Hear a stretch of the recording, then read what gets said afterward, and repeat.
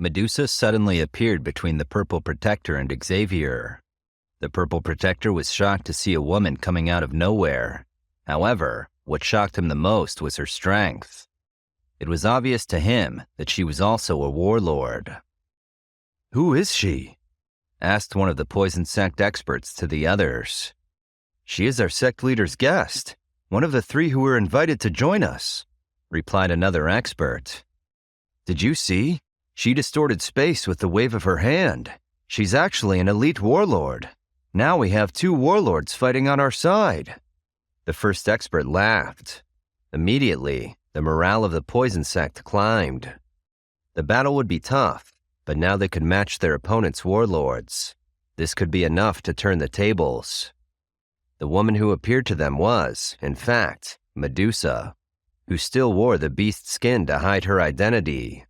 She was drab and not as beautiful as she would be in her true appearance, but her bewitching energy and majestic aura could not be masked. "Are you planning to intervene here?" asked the Purple Protector as he scanned Medusa. "Leave him to me." She clenched her hand, and a Q-energy longsword appeared in it. "Yes, be careful. I will come and help you after I finish off that guy."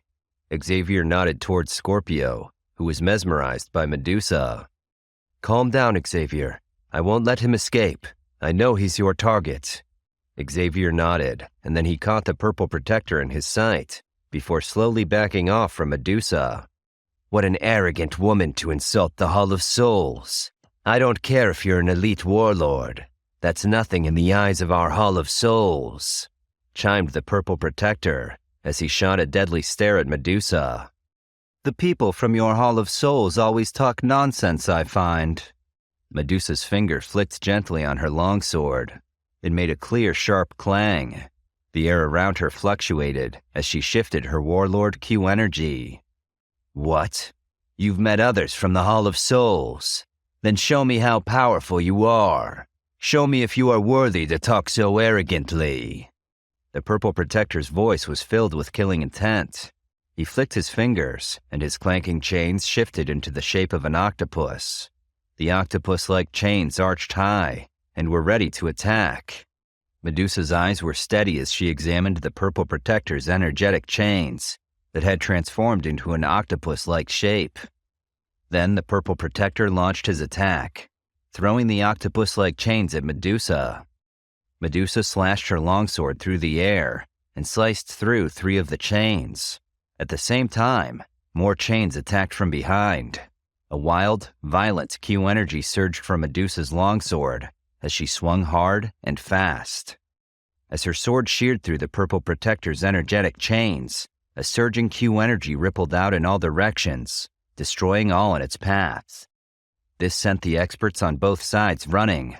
Witnessing the strengths of Medusa and the Purple Protector, 2 warlords using their powers to attack, was awe-inspiring. It was a fiery hot battle, and the experts were afraid that if they were caught up in the fight, they would end up dead from the radiating energy alone.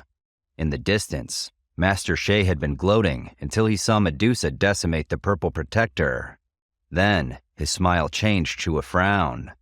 He turned to the doctor, and he said darkly, "I understand your recklessness now." "The same can be said for you. Looks like your plan to eliminate my poison sect is about to fail," smiled the doctor. "Not so fast, you poison demon. I'm older and have trained far longer than you. You are foolish if you think this fight will be over soon." Master Shea laughed, and then he violently slammed his walking stick into the empty air. His robes opened to reveal a blood-red scorpion tattooed across his chest. The blood-red scorpion moved as if it were alive and was filled with a fierce, evil energy.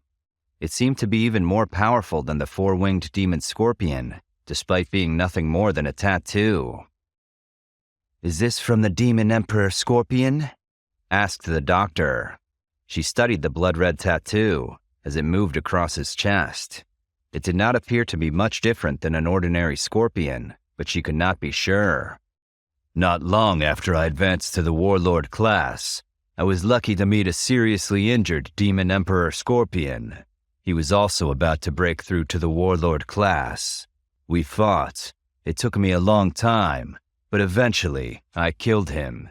Then I refined his blood and flesh and sealed his spirit into my body.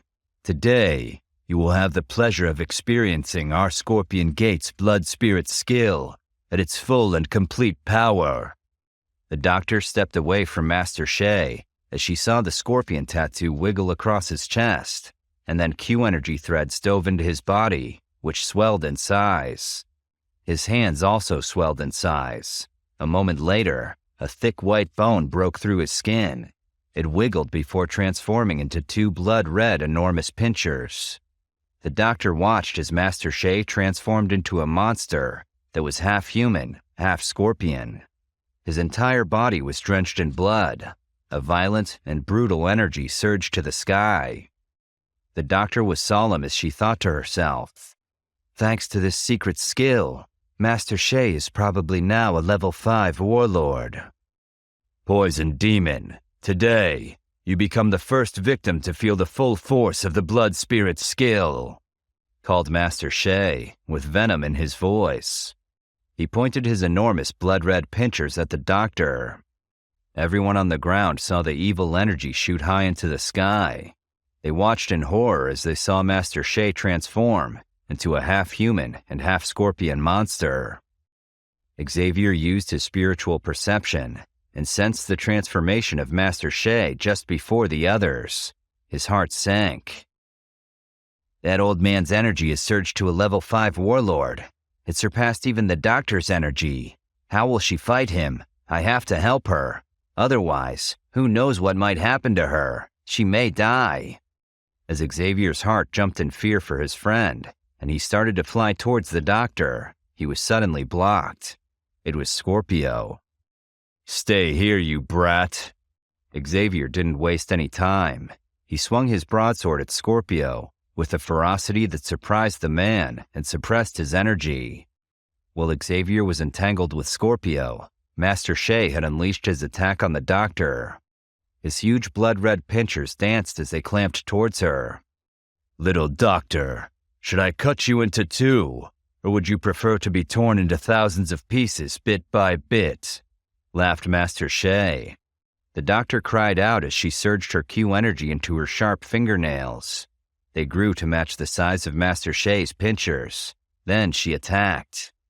She rushed towards Master Shea, with her nails tearing at his blood-red pinchers. Her objective was to slash away at his enormous pinchers and to attack as hard as she could. At one point, Master Shea shifted his energy, and one of the pinchers twisted in a strange manner.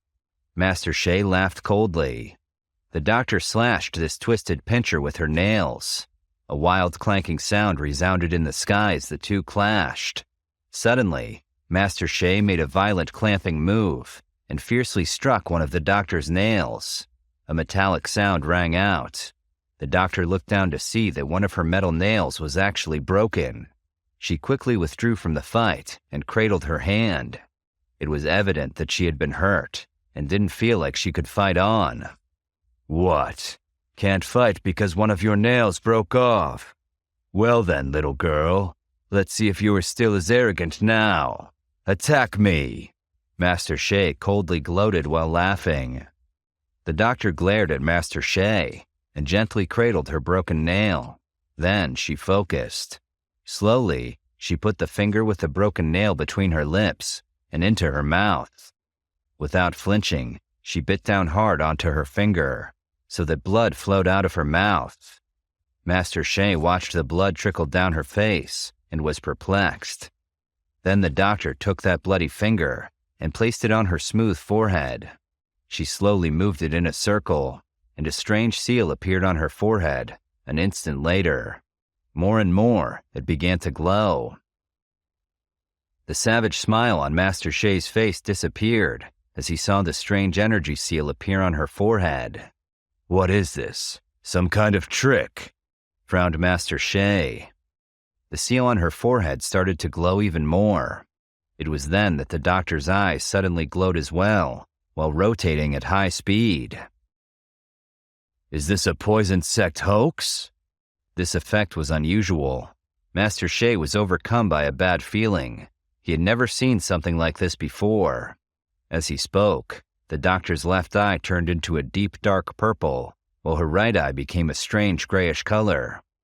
Both eyes glowed with a light that streamed and shined straight out of the doctor.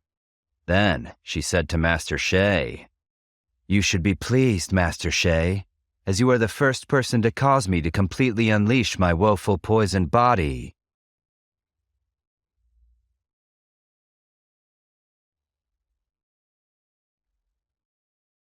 Woeful poisoned body. So the Purple Protector was right. This is the reason you're so powerful at such a young age. Master Shea hissed at the doctor. The doctor stared directly at Master Shea with her glowing eyes. She was truly terrifying to look at. The energy that poured out from the doctor's eyes made one feel cold, and Master Shea's heart skipped a beat despite his strength. The doctor didn't say a word in response. Instead, she clenched her hand. Immediately, the air around her began to fluctuate. The motion radiated out from her within a 100-foot radius, and with such intensity that she appeared blurry. It was like she was wrapped in a violently shaking cage. She yelled, "Poison cage!" A grayish-purple dense fog suddenly surged from the doctor's body and drifted outwards. This fog obscured her from everyone's sight. More and more, it spread. Master Shea was also enveloped in this fog. Using his spiritual senses, he discovered that the fog contained a poison that was lethal. His body became very heavy, and this disrupted his speed and agility. He thought to himself, "This is a terrifying poisonous gas. It is not a fog. It has the power to pollute the natural energy that surrounds me. If I absorb energy from the natural world, then I'll absorb this poison. If I can't absorb energy when I'm fighting, then I'll eventually lose my strength. This is horrible. Absorb the poisoned energy and die, or exhaust your energy from fighting." Master Shea surged more Q energy. He wrapped it around his body in order to seal up the pores of his body. This was his protection from the poisonous gray-purple fog. Then, he yelled into the fog, "Poison demon! You and I both know that this can't go on forever. I have heard rumors of this woeful poisoned body. If what I heard is true, then every time your woeful poisoned body creates this poisonous fog, you are one step closer to death and the utter explosion of your entire body. So I am ready and willing to fight to the death. Your death, right now." Blood-red Q energy surged from Master Shea as he waved his two enormous pinchers around violently. His eyes scanned the dense fog, searching for the doctor. "You will have to keep emitting your poisonous fog to keep this fog dense. Every time you are that much closer to your own death." Master Shea stopped. He stared into the thick fog. Something was happening, but he could not see enough to make out what it was. He blinked and wondered, "Is she still in this fog? I can't sense her anymore. The poison is clouding my vision and my brain. This is bad." Below, on the ground, people could see the grayish-purple fog expand out into the sky. It continued to grow in size until it created a type of cage that was close to 100 feet wide. Meanwhile, Xavier dealt with Scorpio. Xavier tightly gripped his heavy broadsword ruler and launched an attack with it at Scorpio. The broadsword ruler cut through the air close to Scorpio's head. Xavier wasn't being fancy. He was determined to collect Scorpio's head, and he viciously hacked, creating a whistling noise from the speed of his broadsword ruler. Scorpio snorted as he dodged Xavier's attack. He lifted the blue rod in his hand and struck back against Xavier. A metallic sound rang out across the sky, and sparks flew as a powerful wave of energy spread out from the clash of weapons. Xavier and Scorpio both were forced backwards. Xavier's body rolled in the air. He flapped his Q-energy wings to stabilize himself. Scorpio still held the rod, but his hand was shaking from the blow. Xavier hovered high in the sky above, trying to recover from the clash. A cold glint flashed in Xavier's eyes and then he surged his Q energy. Xavier directed the Q energy from his body and toward his broadsword ruler.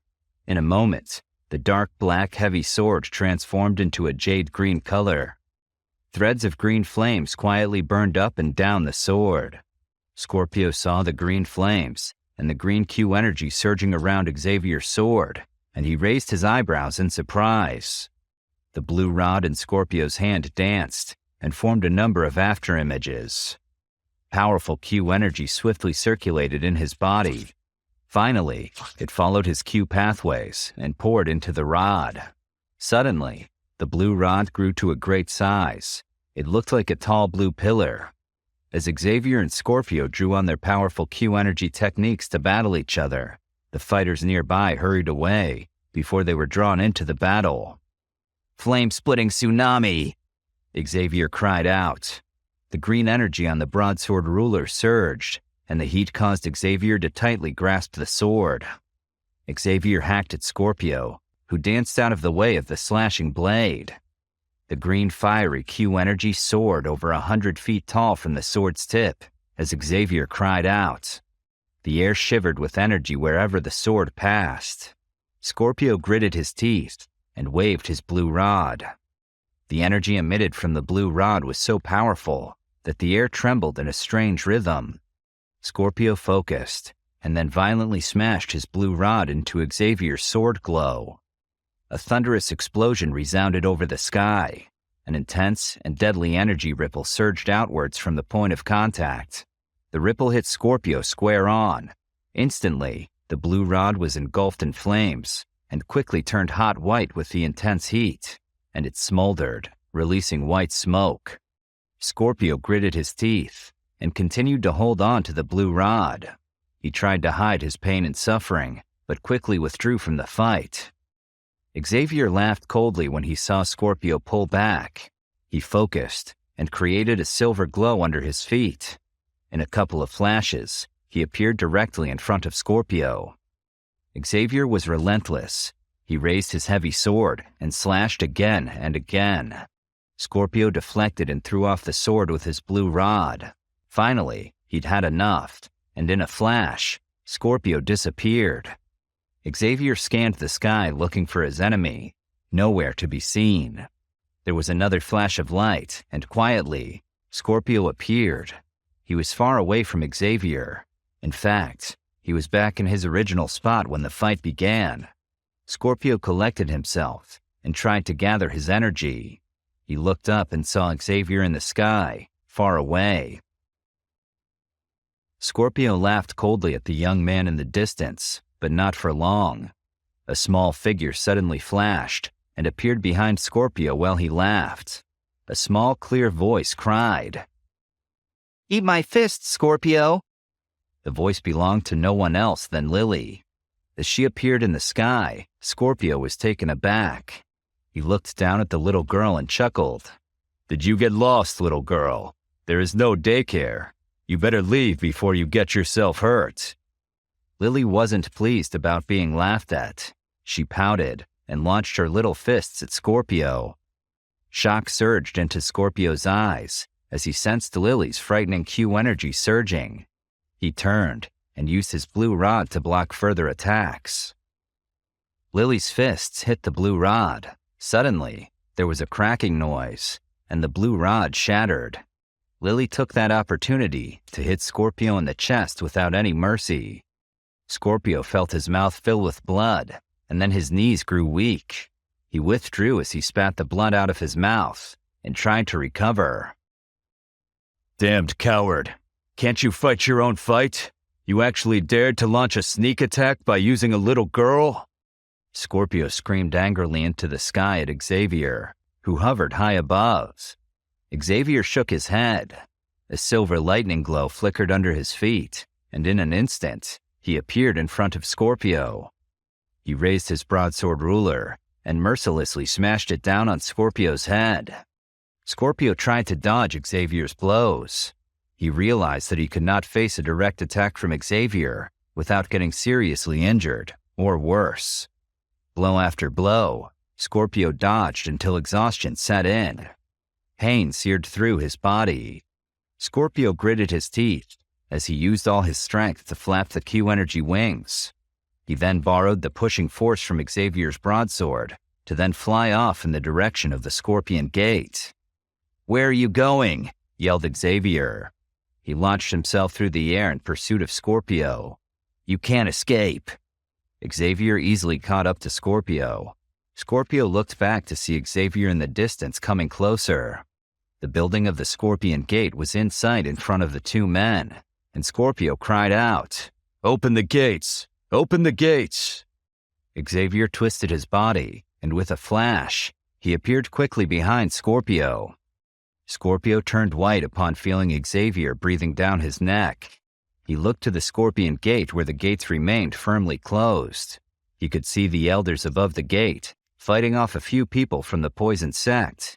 They did not pay the desperate Scorpio much attention. "Open the gates!" Scorpio's Q energy was circulating slowly. In his despair, he could only furiously cry out to the elders of the Scorpion Gate, who were still battling their own opponents. "Elders of the Scorpion Gate, I order you all to stop fighting and rescue me, your chief." Upon hearing Scorpio's cries, two of the elders pushed back their opponents. As they then rushed to Scorpio's side, they were blocked. "You old idiots! You should know it's not good to intervene in another person's fight." It was Lily. She hovered in front of them, sweetly smiling. "Get lost, little girl!" yelled one of the elders. Lily didn't budge. The two expert elders were furious. They shot two powerful Q energy pillars at Lily, who clenched her fists and hit back. The pillars shattered into nothingness in front of the stunned elders. "You have some nerves to attack a little girl like me," Lily snorted coldly. Powerful purple light suddenly surged out of Lily's fists as she charged at the elders. She hit them in the chest as hard as she could. One of the elders wrapped his Q energy around himself in protection from Lily's attack, but she was too strong. His Q energy shattered under her blows. Scorpio looked on in horror. Lily was blocking his escape and protection. He knew he would have to turn and fight Xavier, who paused behind him. So Scorpio concentrated and tried to circulate the remnants of his Q energy within his body. Before he did so, he heard Xavier's laugh behind him. "Chief Scorpio, it looks like your Scorpion Gate won't be victorious today." Xavier tightened his fist and violently smashed it into Scorpio's back. "Octane Blast!" As Xavier cried out, Scorpio felt a frightening blow explode against his back. He had never experienced such power. It disintegrated his clothes. A low and muffled sound emanated from deep within his body. Scorpio turned white and spat out a mouthful of blood that contained his shattered internal organs. A low and deep noise resounded over the sky. The warriors stopped fighting momentarily when they looked and saw Scorpio struggle. Wild joy immediately surged into the eyes of the fighters from the poison sect, while a chill hit the hearts of the fighters from the Scorpion Gate. The pair of Q energy wings on Scorpio's back became transparent. A moment later, they completely disappeared. Scorpio then fell from the sky like a bird with broken wings. Xavier watched Scorpio's body fall, and then sensed his weak energy finally disappear. He sighed with relief. Finally, Scorpio was really difficult to deal with. I can't believe that my strongest attacks didn't take him out. If Lily hadn't launched a sneak attack, my stalemate with him would have continued for quite a while longer. Quickly, a handful of elders from the Scorpion Gate opened the gates and rushed towards their chief. "Chief Scorpio!" This was a huge blow to the Scorpion Gate. They lost their morale and cried. As they gathered around the body of Scorpio, a number of them looked up to see Xavier hovering above. A wave of fury spread amongst them. "There he is!" someone cried out. Furious eyes glared at Xavier, who had in fact killed a number of high-ranking warriors from the Scorpion Gate in just a few hours. "That bastard needs to pay for what he did to our faction. Kill him! Take revenge for Chief Scorpio!" As the shouts for revenge grew louder, the most powerful fighters of the Scorpion Gate gathered together. Suddenly, they all rushed at Xavier. Luckily for Xavier, the remaining powerful people of the poison sect were equally quick to react. Within the blink of an eye, Xavier was suddenly surrounded by experts from the poison sect. They arrived in a flash and blocked the attack by the Scorpion Gate on Xavier. Their morale was high, and they were not going to let Xavier go unprotected. After all, without his and Lily's help, none of them would be alive anymore after being faced by the ruthless Scorpion Gate. Mr. Xavier, you should rest. We'll take care of them. A high-level Q-master from the poison sect nodded towards Xavier.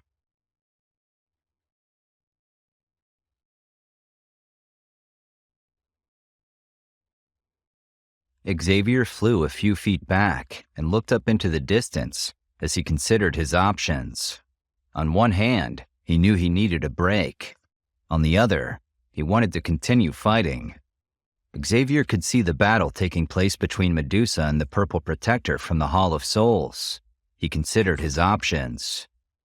Xavier pulled out a number of pills from his sleeve and swallowed them. Soon, the pure Q energy from the pills was flowing through his body. The two figures flashed around each other. Frightening energy ripples shook the air around them. Not a single Q master from either side dared to step into that battle. Everyone knew that in a battle between elite warlords, even a high-level Q master did not have enough strength to intervene. "How is Medusa?" Lily appeared at Xavier's side. Lily studied the ongoing battle in the sky. She sensed the frightening energy ripple that spread out from Medusa and the Purple Protector. Her face darkened with worry. Medusa's strength is close to that of the Purple Protector from the Hall of Souls, and their battle is a stalemate. I can't predict how this is going to go, but I don't think it's going to be a quick fight. Xavier's eyebrows knit into a concerned frown. A fight to the death between two elite warlords would be long and gruesome. He knew Medusa would be ruthless, but the Purple Protector had proven himself to be a vicious fighter as well. Lily nodded. Her large, amethyst eyes studied the battleground. There was a grayish-purple fog swirling across it, covering the two battling warlords. It was hard to tell what was happening. Xavier's eyes followed Lily's as he tried to keep track of Medusa. The Doctor and Master Shea had joined the fight some time ago. He couldn't tell just who had the upper hand. In the meantime, the Poison Sect decisively took the upper hand in the battle between their sect and the Scorpion Gate, since Xavier had finished off the three elite high-level Q-masters. That battle, at least, seemed to have been decided in their favor. Of course, if Medusa and the Doctor didn't win their battle in the sky, it wouldn't matter how well the Poison Sect did on the ground. The Poison Sect could only successfully conquer the Scorpion Gate and become the strongest faction within the Empire of the Sun if they defeated the Purple Protector and Master Shea. If they were victorious, Xavier would also gain what he desired, the successful capture of an expert from the Hall of Souls. Then, he could get some inside information and hopefully plan his next move against the Hall of Souls. This would bring him one step closer to freeing his father, Zoth, and Master Lao from their clutches. If the Doctor and Medusa lost, Xavier and the others could only hope to flee. They were no match for two elite warlords. Everything was counting on the Doctor and Medusa. Smoke-shrouded figures circled each other on the battlefield. The sword and the chains clanged together in the sky, emitting sparks and glimmering energy ripples. Medusa's face was cold as ice. She swung the sword in her hand as if she was going to cut the Purple Protector off at the knees. But it was a feint, and instead, she reversed course and thrust her sword into the Purple Protector's ribs. The cloud of black and purple fog cleared more and more. Medusa pulled the sword back. Her body vanished before the Purple Protector could retaliate. She examined the blade of the sword with a frown. There were no traces of fresh blood on it. Although she couldn't see any blood, the smoke continued to clear, and Medusa hoped that meant she had at least wounded the Purple Protector. "You know how to handle a sword. I'll give you that. Where did you come from? I have not even heard of you before." The Purple Protector rasped at Medusa, clutching his chest. Medusa ignored the purple protector's words. Her eyes were filled with murderous intent. The purple protector couldn't have guessed that she was the warrior queen of the snake people, who were not known for their mercy, nor their desire to make small talk with their opponents. The purple protector's gaze swept over toward the ground where the poison sect was roundly trouncing the 10,000 Scorpion Gate. The people from the Scorpion Gate are indeed all useless. They have been defeated so badly despite having such an advantage. You were stalling, Protector. Let us finish this. Medusa's lips curled. The purple protector sneered at her, but did not immediately launch another attack. He looked towards the doctor and Master Shea. He was quite aware of the doctor's woeful poison body, and knew that once it was completely unleashed, they were all in danger. In fact, anyone in the surrounding 500 miles would be in danger. He hoped Master Shea was holding his own better than he was at the moment. The purple protector extended his hand and shook the dark chain hanging from it. A swirl of dark fog suddenly welled up from the end of the chain. It filled the air in front of him, writhing, shimmering, and emitting a powerful energy ripple. The purple protector stared at this cluster of fog with some regret. He hesitated for a moment before viciously clenching his teeth. His hand shook the chain harder, and that cluster of fog suddenly expanded. A spindly spiritual body crawled out of the end of the chain. The purple protector opened his mouth and blew more fog at the creature surrounding it. The spiritual body appeared to have sensed something and began to struggle desperately against the fog surrounding it. Powerful energy rippled out. Humph, humph, humph. The creature groaned as it struggled. The purple protector let out a cold snort as he watched the flailing spiritual body. He opened his mouth and inhaled deeply, pulling the creature and the fog surrounding it back into his body. The fog surrounding the purple protector immediately became much denser after swallowing the spiritual body. His Q energy surged, and Medusa sensed that his strength had increased. The purple protector shook his chain several more times and swallowed several more souls while Medusa watched in shock. Outside the battleground, Xavier was also momentarily baffled at this action of the purple protector. He suddenly recalled the matter of the black protector swallowing Shan Yun. Medusa, attack! Stop him from swallowing spirits. It will only make him stronger. Xavier shouted at Medusa. Although these souls were probably far inferior to the strength of Shan Yun's soul, there were many of them. If the purple protector swallowed a sufficiently large amount of them, he would become too powerful to defeat. Medusa instantly rushed forward the moment Xavier's cry sounded. Her hand wielded the sword that sliced through the fog swirling out from the purple protector. She charged and slammed her sword into the chain with all her might. The sword struck the chain, and the purple protector's expression grew fearful.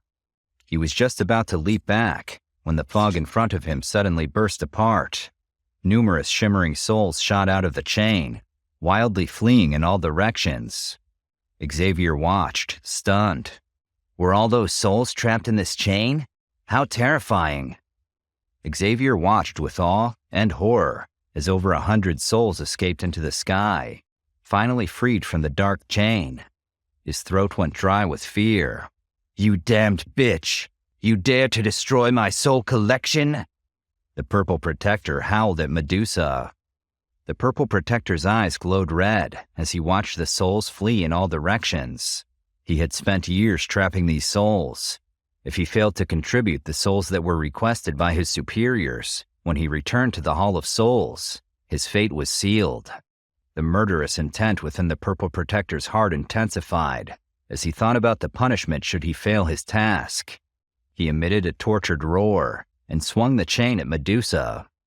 Medusa swiftly withdrew in the face of this furious attack. Rainbow-colored energy surged out from her body. The sword in her hand glowed and violently struck the chain.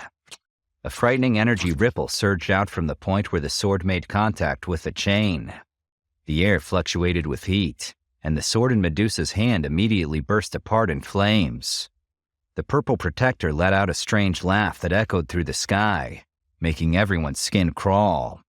No matter who you are or where you come from today, I will take your soul to make up for the souls that you have released. The purple protector swung the chain back over his head and whipped it at Medusa, intent on collecting her soul. Medusa leapt out of the way, narrowly dodging the chain. The purple protector's furious roar resounded across the sky. 5 new chains immediately surged from his body. The strange fog that emerged from each chain was twice as dense as before. The souls he had managed to consume had clearly strengthened him. Those 5 chains whistled through the air as they chased after Medusa. All Medusa could do was use her agility to dodge. Xavier and Lily paled with fear as they watched Medusa desperately dodge the chains. "I will go and help Medusa." Lily frowned. She tried to charge into the battleground. However, she was blocked by Xavier. "No, you aren't strong enough yet. You'll just distract her and get yourself killed in the process." Xavier had spoken harsher than he had meant to, and Lily looked crestfallen at him. Xavier took a calming breath. He had to find a way to help Medusa.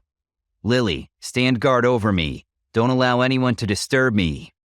Xavier took another deep breath. He raised his hand slightly and immediately began to form a sequence of new seals, faster and faster. His forehead was covered with a cold sweat. His face turned red, then slowly paled to white. Lily watched in terror as Xavier used all his strength to form seal after seal.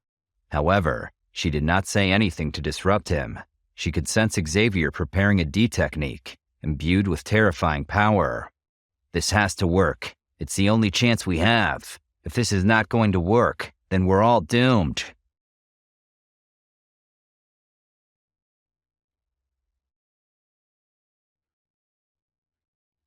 Medusa's shimmering rainbow-colored sword and the purple protector's snake-like chains crossed each other again and again in the sky. They emitted showers of glittering sparks and a clanging that could almost wake the dead. Medusa withdrew as far back as she could to dodge the ruthless attacks of the protector. After having swallowed all of those poor trapped souls that could not escape in time, the strength of the purple protector had clearly increased. Medusa was now at a serious disadvantage. "This monster gets his power from trapping and eating innocent souls. In all my years, I have never seen something like that," Medusa mused to herself. The purple protector stood in the empty sky. His gaze was dark and vicious as he glared at Medusa, watching her retreat. The purple protector did not give Medusa even a moment to catch her breath. His hand shot out, and the black chain swept across the sky and swung violently toward her. She tried to think clearly. She could not let this man trap her soul in his black chains, or her baby's soul.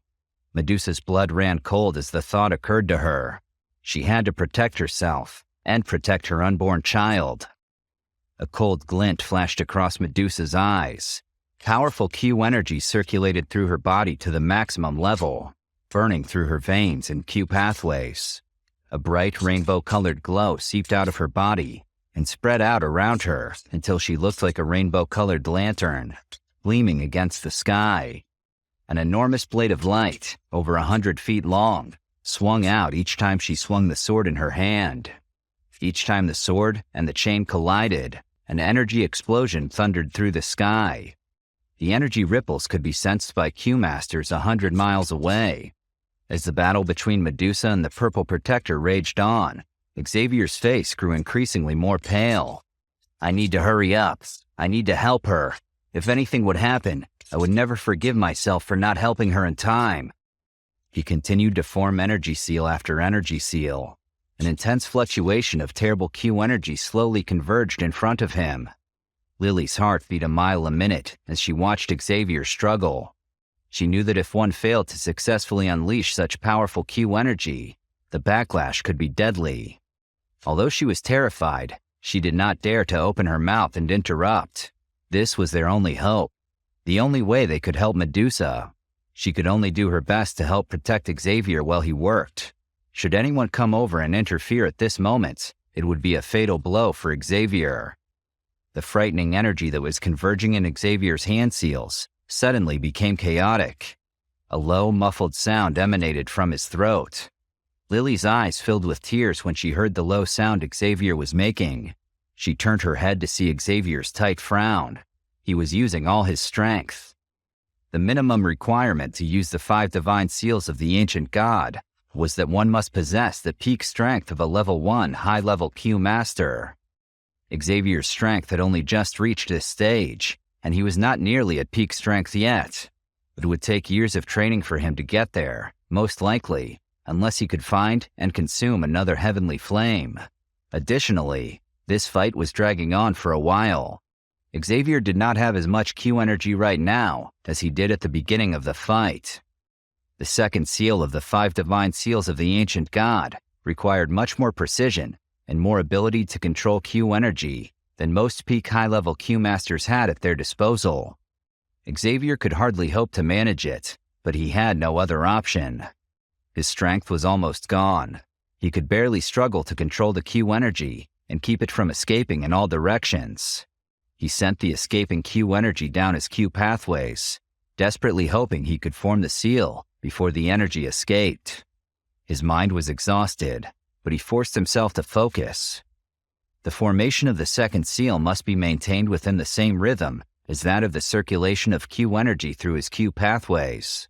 Such precise control was difficult to maintain, especially as the Q energy burned through his veins, becoming hotter and hotter with every move and gesture he made.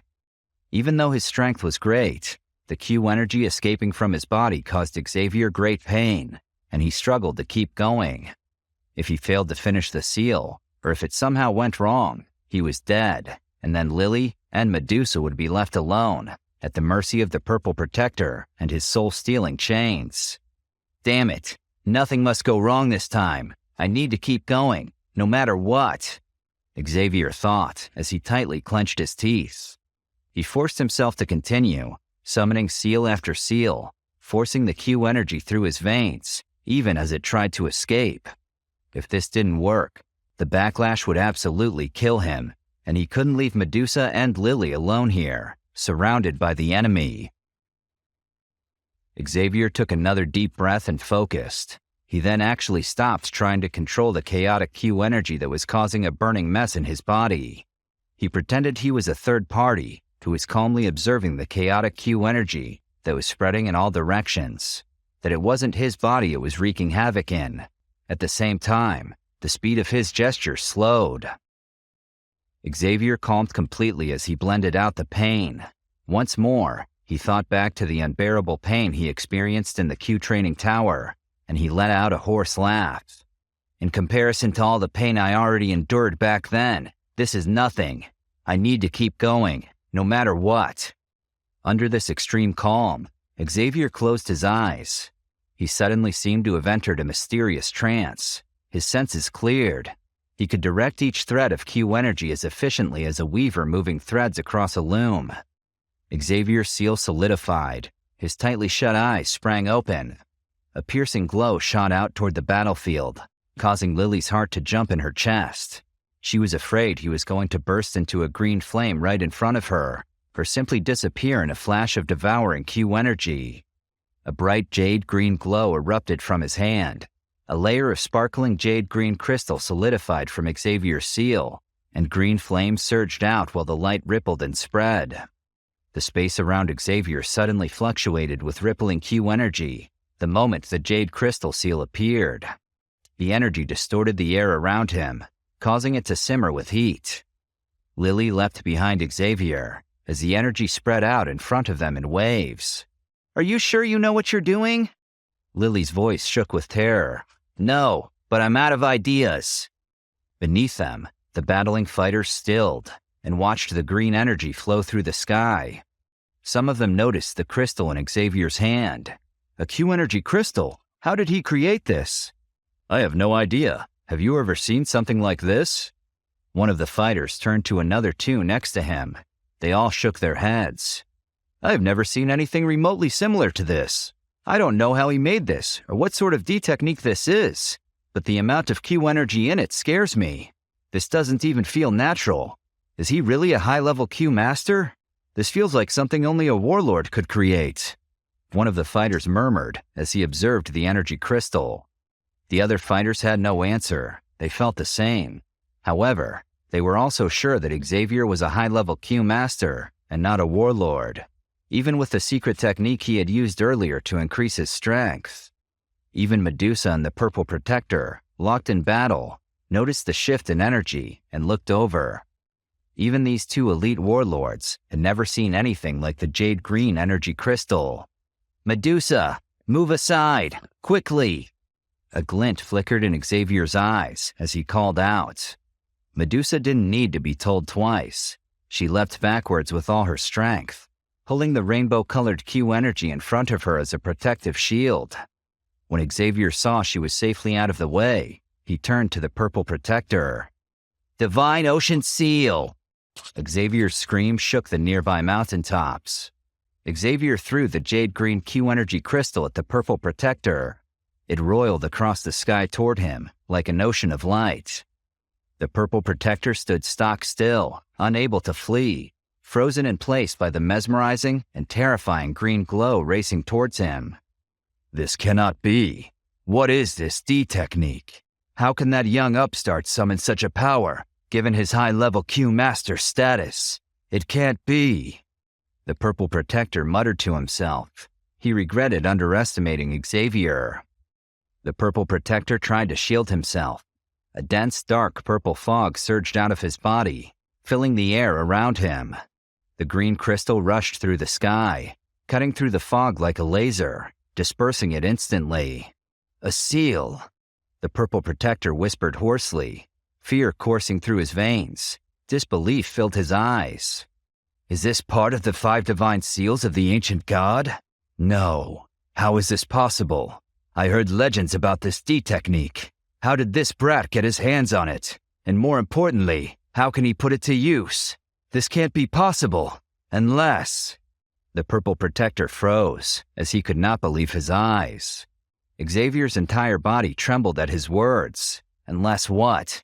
What does the Purple Protector mean? And how does he recognize it? I got this D technique from Sunny. Does he know Sunny? Or Sunny's family?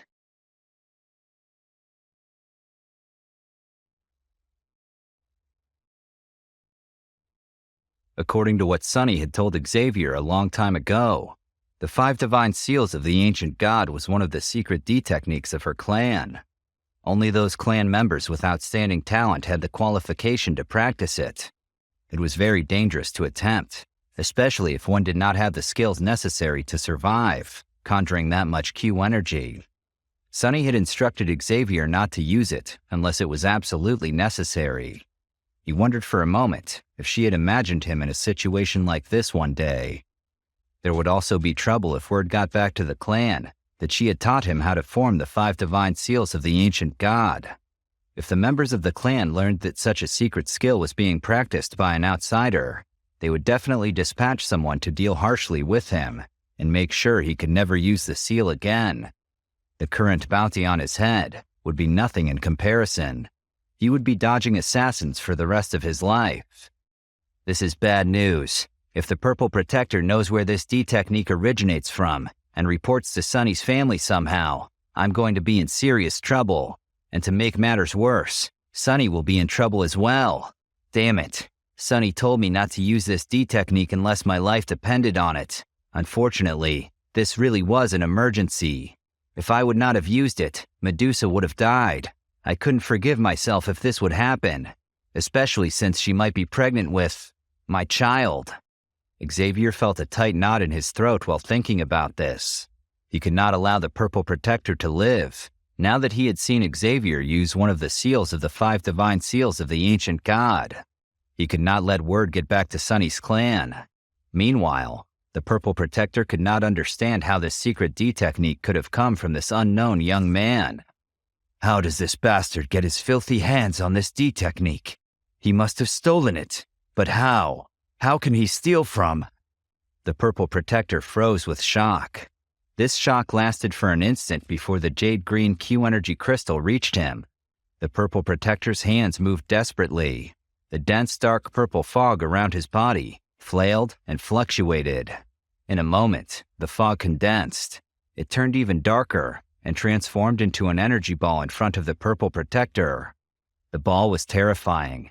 It looked like a swirling purplish black hole and gave the same sense of gravitational pull.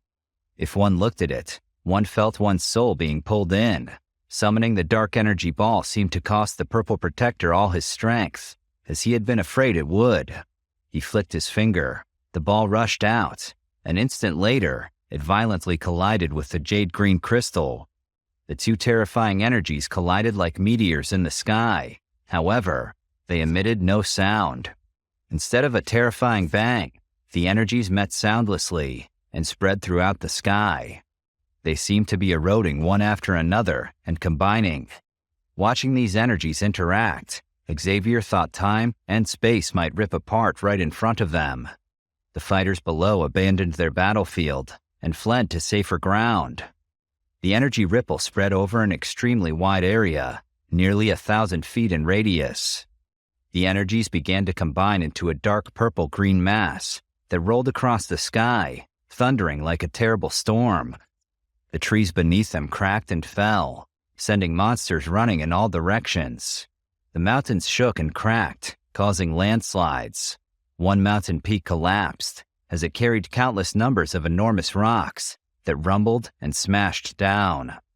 Medusa dashed into action the second the two energies met and dragged Xavier and Lily far away to safety. That purple-green energy ripple enveloped the purple protector. He was struck by it. A muffled groan tore from his throat. Slowly, the two energies reached equilibrium and dissipated, leaving terrible destruction in their wake. The Q-masters on the ground sighed in relief as the energy dissipated. They had thought the entire mountain range was going to be completely razed to the ground.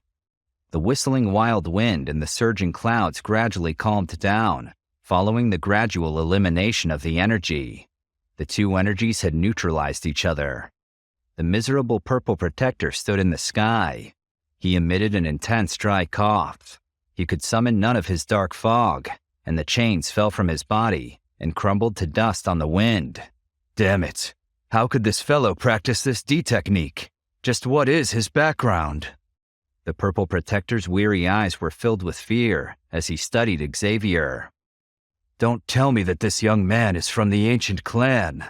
This shouldn't be possible. It can't be possible.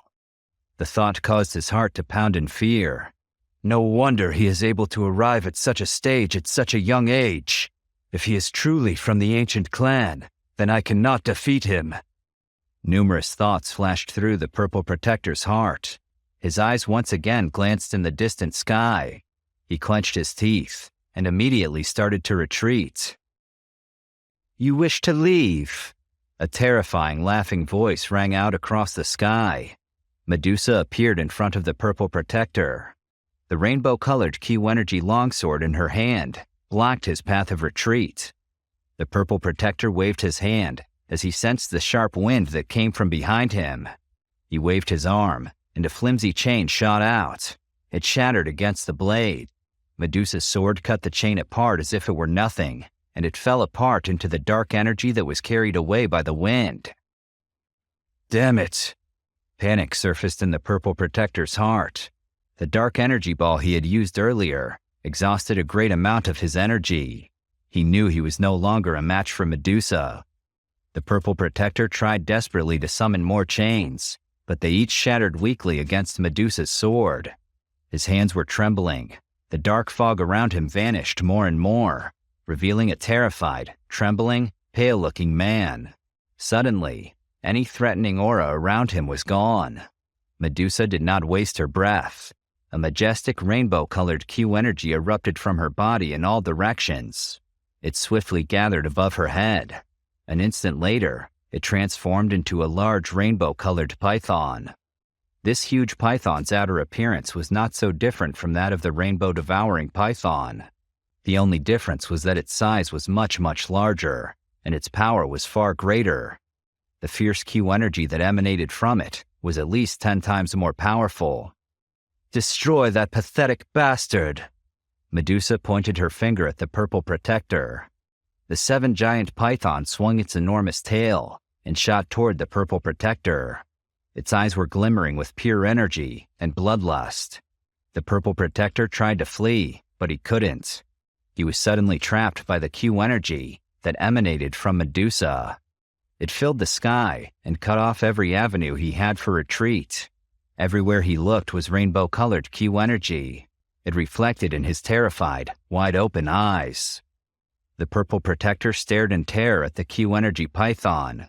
He had gone from elite warlord to prey in such a short time that his mind almost couldn't make sense of it. He tried desperately to throw another weak chain at the advancing python. The chain fell apart when it came into contact with the rainbow Q energy. It seemed as if the giant python laughed at the purple protector's sad attempt to attack again. Medusa was also amused and emitted a cold snort when she saw the purple protector attack one final time before turning heel, wanting to flee again. She suddenly clenched her hand. He had tried to devour her soul and her unborn child's soul. He deserved as terrible a fate as she could give him. "Wait!" Xavier cried, rushing toward Medusa. "Don't kill him just yet." "Xavier, are you out of your mind? He tried to eat my soul. I am going to kill him," Medusa hissed through gritted teeth. "I know, but did you forget about our plan? I need information from him. He's one of only a handful of people who know about the Hall of Souls, and he recognized the 5 divine seals of the ancient god. I need to know what he knows. How else am I going to save Master Lao and my father? They're still trapped by that mysterious organization. We need any source of information we can get." The purple protector heard all of this, and while it didn't lift his spirits greatly, he sagged a little with relief. "Once we found out what he knows, then you can kill him," Xavier muttered to Medusa under his breath.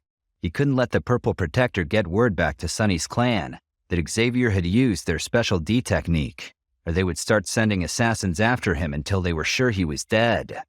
But the purple protector clearly knew something about not only the Hall of Souls, but also about Sunny's clan.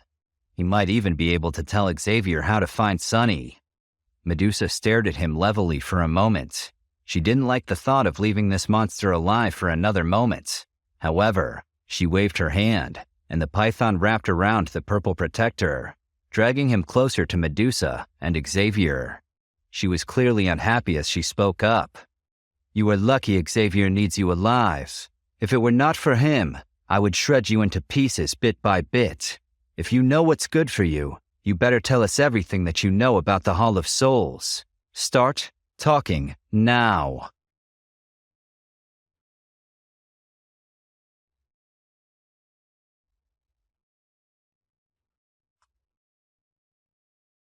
The purple protector did not reply, despite the bad condition he was in. His body was trembling. He turned more and more pale by every second. Medusa made another move as she saw that the purple protector refused to give her and Xavier the demanded information. An earth-shaking explosion resounded over the sky. The entire Scorpion mountain range trembled violently. Some of the weaker people from both sides were shaken by this thunder-like roar, until a combination of the overwhelming shaking and the overwhelming roar caused threads of blood to seep from their ears. The enormous rainbow-colored energy that kept the purple protector wrapped up in the sky scattered. The space was like the surface of a calm lake, but after an enormous rock had been thrown into it. Waves of visible Q energy ripples seeped out. The purple protector had received such a fierce strike from this blow that Medusa launched that he had likely incurred serious harm that would be difficult to recover from. But much to Xavier's surprise, the purple protector rushed away as soon as the rainbow Q energy shattered. He flew toward the northern sky with all his remaining strength. This protector of the Hall of Souls didn't possess a single scrap of the prestige and dignity he'd had before. He had already lost the right to be as arrogant as he had been, after suffering one devastating blow after another. Medusa, who had been watching, could not help but laugh. "Is he stupid? He has been injured so badly that he can't flee anywhere. What an idiot!" She transformed into a rainbow-colored glow, then shot forth to appear in front of the purple protector, stopping him abruptly. The purple protector objected with a trembling voice. "I am from the Hall of Souls. and the Hall of Souls will not be merciful with any of you if you kill me." The dark fog that surrounded him earlier was gone. His Q energy was similarly depleted as Xavier's had been. Medusa's powerful strike had done this master from the Hall of Souls more harm than he could have ever hoped to anticipate himself. Medusa coldly assessed the damage she had done to the Purple Protector, looking him up and down and over. She laughed mockingly. "Your threats are as worthless as you. You are nothing more than a dog that has lost its home." "Okay, fine. Since you refuse to give up, I will fight you to the death." The Purple Protector roared out angrily. More dark fog brewed in his body before swiftly issuing forth from it. But just as everyone watching thought this protector was about to unleash his final attack, he instead chose to turn heel and run away, obscured by the pathetic cover of the fog.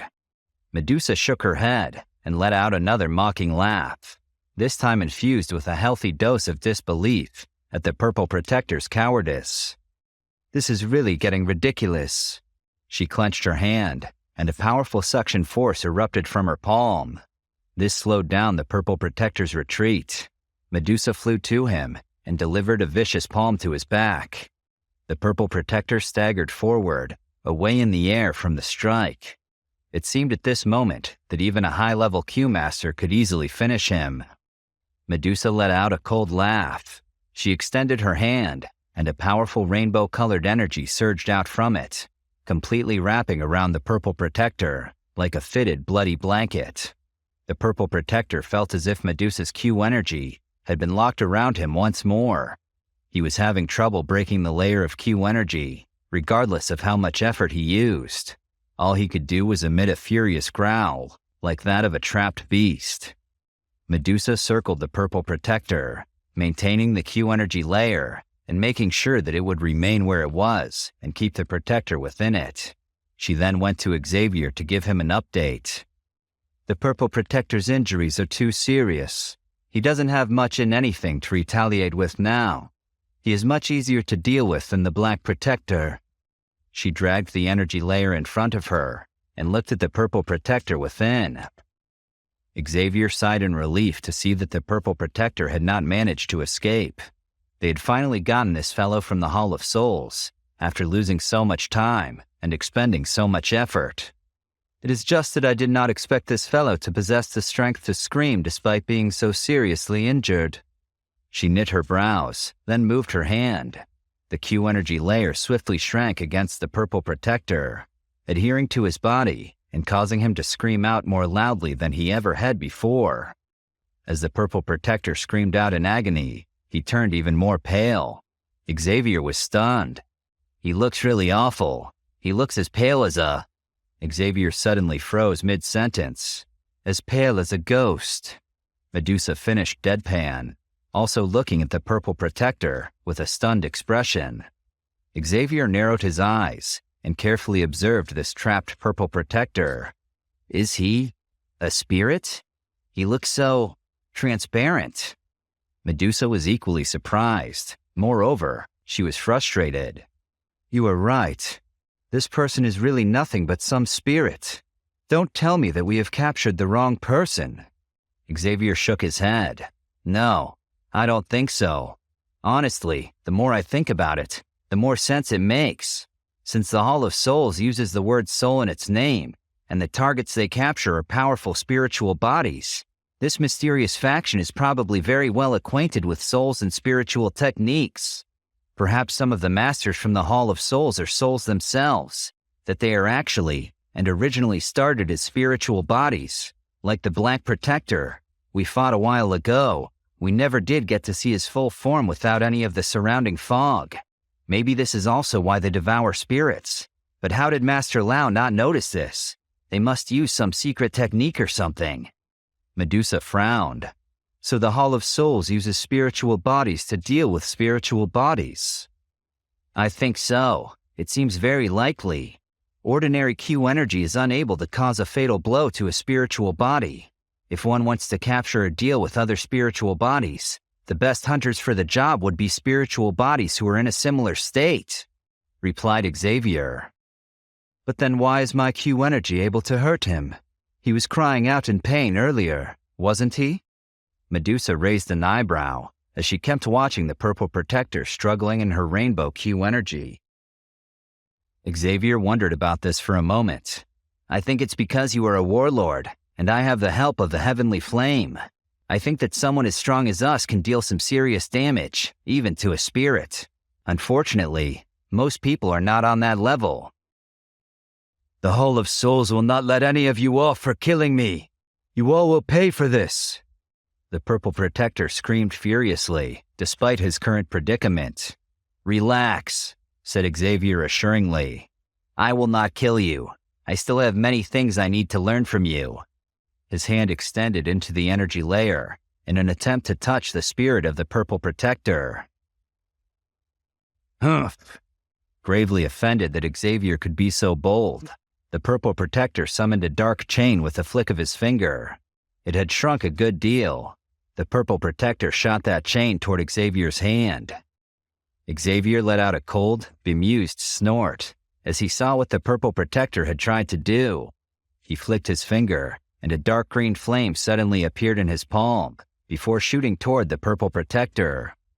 The heavenly flame swiftly shot over, then collided with the purple protector's spiritual body. A dense white smoke emanated from the point of contact, and he unleashed an anguished cry deep from within. Ugh, damn it. What kind of flame is this that can cause me such pain? Xavier smiled as the purple protector leapt up and down in sheer agony from the burning of the heavenly flame. Xavier had surmised correctly, it would seem, that the attack would do damage to a spiritual body. This flame is a heavenly flame. It looks like I was right. It is possible to cause spiritual bodies harm, as long as the energy behind the attack is strong enough. This is good to know. If I would have known he would react so strongly to my heavenly flames, I would have relied on my heavenly flames from the beginning, instead of my D techniques. I am only a high-level Q master after all. The purple protector had already been seriously injured, but he continued to suffer agonizing injuries while the heavenly flame burned away at him. His spirit was practically transparent, and from the looks of it, he might vanish into oblivion at any moment. Xavier, seeing the damage being done to the purple protector and how close he was to being destroyed, waved his hand to dismiss the heavenly flame. Rather than immediately vanishing, however, it disappeared slowly, doing a little more damage and causing a lot more pain as it went. The purple protector yelped out in pain once more. Xavier removed a jade bottle from his storage ring. With a wave of his hand, a vacuum took the spirit of the purple protector and stuffed it into the bottle. He summoned another flame to his finger and circled it around the capped mouth of the bottle to seal it. Queen Medusa was confused as she saw this. Why are you stuffing him into a bottle? Didn't you want to interrogate him? Don't tell me you will refine him into a pill or something. Xavier laughed and shook his head. No, of course not. I will only keep him in there for a while. Once we have dealt with the situation here, I will interrogate him and ask him what he knows not only about the Hall of Souls, but also about Sunny's clan. Xavier breathed a sigh of relief after putting the bottle back in his storage ring. Having captured a member of the Hall of Souls, his mission for this trip had been accomplished. Very well, Xavier. I trust that you know what you are doing. Anyway, are you feeling all right? Medusa inquired with knit brows. Xavier had gotten pale. Heh, yeah, I'm just low on Q energy. I didn't receive any injuries. As long as I can rest a little, I'll be able to recover. Then his voice and face softened as he looked at her. Thank you very much. If you had not exhausted him, then I could not have subdued him nearly as easily. Medusa was too flustered to take his gratitude. Xavier shook his head. He was about to speak on the matter when the grayish-purple poison cage above them caught their attention, with unusually loud and bright fluctuations in energy. It looks like the Doctor and Master Shea are also about to reach the end of their fight.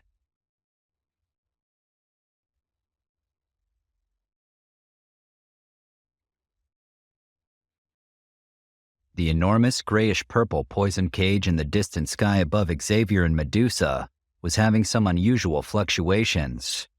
The surrounding distorted energy wall disappeared. With the energy wall suddenly gone, the grayish-purple fog that had skilled up the place began to spread unrestrained. Xavier and the others were alarmed at this progression. Although they were quite far beneath the battle between the Doctor and Master Shea, that grayish-purple poison fog still gave them an odd feeling. "Medusa, do you think we should retreat? I don't trust this fog," Xavier murmured, as a feeling of dread overcame him. Even Medusa turned pale. She hurriedly nodded. "We definitely need to flee. If that poisonous fog spreads further, it could kill us all. I feel as if it is even powerful enough to destroy any sort of life on this mountain. We don't want to be anywhere near it." Almost instinctively, Medusa reached for her lower abdomen as she spoke. Worry appeared on her face. Medusa and Xavier were planning to beat a hasty retreat when some force brought the fog to a standstill before sucking it back. Xavier and Medusa were confused for a moment, but quickly saw that it was the Doctor who had called the poisonous fog back into her body. After the fog had shrunk away and disappeared, the two figures that had been hidden there were finally revealed for all to see. The Doctor stood in the empty air of the distant sky. Her eyes were glowing, and her body was covered with traces of blood, bruises, and scars, including a savage-looking foot-long scar on her upper right arm. It was hard to tell what amount of blood was her own, and what was Master Shea's. Not too far from the Doctor was Master Shea, who was miserable and drenched in a fresh coat of blood. He was covered in injuries and scars, which intersected and seemed to form a kind of bloody drawing where he was the canvas. One of his two enormous blood-red pincers had been broken. Fresh blood flowed from the crack and dripped down. The blood against his pale white face and body made him look like a demon. Having studied the scene, the combatants, and their injuries, it seemed to Xavier that Master Shea and the Doctor's battle had been more intense, and that Master Shea had suffered the most injuries of anyone there. With the purple protector in the jade bottle in Xavier's storage ring, the Scorpion Gate had only their old ancestor, Master Shea, left to rely on. The Doctor raised a hand to her mouth and gently licked a drop of fresh blood from it. This blood was more likely to be his than hers, so she brought it to his attention. "You old demon, it looks like this blood spirit skill of yours is not as strong as I had expected." "Oh, don't start, you lousy hypocrite. You are relying entirely on your woeful poisonous body. If not for that, you wouldn't be in the same league as me. Someone like you, as young as you, as unskilled as you, as uncouth as you, wouldn't even be allowed to talk to me." Master Shea gritted his teeth as he replied. He did not expect that the complete unleashing of the woeful poisonous body would produce such a frightening power. Even his blood spirit skill, which he had completely mastered, could not compete with it at the end of the day. He was, however, too proud to admit so in front of her, so he pretended to be unimpressed. "But you don't have all that much to gloat about anyway. Each time you use this woeful poisonous body attack, you will come one step closer to losing control of it. From the looks of you, it will not be long before you get to that point. When you do, someone will come and finish you off. I am sad that I won't get to see that, but imagining it now is helping my mood tremendously." Master Shea spoke with a dark, cold laugh.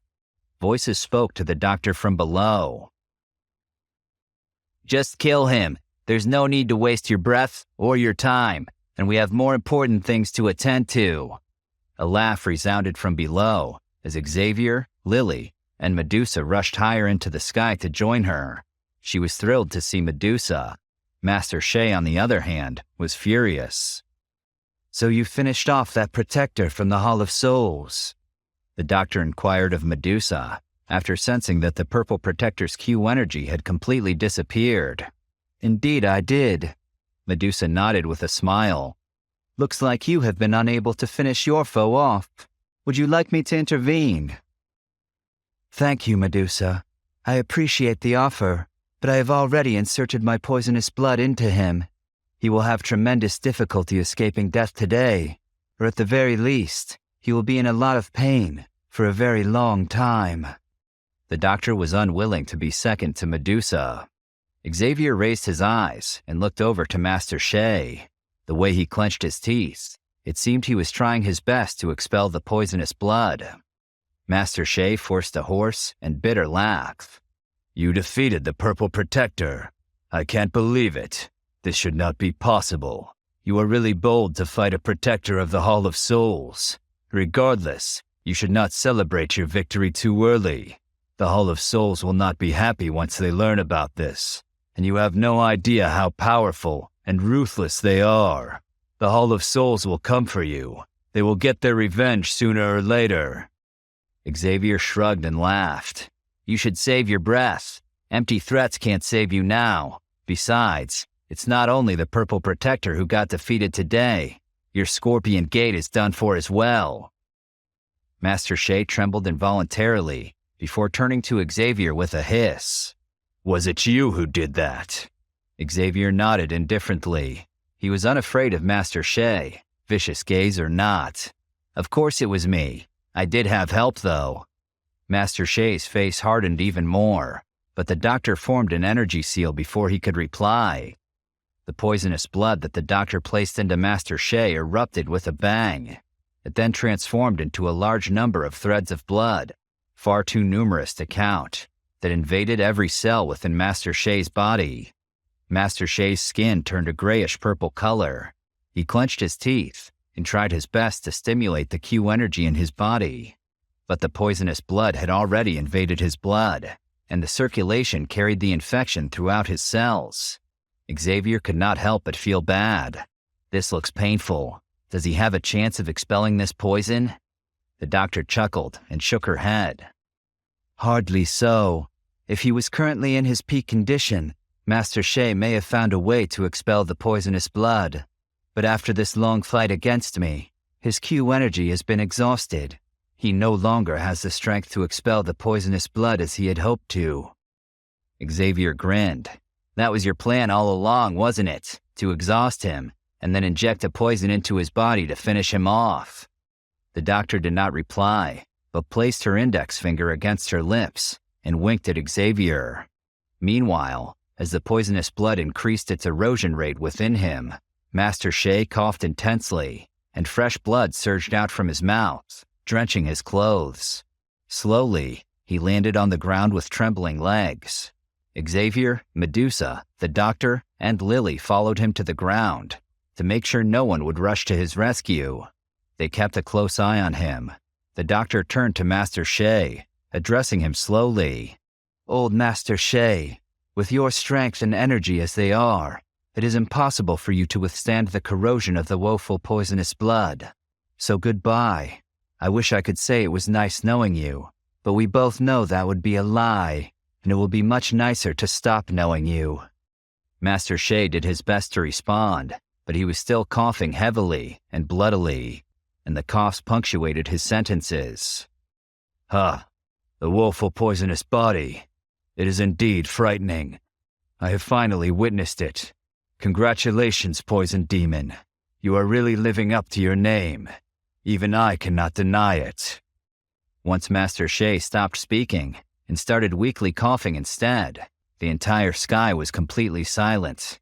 Every fighter in the near and far distance could see that Master Shea was about to reach the end of his life. Suddenly, the weak coughing of Master Shea turned into hoarse laughter. I might have difficulty escaping today, but all of you will also have to pay a bloody price if you want me to die. Master Shea smiled a cruel smile. The walking stick in his hands had slammed against the ground, and one could see that the interior of his body was practically boiling. Many blisters appeared on his skin, and the boiling blood was visible in them. Xavier and the doctor were stunned to see what was happening to Master Shea, but Medusa knew how to handle it. "Run!" she screamed at all the onlookers close by. "Get out of the way! He wants to destroy himself, and he wants to take us with him." Many took her words to heart. After all, the strength of a self-destructing elite warlord was incredibly frightening. Master Shea's blood blisters grew larger. A strange bang sounded as his body expanded to its limit. Xavier's group also activated their Q-energy wings and catapulted themselves to the sky, rushing away as quickly as they could. While they were all in the process of retreating, Xavier realized that Master Shea had not yet exploded. He looked back to the ground at him and saw that Master Shea had, in fact, shrunk. Master Shea smiled savagely. He opened his mouth and tilted his head back. The blood blisters swiftly burst apart. Master Shea widened his mouth, and a pitch-black light shot out of his mouth. The light was not large. It was only close to the size of a thumb, but it was traveling at such a high speed as to shuttle through the air. The tail of that light had just left Master Shea's mouth when its head appeared in front of Xavier and his group. Moving at such a speed made it faster than lightning, so Xavier's group did not have the time or opportunity to dodge. The Doctor and Medusa only had the time to circulate their Q energy to the surface of their bodies to act as shields for them. The glow suddenly shot over just as their defenses had established, but rather than strike at them, it turned and immediately rushed over to Xavier. The target of the ghastly attack by Master Shea was not actually the Doctor, on whom he wanted to get revenge, but Xavier.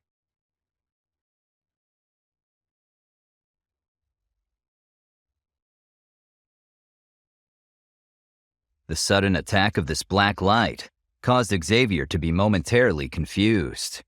The skin on his head went numb as he sensed the frightening energy contained within the black light. What sort of attack is this? And why did Master Shea aim it at me and not at the Doctor he was fighting for so long? This is unexpected. How am I supposed to deal with that? The energy within that attack is incredibly powerful. I did not expect this old guy to pull such a trump card out of his sleeves in his dying moments. Xavier surged his Q energy. That black glow reached its target just as Xavier's Q energy surged out. The black glow stank of rotting flesh and death as it violently shot into Xavier's protective Q energy. The hot green Q energy seemed to be like snow that met boiling oil when the two collided.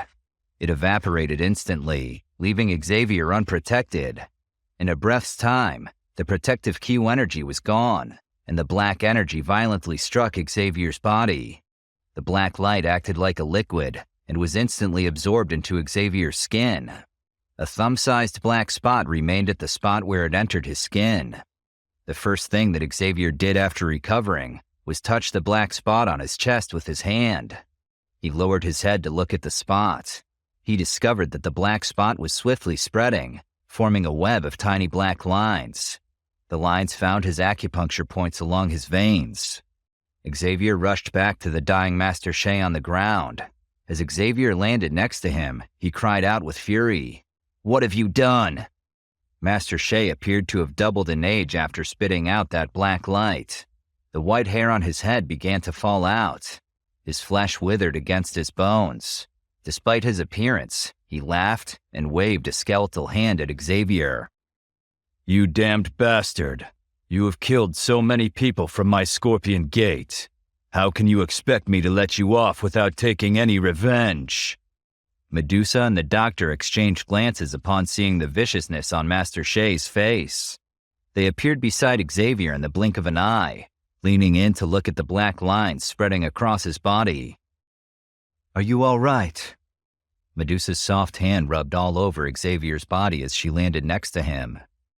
Xavier felt a shiver run down his spine. He was alarmed by how terrified she sounded. Medusa rarely allowed herself to show fear. Whatever was happening, it did not bode well for him. Xavier knit his brows. His mind swiftly scanned the interior of his body, but did not discover anything wrong. The Doctor also watched him solemnly. Her gaze swept over Xavier's body, and she seemed to have discovered something. She immediately pulled apart Xavier's robes with her hand and looked at the black spot where the webbed lines originated. "What sort of venom is that?" Medusa asked. She felt a stab of fear in her heart. The Doctor's eyes stared intently at this strange black spot. She inhaled a deep breath and clenched her silver teeth. "It is the demon poison spot. This old bastard is ruthless." "Demon poison spot? What is that?" Medusa and Lily asked in unison. "A vicious skill for those that practice poison Q energy within the Empire of the Sun. It can gather all of one's poison Q energy together and insert it into an enemy's body, forming a black spot from which the poison will eventually spread. This black spot will continue to unleash these poison lines unless we can find an antidote. When these poison lines cover every single point, the Q paths in the body of the person who is struck by it will fester. Eventually, if no antidote is found, the victim will die, painfully. The doctor's voice was filled with fury. However, once someone uses this skill, the person who uses it will lose all of their Q energy and become vulnerable. Since Master Shea was about to die anyway, he probably was not bothered by this fact. The doctor huffed with anger. Lily, Xavier, and Medusa gaped at the doctor. The Q energy within Xavier's body surged out. His mind swept over every single part of his body again. However, he was still unable to discover just where the poison had gone. How can we find the antidote? Medusa's face was filled with terror. Lily clutched her arm. If it was an ordinary Q master, or even a high-level Q master who used this demon poison spot, I would have been able to undo it. However, Master Shea is an elite warlord. It is extremely difficult even for me to undo it. The doctor whispered, ashamed that she could not fix it immediately. Medusa's eyes blazed with murderous intent. She whirled around and grabbed Master Shea. You worthless bastard! Hand over the antidote! Medusa pressed her thumb to the side of his throat, and he saw stars. Despite this, he laughed hoarsely. What good do you think threatening me will do? I will not be able to live for long after having used the demon poison spot. I'm like a bee that has stung one time, and now I will die. But at least I will not be lonely now that this brat will accompany me in death. Master Shea laughed dryly as he looked at Medusa's furious eyes. Medusa reached down, and without saying a word, tore Master Shea's arm from its socket. Blood poured down like a waterfall, and he stopped laughing as he suddenly howled in pain. Now Medusa was the one laughing. Not so cocky anymore after all, are we? Are you going to speak now? There are still your legs. Once both your hands are gone, should your legs be gone, I can still find something to tear open, even if I will have to rip your cold and rotten heart out. Master Shea hissed in pain. His forehead was covered with cold sweat. However, he still clenched his teeth and said with a sharp voice, I am not afraid of pain. I will see that brat die. A cold glint flashed in Medusa's eyes. Her leg kicked one of Master Shea's knees. The sound of bones breaking cracked out. Master Shea swallowed down the terrible pain. The more you hurt me, the more you show me how much I have hurt you. Medusa snapped Master Shea's other knee. He hung in her grasp, barely looking human anymore. The breath from Master Shea's mouth grew increasingly weaker under this ruthless torture by Medusa. However, the smile on his face grew wider. Medusa snarled, After you die, I will let everyone from the Scorpion Gate accompany you in death. Not a single one will escape my wrath. These words reached Master Shea. He didn't want to rain this terror down on his comrades. A moment later, he slowly shut his eyes. You can do what you want. This demon poison spot is something that even I am unable to undo. I don't have any antidote. Medusa stared at him for a moment, trying to decide if he was lying. When she was sure he wasn't, she thrust her hand into his chest and tore his heart out. She threw it to the ground and dropped him. The remaining life force drained from Master Shea's face. Medusa stood there, looking at Master Shea's body, a blank expression on her face, her hands covered in his blood. She looked like she had just walked out of hell. Medusa's eyes slowly slid to the entrance of the Scorpion Gate in the distance. I will kill every single one of them. I will torture each one until someone coughs up an antidote. A helpless cry sounded just as Medusa turned to begin her massacre. Medusa, come back. Don't just leave us. We need you here. Lily cried out, tears swelling up in her big eyes. Medusa's body shook upon hearing this familiar cry. Only then did the bloody redness in her eyes dim a little. She struggled for a moment before finally turning around and rushing back to Xavier's side. Xavier let out a bitter smile and sighed when he saw Medusa clenching her teeth in front of him. He took out a cloth from his storage ring and rubbed off the fresh blood that was on her delicate hand. Lily is right. We need you here. Besides, we did everything we came here for, Xavier said with a heavy sigh. Medusa huffed. Very well. If you say so, then let's go immediately. I will bring you back to the Empire of the Heavens. That arrogant, boasting alchemist Lucian better tell us how to deal with this. And if he is unable to help you expel the poison, I will bring you to another empire to find someone to help you. Medusa grabbed Xavier's hand as she suddenly declared. Xavier was startled. He heard the tears gathering in her throat. He hadn't thought she cared this much for him. Medusa, calm down. The person who specializes in using these sorts of poisons is here. Why would we go home to look for an antidote? Xavier smiled. He threw away the cloth, turned to the doctor, and asked, I'm sure there is a way to deal with this, isn't there? Even if you can't deal with it, then I imagine there is someone else who could. Do you know someone who can help? The doctor tightly knit her brows. She mused for a long while before finally shaking her head as she said, As I said, I can't undo the demon poison spot that an elite warlord has created. However, if you can find an expert who is one class higher, that person might be able to undo it. A person one class higher than the person who created it? Doesn't that mean that it requires a legendary elite war king? Xavier frowned and questioned after hearing her response. The corner of the doctor's mouth carried some bitterness as she nodded. She looked at the tightly frowning Xavier and hesitated for a moment before slowly adding something.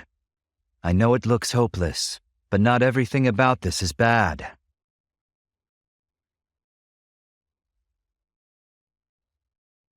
Medusa turned red with anger. Not all bad. Xavier has been injected with a lethal poison by a warlord that apparently has no antidote. How can you say it is not all bad? The doctor raised her hands in an apologetic manner as she spoke. I know, I'm sorry, but I promise it is not all bad, really. You see, this demon poison spot might be extremely poisonous, but it is not without benefits. It contains all of Master Shay's Q energy within it. If Xavier can endure and refine it, that enormous amount of Q energy would be inherited by him, and he could use it to level up. Of course, this is on the precondition that he can survive the poison. Xavier, I hope this doesn't come across as wrong, but it is actually incredibly fascinating. You see, as a poison master, I am very interested in these sorts of things. I'm sure this does not come as a surprise to you. This type of demon poison spot is incredibly rare. Not everyone can create it, and since it takes so much Q energy, most people would be too afraid to create it, unless their life depended on it, or they were on their dying breath. Just like Master Shay was. You see, this technique to create a demon poison spot was created in the first era of the Empire of the Sun by the legendary poison master. Xavier realized that if he would not speak up, the doctor was most likely not going to stop talking for a long while, and interrupted her.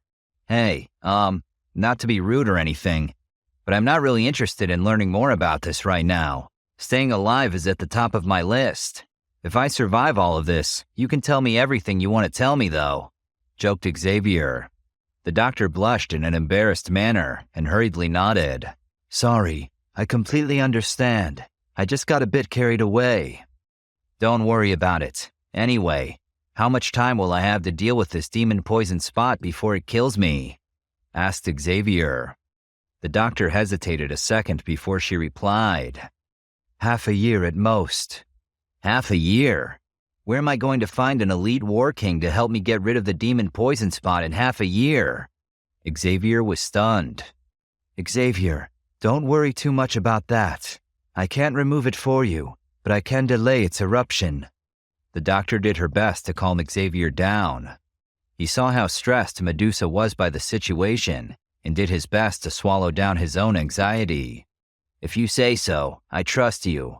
Relax, Medusa, it's fine. Maybe the doctor is right. She is the doctor after all. This demon poison spot thing might help me increase my strength. We'll have to see. Xavier forced a laugh as he said this to cover his nervousness. Medusa glared at the little doctor and said, "If you had been able to actually kill Master Shea while you were in the gray-purple poison fog cage, Xavier never would have been put in this situation now. This is all your fault. If he dies, I will hold you accountable for it." The doctor didn't respond. She looked away from Medusa's icy glare, as she knew she was definitely the reason that Xavier was poisoned. Xavier inserted himself between the two women before a fight broke out. He laughed. "All right, let's clean up here. Later we can find a way to deal with the demon poison spots." "Yes." The doctor faintly nodded. Luckily, the fighters from the Scorpion Gate were exhausted from battle, and they expected to be conquered by the poison sect, so they would not pose much of a threat anymore. Xavier grabbed Medusa's arm and whispered to Medusa, "Don't blame her. If I wouldn't have been careless, maybe this wouldn't have happened. There's no point in blaming each other. We need to work together." Medusa sighed and then studied his face, worried about him. She asked in a low voice, "Are you feeling unwell now?" Xavier went within and sensed the interior of his body. He shook his head and said, "I believe this doesn't pose any problem until it erupts. However, once it does erupt, it will be fatal, just like the doctor said." "What is your plan?" asked Medusa. "Look, Medusa, everything will be all right when the time comes. Let's just clean up here and take a break before worrying about the demon poison spot." Medusa gazed at the Scorpion Gate. Killing intent flashed in her eyes. She and Xavier joined the doctor and the poison sect in the battle and destroyed the remnants of the Scorpion Gate without facing much more trouble. Most people of the Scorpion Gate had already given up hope after Scorpio and Master Shea died. Most of them gave up willingly instead of facing their death. After giving orders on how to wrap up the big battle, the doctor and the others left Scorpion Mountain Range. They swiftly traveled to the Poison City, which was the headquarters of the Poison Sect. The headquarters sat on a rock hill and was forbidden grounds. Only the doctor and a select few could enter. Sentries ringed the surrounding rock hill. Security was extremely tight. Various kinds of poisonous plants grew everywhere. A layer of miasma grew on the rock hill. Miasma with an extremely potent poison that even an expert Q-master would not dare to inhale. The foliage was filled with poisonous insects and snakes that were rare in other parts of the world. A small pool had formed among the black rocks and was cradled in the middle of the rock forest. 4 poisonous snake heads guarded the pool. The enormous snakes' mouths were wide open and their tongues were extended. Dark black liquid oozed out before finally dripping into the pool. The pool's water was completely black, so you couldn't see the bottom. A faint poisonous fog hovered over the pool. Around the pool, 3 people had gathered, and they watched the naked Xavier in the water below. "Will this poison water of yours harm Xavier?"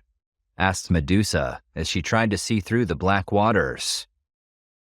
"I've used over 100 kinds of poisonous plants and insects to create this poisonous water. The various poisons are blended in such a way that it creates a huge amount of energy."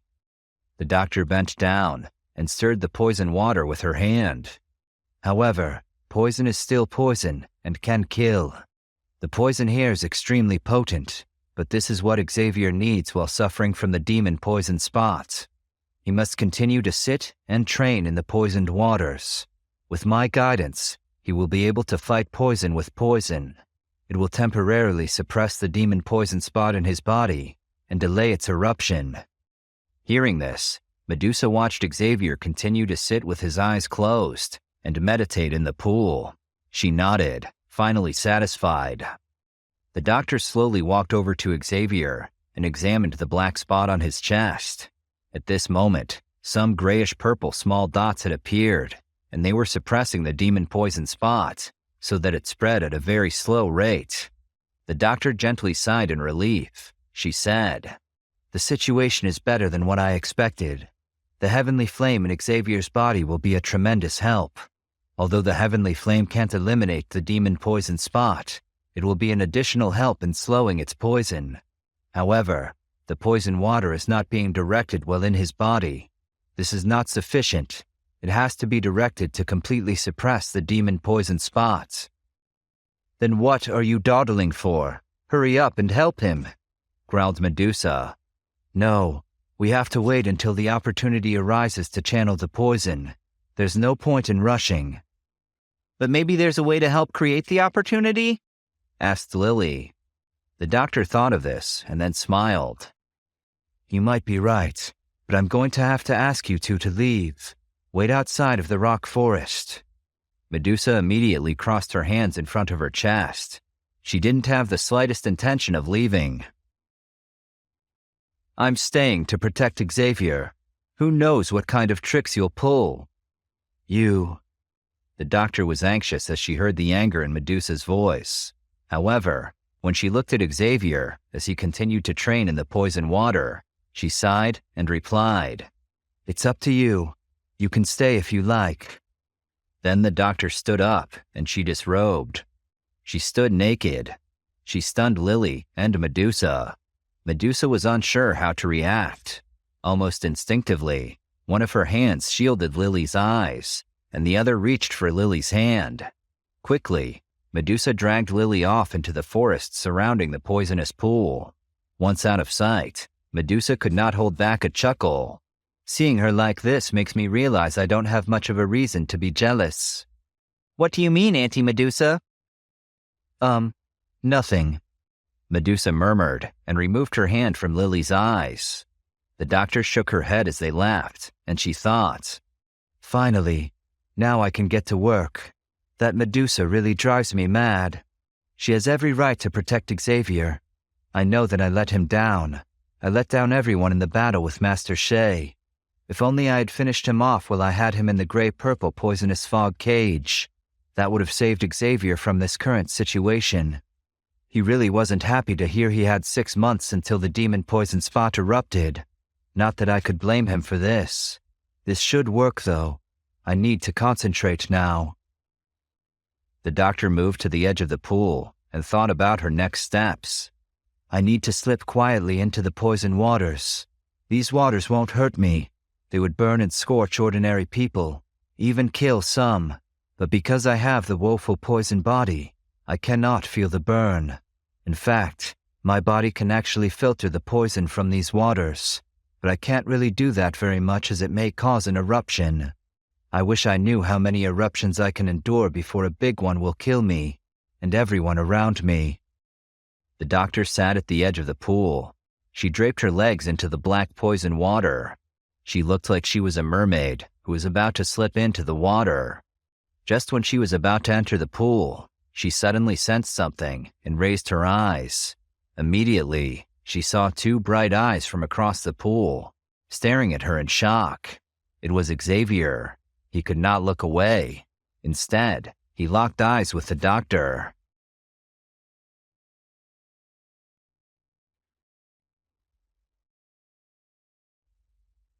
The doctor was naked beside the rock pool. As she was about to enter the water, Xavier quietly opened his eyes. When the doctor realized that Xavier had opened his eyes, she held her breath and looked into them. This was a moment that neither had expected. They stared deeply into each other's eyes. Maybe it was the mist that was rising from the warm pool, but neither could look away. Xavier finally recovered a moment later. Upon realizing the doctor was completely naked, he was the first to look away. And when he did, the doctor blushed. Xavier coughed a little, bringing himself back to earth. The giddy feeling that the doctor experienced disappeared, and she quickly slipped into the rock pool like a beautiful mermaid. Xavier saw that, finally, her body was beneath the dark black pool of poisonous water. He felt somewhat embarrassed when he saw the circular ripples emanating from his body within the rock pool.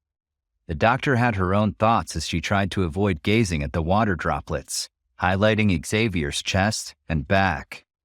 The situation between Xavier and the doctor was definitely becoming more awkward by the minute.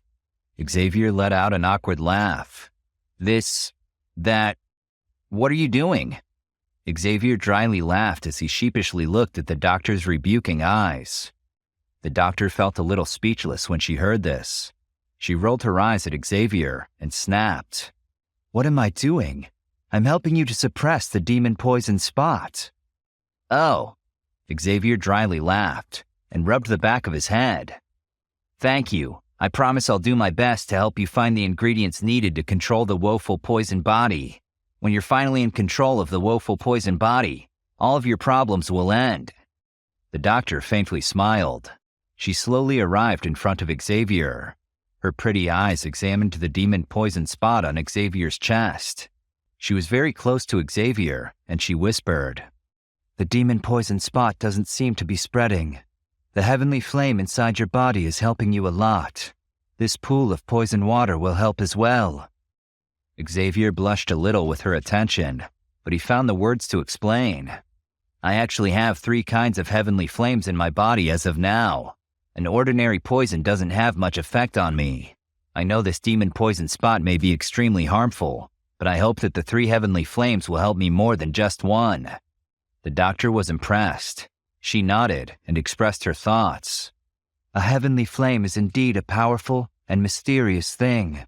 However, a heavenly flame will not completely suppress the energy of a demon poison spot, and I don't think 3 will be enough either. At least not at your current strength. You will still need my help. I can see that this is a very powerful demon poison spot.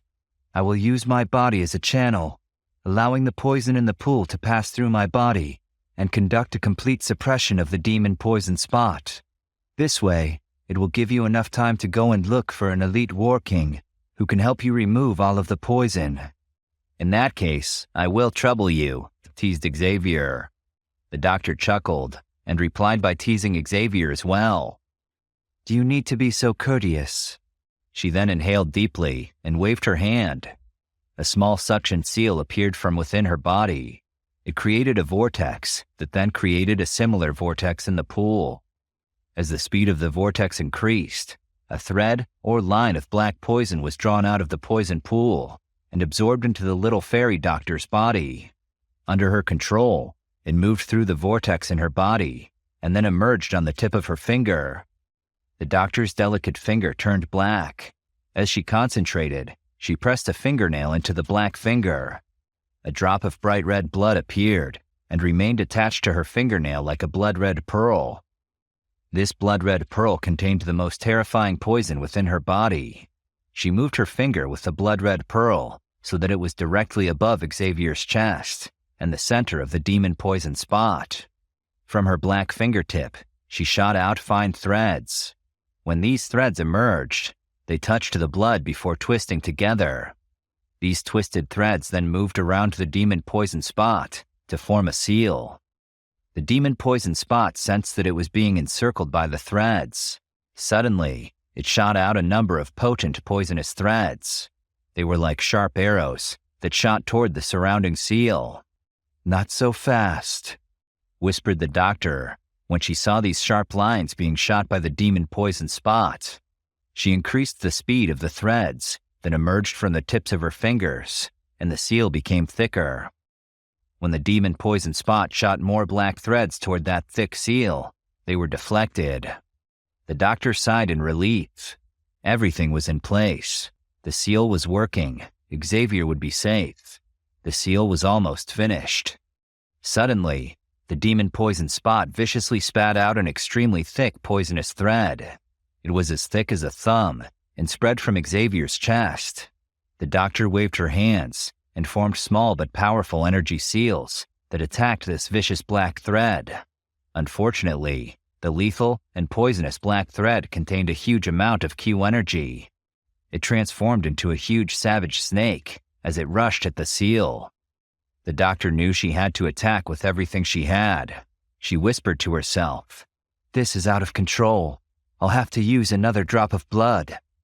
She sent another drop of blood on the tip of her finger, rushing into the seal she had created to trap the demon poison spot. That seal immediately turned a bright red color as the drop of blood poured in, and then a countless number of red lines wiggled out, spreading over Xavier's chest to form a net. The lethal poison of the thick black line violently collided with the small wiggling red lines that formed the net. The thick black line slowed, and the doctor picked up speed to complete the seal around the demon poison spot. The seal was almost completed when the thick black line shot itself off into a million directions. Most of the tiny black lines were captured by the net. Only one tiny black line escaped, just as the seal was completed and the demon poison spot secured. The seal around the demon poison spot emitted a bright red glow that completely locked it within. Once the seal was completed, the doctor discovered that one tiny black thread of the lethal poison had escaped. This was a tiny piece of the dangerous demon poison spot. It made its way through Xavier's body. Suddenly, a small green flame rushed through Xavier's body. The flame wrapped around the black thread. From the looks of it, the flame seemed intent on refining the poison. That black line emitted a large amount of Q energy as it was refined by the fire. The doctor smiled at Xavier, who sat in the pool with his eyes closed as she saw what was going on. Although this thread is extremely tiny, the Q energy that it contains is extremely pure. If he is able to refine it, it might be able to raise his strength by another level, or perhaps even two. Using his inner vision, Xavier watched as a tiny line of black poison energy slithered and rolled inside the heavenly flame. With each rotation, black energy scattered as the energy line was grilled. Slow and steady.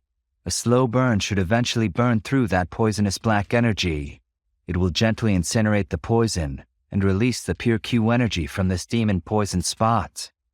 The doctor whispered gently. Xavier shifted to get comfortable, knowing this process would take a very long time. The black poison line's color faded slowly. Xavier was calming down as he watched the heavenly flame continue to refine the black poison line of the demon poison spot. He reminisced about his days at the Nanji Academy, when he had managed to obtain the Fallen Heart heavenly flame. The black line was now translucent, and he could see the pure Q energy. It must be a pure Q energy to endure the heavenly flame for this amount of time. No wonder only a war king can refine this demon poison spot. I'm exhausted. I've used almost 2/3 of my Q energy to refine this tiny thread of poison. I'll keep a little of the heavenly flame burning here close by, in case I need it. Now, I must explore this Q energy. I'll use my senses to carefully examine it and make sure I can absorb it properly. Xavier scanned the energy, and after finding nothing wrong, he slowly moved his consciousness into the liquid Q energy. The instant he entered, Xavier was able to control this pure Q energy. Xavier's heart leapt with joy, but he quickly suppressed all emotion so he could control the pure Q energy. He directed this pure Q energy along the Q pathway routes of his flame mantra Q method. Very soon, Xavier found that the pure Q energy began to circulate through his body. Initially, this energy moved slowly, but very soon it increased in speed. It felt so good, like an energetic hurricane in his body, and it made a strange whistling sound. Xavier's eyes were tightly shut while he was in the rock pool. The temperature of Xavier's body added to the heat of the black poison pool. Bubbles appeared as the black poison water boiled. Each time a bubble burst, it released poison fog. The doctor had already climbed out of the pool and dressed. She stood by the side of the rock pool. Her eyebrows knit together as she studied the boiling poison water. She sighed and whispered to herself, "This is not good. Not good at all." The doctor realized that the terrifying heat from Xavier's body would cause the temperature of the rock pool to rise. With this increase, the valuable poison water would then boil and evaporate. In the pool, Xavier was unaware of the entire situation. He was focused on the surge of pure Q energy within his body. "Should I do something?" whispered the doctor to herself. Xavier heard her voice and opened his eyes. Unexpectedly, a wave of powerful energy that was stronger than earlier suddenly expanded out from Xavier. It created a 5-foot wave in the pool. The spreading energy slowly shrank a moment later. Then it re-entered Xavier's body. A glow flickered in his eyes as he restrained his energy. The doctor smiled. She was able to sense this new energy within Xavier and knew that his strength had increased. Xavier stood up and then leapt out of the poisoned water. He stood naked and dripping beside the doctor. He smiled awkwardly. The doctor quickly looked away and blushed. She scolded, "Xavier, put your clothes on." Slightly embarrassed, he laughed and then waved his hand over his storage ring. A black robe appeared, and he hurriedly put it on. "Okay, you can look again. No need to turn so red," laughed Xavier. The doctor shook her head and smiled. She pushed back a strand of her long white hair from her eyes so she could properly look at Xavier. She blushed just a little, but then she steadied her mind. She looked Xavier up and down and then asked, "How much did your strength increase after refining that little black line of poison?" Xavier focused on his Q energy and replied, "Not much. It seems I'm now at the peak of a level 2 high-level Q master." "It's fine. Advancing too quickly isn't a good thing. In any case, the demon poison spot is still in your body. Who knows, maybe you will become a war king yourself, and then have the ability to completely refine it. Then, your strength will soar." The doctor laughed. Xavier noticed that she seemed to smile more often when they were alone together. Xavier smiled and nodded. Experts struggle for years just trying to raise their strength by 1 star. There are so many obstacles to advancement. Even if you dedicate an entire year to training, it's not always possible to achieve. So I'm happy. It's beyond my expectations that I could increase my strength by 1 level by refining a tiny black thread of poison. The heavenly flame was an immense help for this refining process. I wonder if I can reach the peak of the high-level Q-Master class if I refine the entire demon poison spot. Xavier's hand rubbed the demon poison spot on his chest. He laughed to himself as he realized that he didn't hate the demon poison spot quite as much as he once did.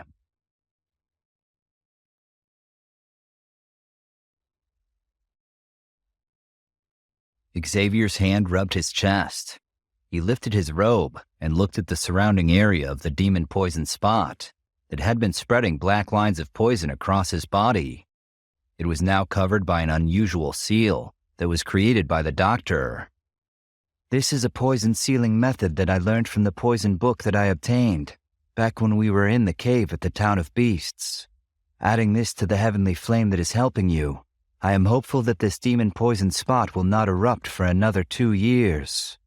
The doctor softly explained as she watched Xavier examine the seal. "You should find someone on the level of a war king to help remove the poison spot within 2 years. The seal will fade in that time, and then the demon poison spot will finish erupting." The doctor's face filled with sadness. "I'm sorry," she whispered. "It's the best I could do." "I know. Thank you. At least I have enough time to deal with this now." Xavier nodded. He did not mention that he might be able to remove this demon poison spot completely if he could find another kind of heavenly flame. He was no more sure he would be able to find a new heavenly flame than he was sure he would be able to find a war king who would want to help him. "Do you happen to know a war king by any chance?" Xavier could not help but ask. The doctor sighed and shook her head.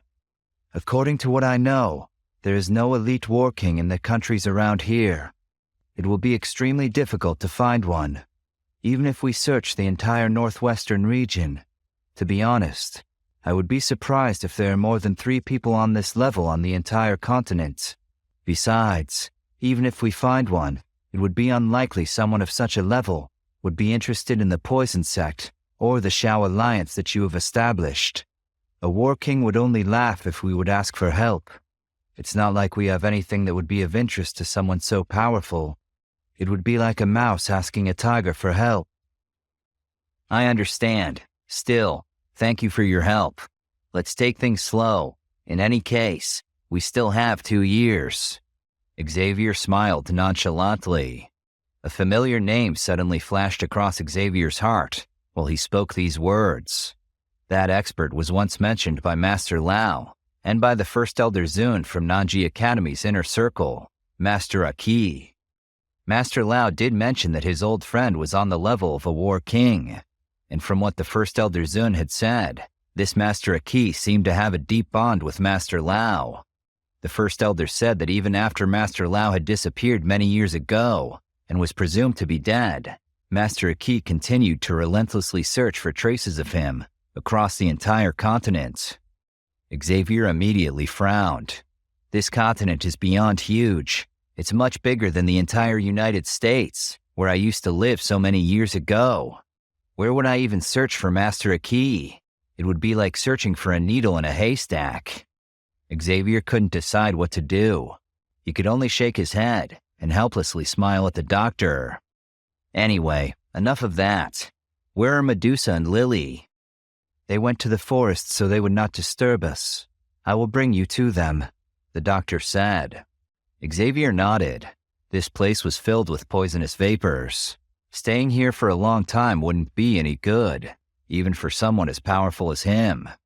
Medusa and Lily sensed Xavier's approach from a distance. They hurried over and sighed with relief as they saw Xavier's cheerful expression. Is it settled? Are you all right? Medusa swiftly strode forward. Her snake eyes swept over Xavier's body. Xavier smiled and nodded. It is settled for now, all thanks to the doctor's poison-sealing method. If not for her, I'd be a goner. These words were indeed true. Just refining a tiny thread had exhausted 2/3 of Xavier's Q energy. If the demon poison spot were allowed to completely erupt right now, it would kill Xavier, heavenly flames or not. However, he said this partially because he wanted the relationship between the doctor and Medusa to become a little better. These two women were prickly with each other and had a hard time letting go of grudges, but they needed to learn to coexist. He suspected they would be forced to work together again in the future. How long will the eruption of this demon poison spot be delayed after being sealed? Medusa pretended not to hear Xavier's words of gratitude. Instead, she frowned and asked the most important question. Xavier looked at the doctor, waiting for her to reply. The seal will remain for 2 years. The doctor relayed this information with a gentle smile, knowing Medusa was not going to take it well. 2 years? The frown on Medusa's brow deepened. She sighed. In other words, in less than 2 years, we must find an elite war king to help Xavier remove the poison, or the demon poison spot will once again erupt, killing him and maybe anyone standing next to him. Yes, that about sums the situation up. The doctor agreed. Are you able to seal it again 2 years from now? Lily asked anxiously. That isn't... well, no. This kind of sealing method can only be used once. It will not have much of an effect if it is used a second time, the doctor admitted with a heavy heart. Medusa opened her mouth to say something unkind to the doctor about Band-Aid solutions and poison slingers. Xavier interrupted Medusa before she could speak. It is useless to argue about it now. The doctor did the best she could. It's not her fault the demon poison spot is so powerful. Let's discuss the plan going forward. Medusa, Lily, are you both up to travel, or do you need time to recuperate from the battle? We're fine, they chorused in unison. We recovered our Q energy while you were busy with the poison. That is great. Doctor, can you get ready to travel with us? The doctor would naturally not refuse such a request. She nodded to Xavier. Sure, but please give me a day to get everything ready. Xavier agreed. Once the doctor was gone to get ready, he turned to Medusa. She has already given me enough help. You should stop fighting with her. We have enough enemies as it is. I am grateful for anyone who wants to help and not kill me for a change. Medusa shrugged carelessly, not commenting on this. What do you plan on doing now? You can't just sit around and wait, right? We'll stay here for a day before prying some information about the Hall of Souls from the Purple Protector's lips tomorrow. Xavier spread his hands before twisting his storage ring. His eyes grew cold. The aim of traveling to the Empire of the Sun this time was to capture a person from the Hall of Souls and obtain some information related to the Hall of Souls after all. Medusa looked at him for a moment. Finally, she could only sigh and nod her head. The doctor sent a servant who led Xavier, Medusa, and Lily to a large room. A faint, sweet fragrance lingered in the air inside it. A warm, soft light lit the room. The light expelled the darkness, but wasn't harsh or glaring. Xavier shut both his eyes while he sprawled on the bed. He entered his training mode and slowly absorbed the natural energy that floated in the surrounding air. The training continued for around an hour before the faint energy that lingered around Xavier began to gradually disappear. His tightly shut eyes slowly opened. Xavier's chest sank as he exhaled a long breath. His body relaxed.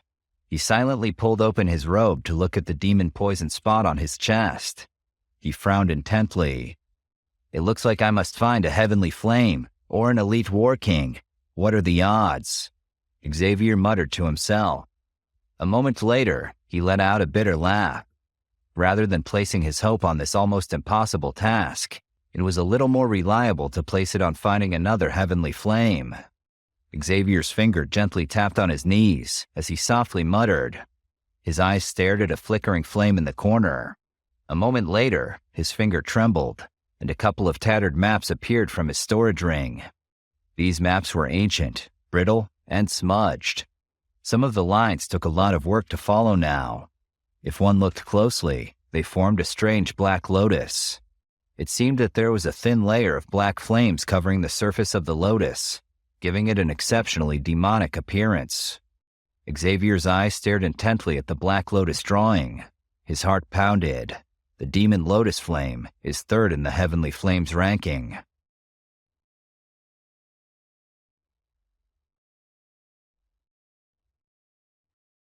Xavier stared intently at the fragment of the map in his hand. The heavenly flame ranking contains more than 20 kinds of heavenly flames. Usually, only alchemists know anything about these heavenly flames. Each of the heavenly flames on the heavenly flame ranking has its own unique properties. Of course, some of them are weaker compared to others. The first kind of heavenly flame that I got was the green lotus flame, which is ranked 19th on the heavenly flame ranking. On top of possessing an extremely high temperature, this kind of heavenly flame is also able to ignite a volcanic eruption, or at least, so I've heard. I've never had to ignite a volcanic eruption, so I don't know if this is true. The second heavenly flame I got was the Fallen Heart flame, which is ranked 14th. This kind of flame is similar to the Green Lotus heavenly flame in terms of strength. However, it is superior in its variety of uses. It also possesses a unique ability to help people refine the Q energy in their body to increase their training speed. Without it, I would have never reached the level of a high-level Q master at such a young age. However, Master Lao's bone-chilling heavenly flame really outshines both of these heavenly flames when it comes to strength. It ranks 11th on the heavenly flame ranking. I'm not really familiar with any other heavenly flame that ranks higher than the bone-chilling heavenly flame that Master Lao possesses. It is hard to imagine how much more powerful the Demon Lotus flame must be. After all, it ranks third in the heavenly flame ranking. Even Master Lao had said he had never seen the Demon Lotus flame. There were no rumors of anyone having possessed this kind of heavenly flame in decades. A flame at this level seemed to basically be non-existent these days. Master Lao had nearly suffered from a deadly Q energy backlash while he was obtaining the white flame. He had never described to Xavier exactly what happened, but Xavier was left with the impression that dealing with a high-ranked heavenly flame was extremely dangerous. Of course, danger was relative, and at the moment, he was marked with a demon-poisoned spot that would kill him in 2 years if he didn't consume a powerful enough heavenly flame to withstand the poison. When he thought about it that way, the risk of a deadly backlash was preferable to the certain death of the poison erupting in him. Xavier leapt down from his bed and sat down at a desk. He began to carefully join the ancient, yellowish map fragments that he had obtained so far. Some of the lines that were drawn on the map gradually began to merge as the map fragments were joined together. However, some of the things that were drawn on it left Xavier completely clueless. Given his lack of experience, he was totally unable to identify just where the location that was drawn on the map was. Xavier's hand gently caressed the map. His eyes landed on an empty corner. Only one part missing. If I could obtain this last part, then maybe I could get the exact location of the Demon Lotus Flame. Though even if I could somehow miraculously find the last piece of the map, it would still be difficult to get my hands on the Heavenly Flame. I imagine obtaining a Heavenly Flame that is so much more powerful than the ones I already possess will come with all sorts of dangers. Additionally, if I am not secretive about this, many people will come after me to obtain these 3 parts of the map. There are countless alchemists ready to kill for a Heavenly Flame of this level. For example, Lucian. Although he did join my Shao Alliance in the end, I bet he would immediately throw a knife into my back at the slightest rumor that I have a clue where the Demon Lotus Flame might be. Xavier let out a bitter laugh, as if he hadn't attracted enough trouble defeating the Misty Clouds and forming the Shao Alliance. The Hall of Souls was already trying to kill him. He was able to obtain 3 pieces of the mapped fragments because of good luck. Ugh. I have very little knowledge of the large continent, and I am completely unaware of just what news is out there about the Demon Lotus Flame. I am basically clueless in my attempt to find the last remaining map fragment. Xavier muttered to himself. It seems that at the very least I will need to look for a trustworthy person who knows more about the continent of the heavens than I do. Unfortunately, I believe Medusa and the doctor can't be of much help in this. Neither of them traveled much in their lives. Medusa was mostly busy being the queen of the snake people, and the doctor is mostly familiar with the Empire of the Sun. Xavier's finger gently tapped on the surface. He descended into deep thought. His finger suddenly paused. A joy surfaced within his heart as he stood up and laughed. How could I have forgotten about the First Elder Zun?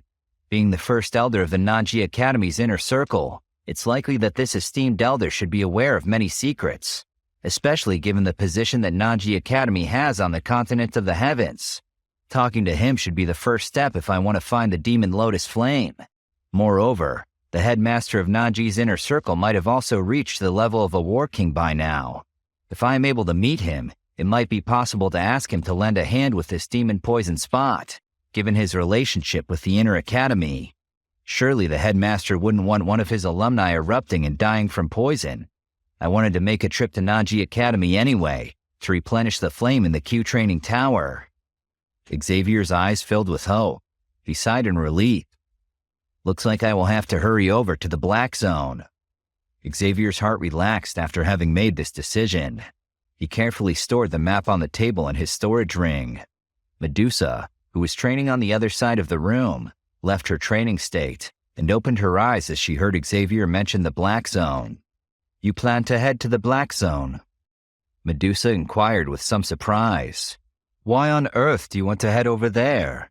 Many things, Xavier smiled. First and foremost, because the headmaster of the Inner Academy should be a war king. If I am able to meet with him, I might be able to ask him for help. Lily suddenly joined the conversation. Heh, that old fellow is always missing. In all my years at the Inner Academy, I have only seen him once, at a great distance. Even if you go, you might not be able to meet him.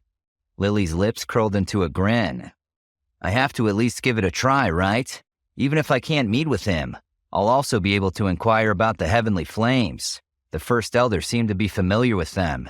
If I'm able to find another type of heavenly flame, I might not need anyone's help in undoing this demon poison spot. Xavier smiled gently, as if he were not talking about his own life and death. All right, if you say so. However, there is usually more trouble in the Black Zone than within the entire Empire of the Heavens. I should follow you, Medusa stated matter-of-factly. Xavier shook his head. Although you would be of much help, the Shao Alliance and the Snake People tribe will no longer be guaranteed their safety if you leave. I would prefer it if you help me protect the Shao Alliance and the members of the Shao clan while I'm gone. Xavier made this request with a solemn expression. The people from the Hall of Souls seemed to have not given up their plans for the Shao clan. If all of them left, it was likely that the members of the Shao clan would be in danger. The Empire of the Heavens would not have the protection of an elite warlord if Medusa followed him. Medusa knitted her brows when she heard this. She was not really reassured. She didn't want to let Xavier head to the danger-filled Black Zone alone. However, what Xavier had said was true. The current Shao Alliance needed the presence of an elite warlord, and she couldn't leave her snake people vulnerable to attack. Well, I will still come along, right? I will make sure to keep Xavier protected when needed. The doctor, who walked into the room to check on the three, threw in as she saw Medusa's anxious expression. Medusa quietly sighed in relief as the doctor walked in and joined the conversation. She looked at the doctor with less disdain than usual. At least Xavier would be taking one elite warlord with him. She could worry a little less. Lily will come along as well. I want the First Elder and the others to see that I did not mistreat her since we left the Naji Academy. Xavier grinned at Lily. Of course. Lily hurriedly nodded. Medusa was glad to hear this as well. Although Lily's strength was only that of a high-level Q-master, that frightening monster Q energy of hers was something that even an expert high-level Q-master would have difficulty contending with. She could also be considered quite the help. Great, that is settled then. Xavier smiled.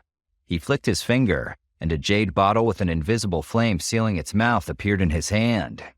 Xavier looked at the jade bottle. Now, before we leave, I think it would be good if we have a little chat with the Purple Protector.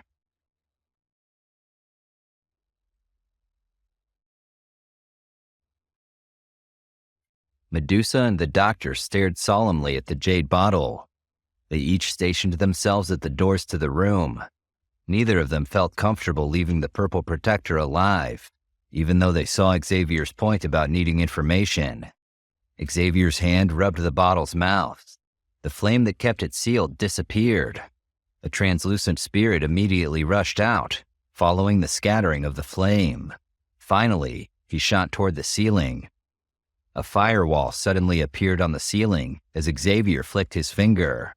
That translucent spiritual body knocked into it and immediately emitted an sound.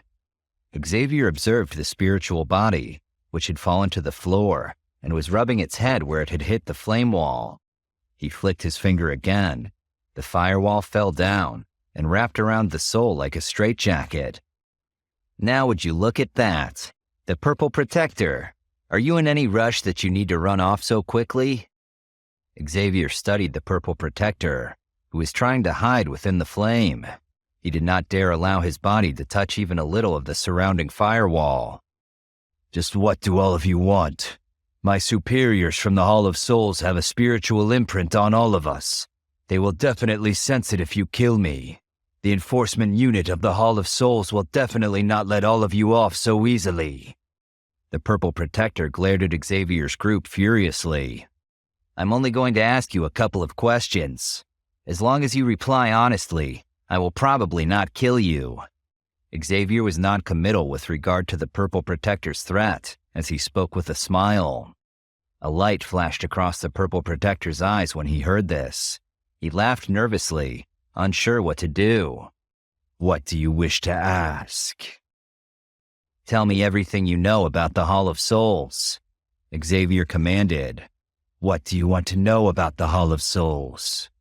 The Purple Protector was surprised to hear that Xavier did not seem to know much about this faction. Not to mention, most people wanted to avoid the Hall of Souls. It was strange that Xavier was so interested in them. The spirit hopped and shook his head. You know, you are really extremely bold. Don't think that you can be arrogant just because you have two elite warlords by your side. In the eyes of the Hall of Souls, eliminating you is as easy as crushing an insect. If you want to live, you will release me. Otherwise, The surrounding flame suddenly shrank against the Purple Protector, burning him. It adhered to his soul. His howls of pain resounded around the room.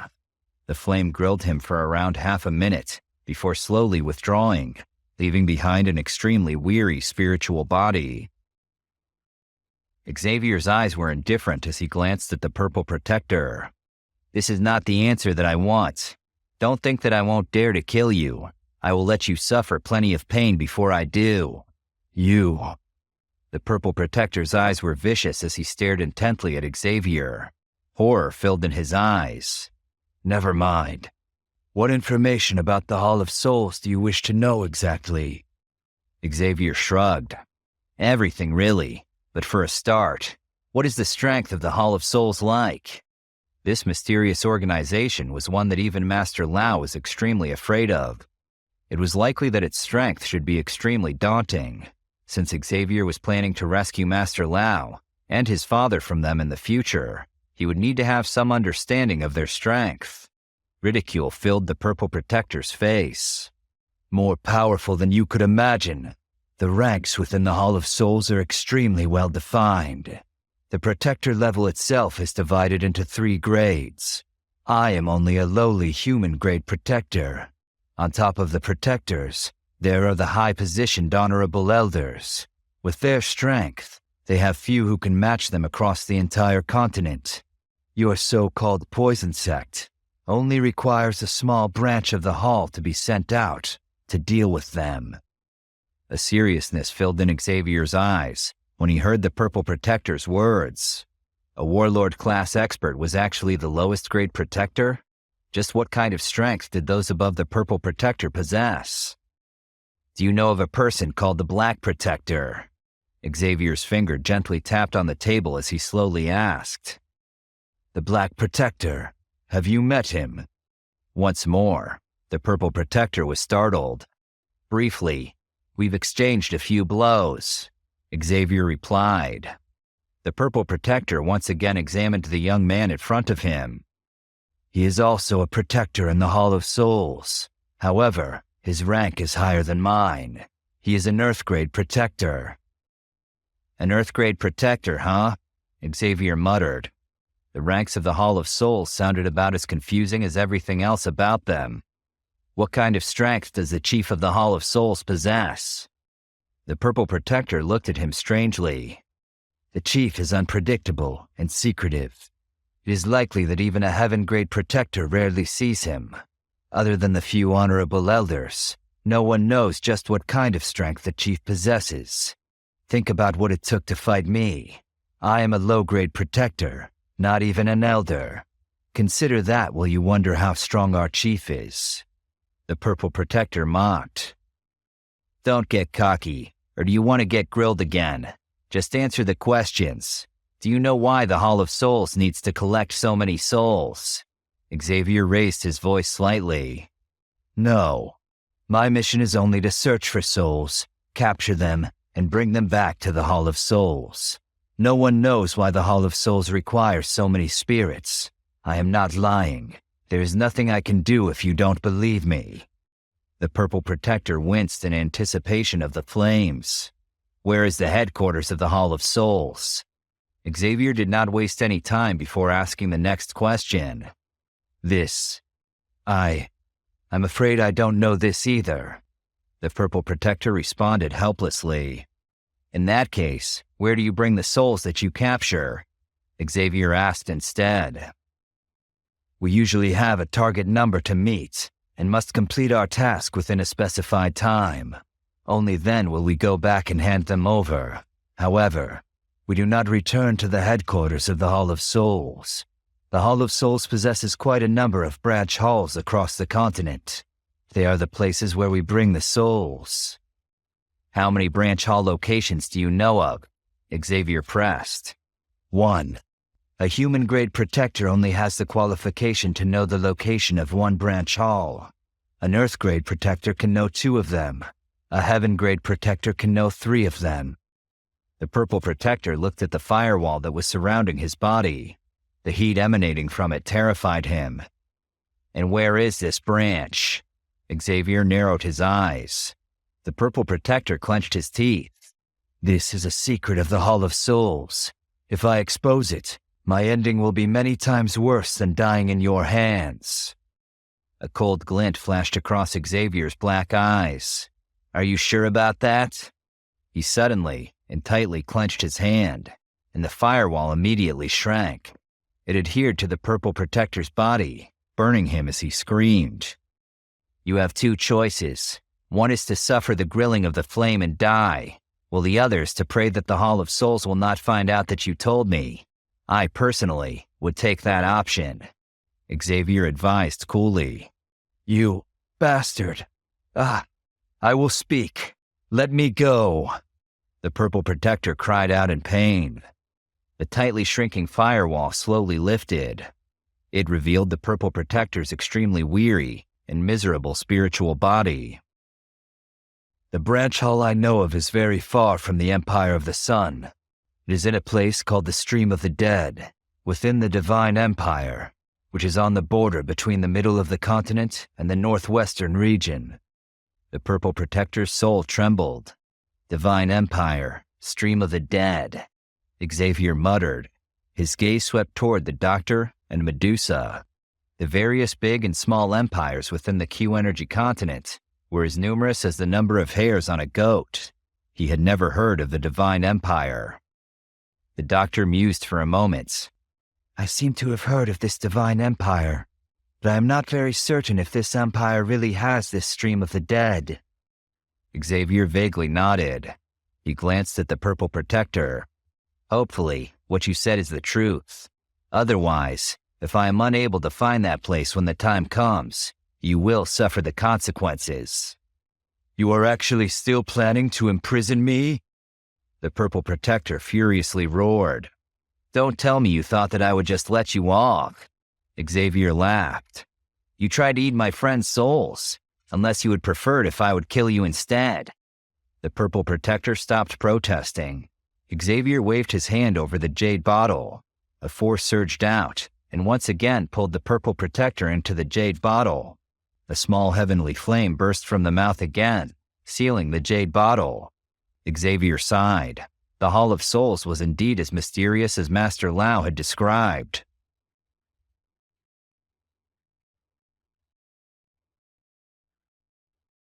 What do you plan to do now, Xavier?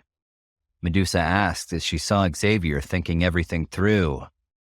Xavier hesitated only for a brief moment before he answered. I will first head to the Black Zone, as we planned, and investigate there while I'm searching for another heavenly flame. According to what the Purple Protector said, my current strength is unable to pose any threat to the Hall of Souls. I need to raise my strength as quickly as I can. And so, the next morning, the doctor, Lily, Xavier, and Medusa stood on a mountaintop outside of the Poison City. They looked at the enormous city in the distance beneath them as Xavier inhaled a breath of air. He turned his head softly to the doctor at his side. Are you still planning on leaving with me? I told you I will come along. I have already settled everything within the sect. Besides, I don't care if anything does happen there before I return. I was able to establish the Poison Sect once, and I will always be able to do it again. The doctor was either very good at pretending to be unconcerned, or she was unconcerned. Xavier couldn't tell. It was true that she had established the Poison Sect back then on a whim. Xavier did not say anything else in response. Instead, he looked toward Medusa to say, I will leave the Shao Alliance to you. Make sure my brothers don't cause too much trouble. Xavier said with a laugh and a wink. The Shao Alliance will not fall as long as I am alive, Medusa said with a gentle nod and a firm, resolute voice. Thank you, Medusa. I promise that if I am unable to return there within 2 years, I will find some other way of getting the pill that I promised you, and to the baby. I will send my most trusted soldier, or I will find a powerful spell to deliver it. I will get it to you no matter what, I promise. Xavier looked at Medusa with warmth as he said this softly. She had helped him tremendously. It would be best for you if you were to deliver it personally, Medusa said with a demurring smile. This caught Xavier off guard.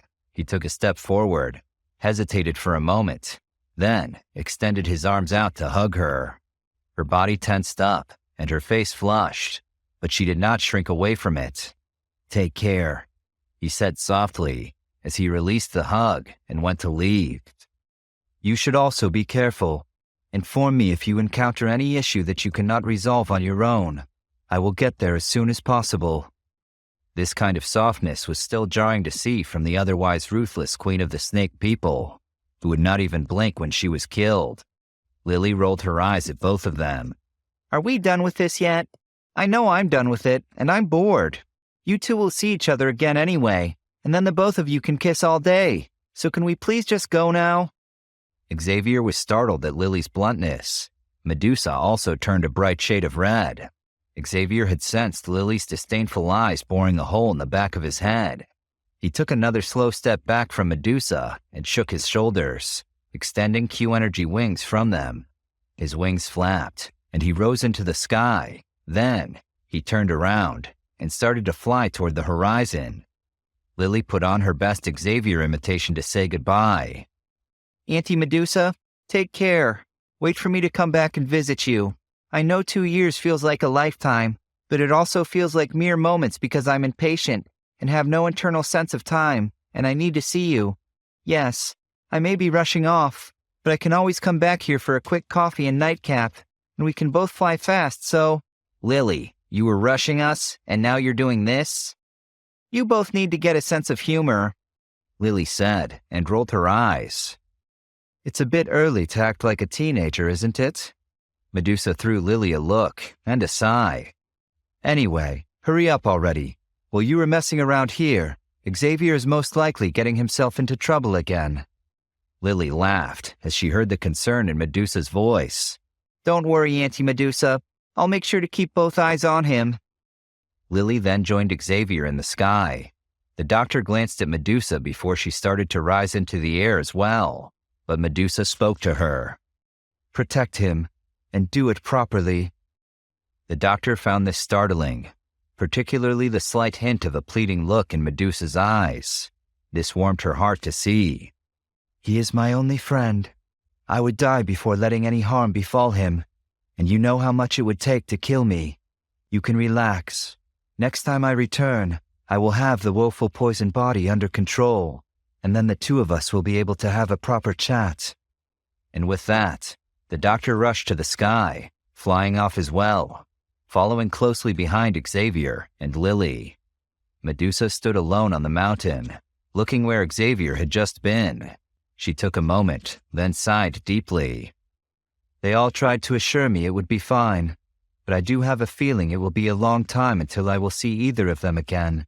However, I should not feel bad about this.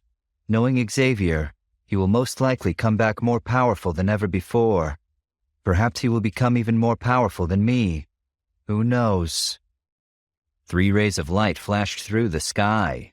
Their shocking speed had attracted the attention of several masters from the Empire of the Sun, but all of them gave up any further probing upon discovering the tremendous amount of Q energy flowing from those rays. The Empire of the Sun was comparably sized to the Empire of the Heavens. As such, even with the considerable speed of their group, they had to spend 2 full days flying through the Empire of the Sun before they managed to cross its borders. They paused at the border to take out a map and regather their bearings, then bolted off toward their distant destination. Although the Black Zone was quite distant from the Empire of the Sun, Xavier's trio were no ordinary people. Xavier and Lily were both high-level Q masters, and although flying with the use of Q-energy wings greatly depleted Q-energy, this was merely a minor problem for Xavier, with his plethora of medicinal pills.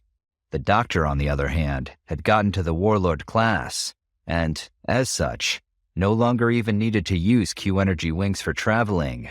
With minimal Q-energy, she was able to maneuver the energy in the outside world as she pleased, so she could use that to fly on a whim.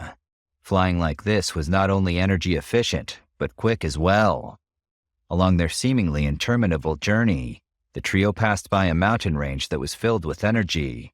They decided that they would land there to get Lily and Xavier rest, and search there for the few ingredients that the doctor needed to get her woeful poison body properly under control.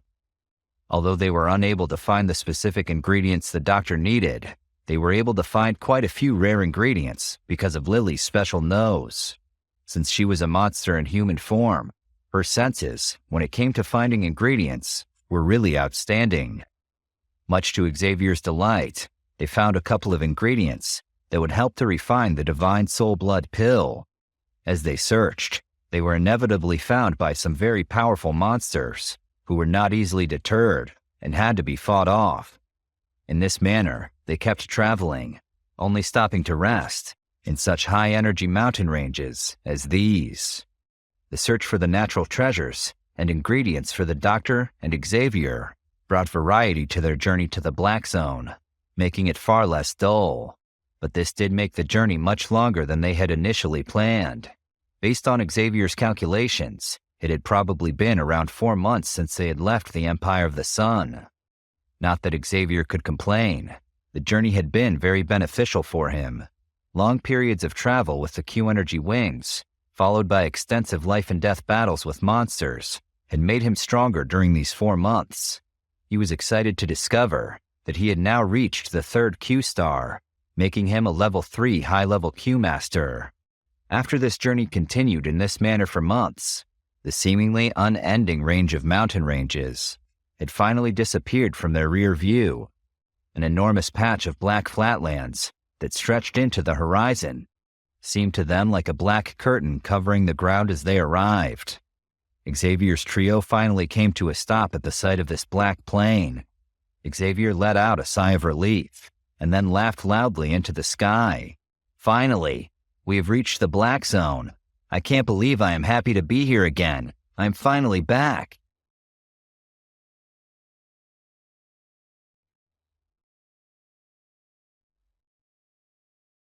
Xavier led the Doctor and Lily as they flew over the route through the Black Zone at a low altitude. He still knew it by heart after all this time. When they approached a city, they would land and pass through it on foot. They would pause for a moment here and there to take in the view or to enjoy the atmosphere. And then, of course, there were the more practical stops to make, like auction houses and medicinal shops, so they could find and acquire the ingredients that they needed.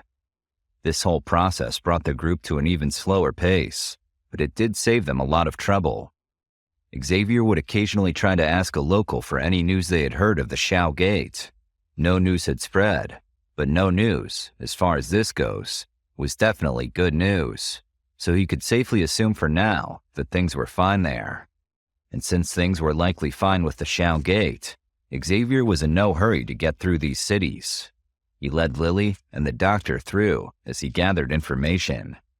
At the same time, he was searching for the ingredients needed for the Doctor to control her woeful poison body and for him to refine the Divine Soul Blood Pill. In addition, he was very interested in the large-scale auctions that were being held in the Black Zone because of the Pure Demon Lotus Flame Map fragment that he had obtained from an auction the last time he was here. They spent over 10 days traveling and gathering information in this manner before they arrived at the center region of the Black Zone. It was here where Xavier was fortunate enough to obtain some information regarding a large-scale auction. Auctions happened regularly in almost every city within the Black Zone, but these were generally small and uneventful auctions, not worth Xavier's attention. Every once in a while, however, there would be some extremely powerful factions within the Black Zone who would join forces together to gather many important items for a large-scale auction. These were big events in the Black Zone. These items in particular were far better than even what the Premier family had offered at their auctions within the Empire of the Heavens. And Xavier had, in part, acquired his Lightning Storm Agility D technique at that one, so he was excited by the prospect of such an auction. The auction that Xavier had heard much about and was very excited to attend was being held in the so-called Black Emperor City, which was located on the western side of the Black Zone and was owned and run by the Black Emperor sect. The Black Emperor sect was of quite some renown within the Black Zone. It was different from the other factions. It usually kept a low profile for any collective actions it took. Its sect leader had not entered their sect into the Black Alliance when Han Fang approached them. Even with this, there were very few factions who had dared to go to the Black Emperor City and provoke them.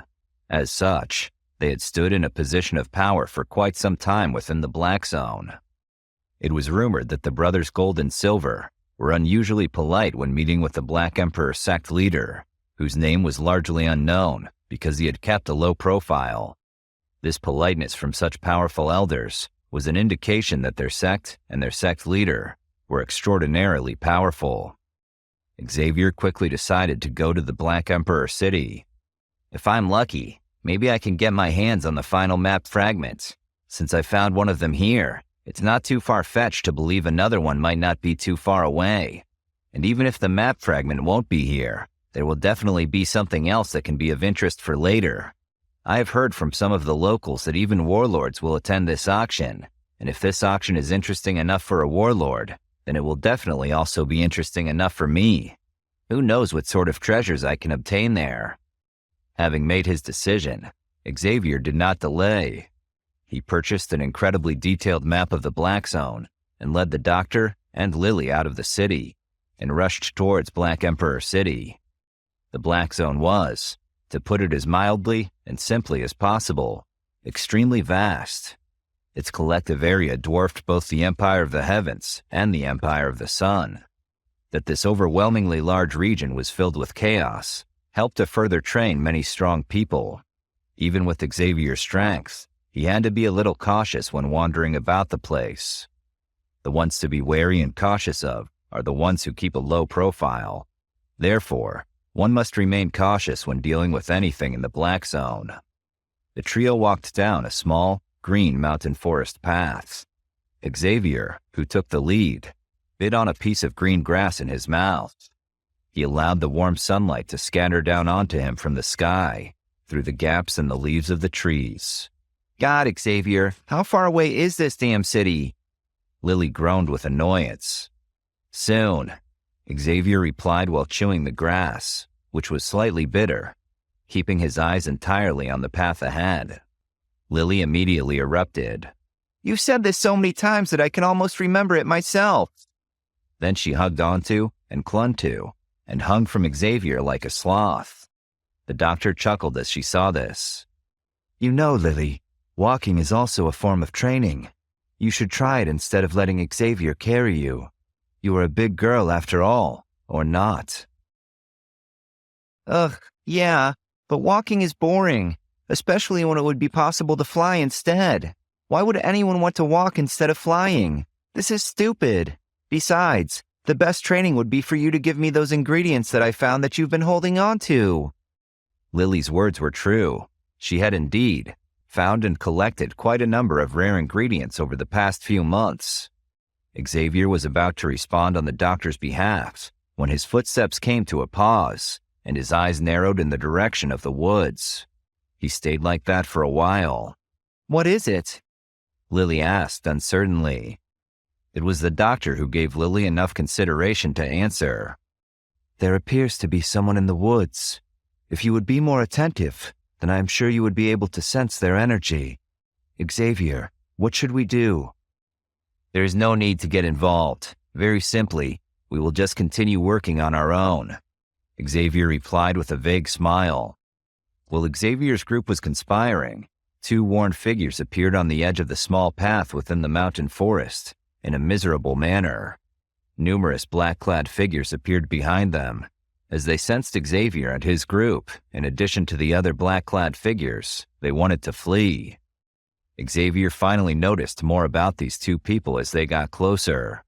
He used his spiritual energy to get more information about them. There appears to be one man in his 30s and a young woman in her 20s, if that. The man appears to be injured. He's staggering quite a bit. I can also sense that he is leaving behind a trail of blood. Meanwhile, the young woman appears to be in a much better condition, though I can sense that she is panicking. Perhaps it was because of the injuries, but the man's footsteps were sloppy in their attempt to flee. He had nearly fallen down several times. The young lady stopped to help him. The many black-clad figures behind them quickly closed the gap while these two were delayed. The man gritted his teeth. He turned his head to glance at the mob of people closing in on them. Just as he was starting to despair, his eyes fell on the three human figures not far in front of them. He cried out to them, "Friends ahead of us, please lend a hand. Rescue us. We will gladly give you our records." The mob of people giving them chase increased their speed. "Why are you still thinking of fleeing?" One of the black-clad people chastised the fleeing pair. The man looked at Xavier's group. Xavier looked at these two people when he, Lily, and the doctor passed by. Lily climbed down from Xavier's arm, but still clung to it as she hid behind him. Then, the same man from the mob, who had chastised the man they were chasing, started in on chastising Xavier. "You're not from here, huh? If you think you can play the hero in front of your wife and child, maybe you should reconsider. You'll get yourself hurt. Unless you want your daughter to become an orphan, you should mind your own business." "I'm only passing by," Xavier responded faintly as he looked away from the two. Naturally, he did not bother to correct the man, who assumed the doctor and Lily were Xavier's wife and child, respectively. He continued to walk for a few moments. The injured man and the young woman were stunned and crestfallen by his cowardice. The young woman was furious with him. The mob, on the other hand, were quite satisfied with this response, sharing in a hearty chuckle together. Then, the older man thought to bargain with Xavier. "My friend, we are from the Nanji Academy. Please lend a hand and rescue us. It is a matter of great importance, so much so that the Academy will definitely reward you for your efforts here, and reward you greatly at that." "Instructor Mao, don't beg him. That guy will not help us. I can tell that he is a coward and a miserable person. Can you honestly expect anyone such as him to chase away the jerks?"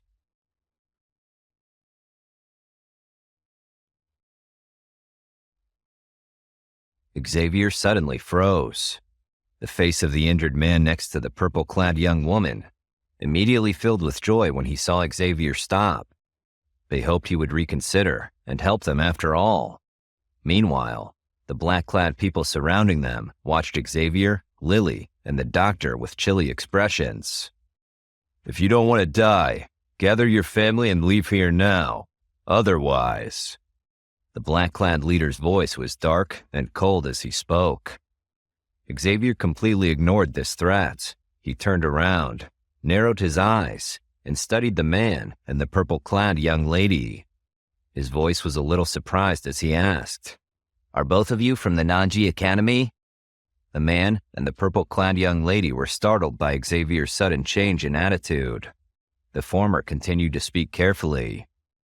"I am. My name is Mao. I am an instructor at the Nanji Academy. She is my student, Jing Moon." Xavier nodded. "In that case, please come with me." Xavier did not have to mention this twice. Instructor Mao pulled Jing forward. They broke into a run as they headed toward Xavier and his friends. "Idiot! Do you have a death wish?" A cold glint flashed across the eyes of the black-clad leader as he watched his prisoners join Xavier. "Kill all of them. We can't allow any news to be leaked," the leader shouted at his men. The dozen black-clad people brandished sharp broadswords in their hands as they rushed toward Xavier and his friends. Instructor Mao pulled Jing closer as they ran toward Xavier and his friends as fast as they could. However, they were not quite fast enough and only narrowly missed being gored on a couple of broadswords. They tried to run faster, and they got ahead of the sword-wielding warriors, but they couldn't escape the Q energy mustered by the attacking horde. Panic rose in their hearts as the powerful killing Q energy surged towards them. However, just when they thought they could only shut their eyes tightly and await death, the sound of a thunderous roar suddenly resonated through the woods. Instructor Mao and Jing immediately sensed their bodies soar. By the time they opened their eyes, they were shocked to discover that they were already between Xavier and his friends. There was a hand on each of their shoulders, steadying them. Both of them blinked. They immediately turned to look at the smiling young man who had just rescued them. Mister, thank you very much." At this point, Instructor Mao realized that this young man, though he appeared to be only around 20-something years old, was far stronger than he had expected. Joy immediately surged in his heart. Jing gaped at Xavier. Her large, watery eyes were filled with shock. She also hadn't expected him to be so strong. "Lily, finish them off." Xavier faintly swept his gaze over the black-clad people rushing over as he spoke in a calm voice. Lily grinned.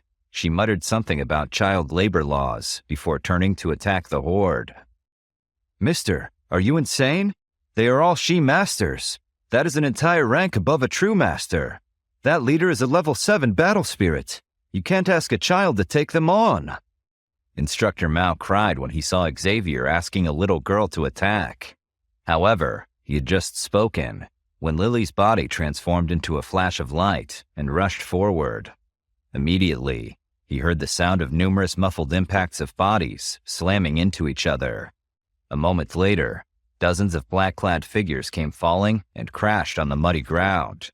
It was hard to say for sure, but they looked like they were probably dead. Xavier clapped slowly. Lily landed on the ground with a grin on her face, taking a dramatic bow. A group of she-masters thought they could take us on, huh? Instructor Mao and Jing stared at the black-clad people on the ground. They were stunned. This little girl's strength was actually this terrifying. Finish off that fellow, too. Xavier's eyes shifted up. He pointed at the black-clad leader on a tree branch. You. Who exactly are all of you? Do you have any idea in how much trouble you're getting yourself? We are the people from the Demon Flame Valley.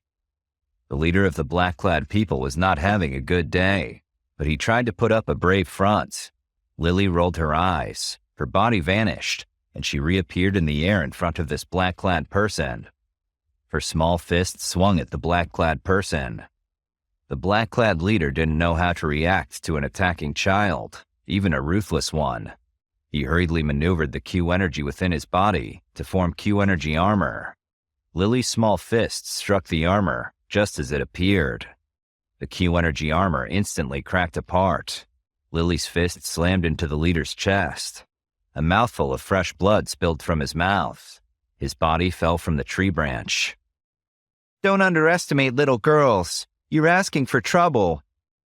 Lily glanced at the falling corpse. She descended back to the ground. She snorted at Xavier. You owe me that ingredient that I wanted. Xavier rolled his eyes. He glanced at Instructor Mao and Jing.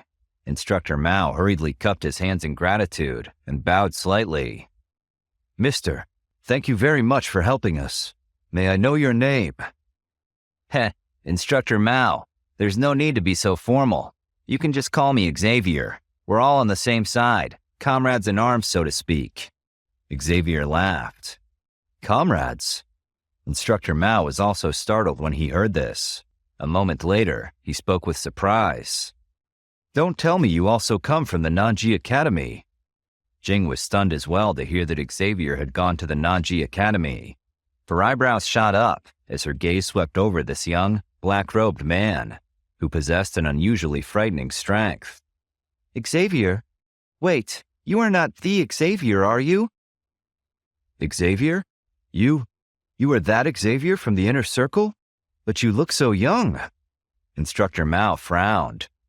Xavier smiled as he watched them realize who he was and how they knew his name. Unless there is another Xavier in the inner circle of the Academy, I suspect that the person who you're thinking of is me. Xavier had become renowned, so everyone within the Nanji Academy knew of him and his accomplishments during the last few years. The Steelgate faction he had established within the Inner Academy had currently become the largest faction within the entire Nanji Academy. Almost every new student who entered would hear about this renowned faction. Moreover, Xiao Gate within the Black Zone provided the greatest protective umbrella when many students gained experience in the Black Zone. This enormous faction's founder was a person who was regarded as an idol and even a legend in the hearts of countless students. Although it had been over 2 years since Xavier left the Nanji Academy, his reputation had not been weakened with time. Jing had heard her good friends exchanging stories about Xavier. She couldn't believe she was meeting the hero of all those tales in person. It was surreal. Her eyes went wide as Xavier confirmed that he was indeed the Xavier of legend. I hadn't expected anyone to remember me, having not returned for 2 years or so. Xavier laughed. Instructor Mao finally recovered from his shock after hearing Xavier's laughter. He took a step forward, grabbed Xavier's hand, and spoke anxiously. This means they are safe. Elder Wu and the others are saved. Thank goodness you've come. Elder Wu and the others? What's going on? Can you tell me what happened to Elder Wu and the others? Xavier frowned slightly. It is a long story. Our academy would send out quite a few students to train every half a year. Most of the students who come to train are quietly followed by instructors from the inner academy or by the elders. Recently, when we sent the students out to train, Elder Wu from the inner academy led the group. At first, everything was going smoothly. However, information got out somehow into dangerous hands. When this training group was hunting monsters in a mountain range, these bastards from the Demon Flame Valley launched a sneak attack on us. Instructor Mao took a shaking breath. Elder Wu tried his best to stop them, but he couldn't fend them all off. Finally, we fled, taking the students to hide in a small secluded valley. Unfortunately, we were followed. We were surrounded by the people from the Demon Flame Valley. Jing and I fought to escape. We were searching for help, but we were discovered by the Demon Flame Valley's patrol. That's why they were chasing us when you found us just now. Instructor Mao fell silent, too overcome with worry to speak. Jing jumped in to finish the story. Xavier, there are over 30 students trapped there. If the people from the Demon Flame Valley were to find them, they would be put to death. This damn faction hates the Shao Gate. They purposefully target our Nanji Academy, since they know the academy is under the Shao Gate's protection. Jing bit her lower lip. Xavier's expression sank. He had quite a deep relationship with the Nanji Academy, and he couldn't let any of the students or teachers come to harm. Especially not, because then he would have to explain to the First Elder later on why he did not help the students. It was an unwritten law for the students and former students of Nanji Academy to help each other when necessary. Xavier knew he had no choice but to intervene in such a situation. How strong is this Elder Wu? I don't think I remember an elder named Wu. Xavier asked, trying to recall the names of all the elders that he had met. This was quickly proven to be more difficult than he had expected. For all he knew, there could have been an elder called Wu that he had forgotten about. Elder Wu was promoted last year after being a student in the inner circle for a while. His full name is Hao Wu. Instructor Mao hurriedly replied.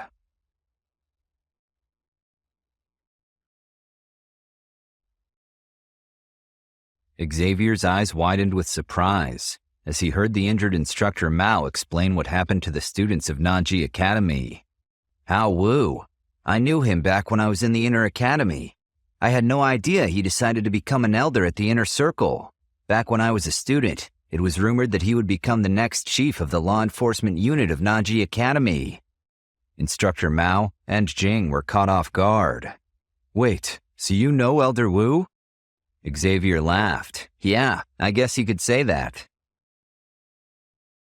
Meanwhile, Hao, or Elder Wu, as he was called now, was in a serious predicament. Just as the instructor told Xavier, Elder Wu and his group of students were trapped in a small valley. Although he and the students tried to fight the enemies from the Demon Flame Valley off for as long as they could, at some point they had to stop fighting. They were cornered by too many people. A man in green robes let out a cold laugh as he saw Elder Wu's defeated expression. The green-robed man hovered in the sky as his large Q-energy wings flapped slowly. His hands and fingers were exceptionally large and gave off a cold, metallic glow, like a sword in the sunlight. Hao, or Elder Wu, was very familiar with this green-robed elder. It was Elder Tang, the fourth elder of the Demon Flame Valley. In the Black Zone, he was also sometimes called the Eagle-Clawed Elder. He was a level 6 high-level Q-master. Many experts from the Shao Gate have fallen prey to him. Tang slowly descended and then chided the two people of the Demon Flame Valley who bowed in front of him. You two are an embarrassment to our Demon Flame Valley. Are you not able to finish off this young man? Why do I have to show up to save you? Do you all think I have nothing better to do? The two fighters, both of whom were expert Q-masters, trembled. Fourth Elder, this man and the students gave our group quite a bit of trouble, so we invited you here as a precaution. We are truly sorry if we have disturbed you. Absurd. You only called me here because all of you are cowards. Shameful, really. Tang shook his head at his trembling fighters and turned to Elder Wu and his students. He looked at the group and respectfully said, "It's not easy to advance to this level at such a young age. I have to admit I'm envious of the talent demonstrated by the students of Nanji Academy. If the students were to form a faction upon graduation, everyone in the Black Zone would feel uneasy." Elder Wu did not let the flattery distract him. "Tang, you are a renowned warrior and elder within the Black Zone. Despite this, you and your men attacked a group of students. If this news were to spread, you would be ridiculed." Elder Tang only laughed. "So what? This is the Black Zone, not your fancy academy.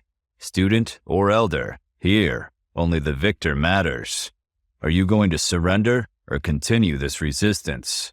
As far as I know, your students are not strong enough to manifest Q energy wings, so they won't be able to escape in any way.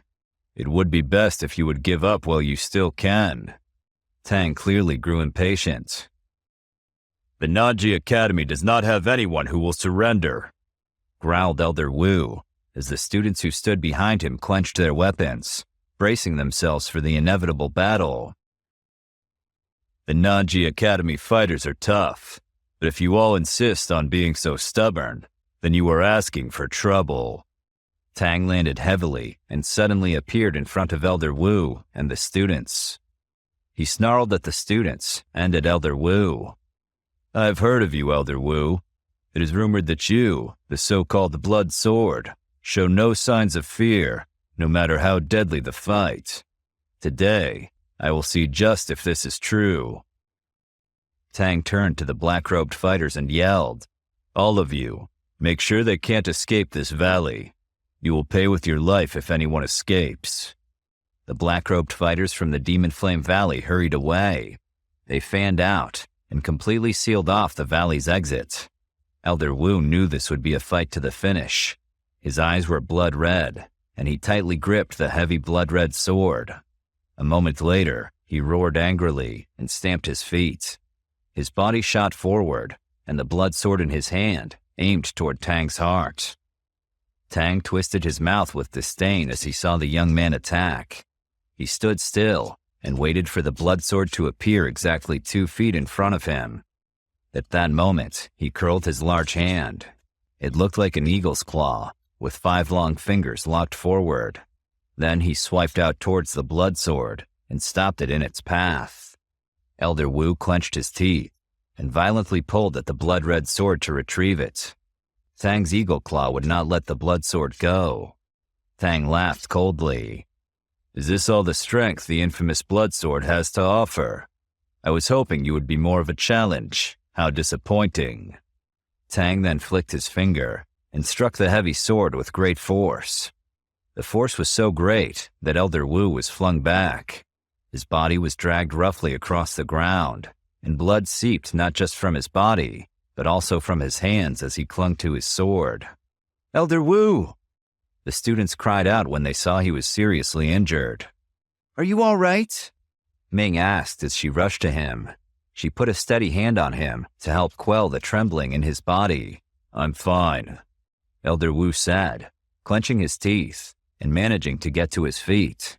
He locked eyes with Tang and spat out a large mouthful of blood.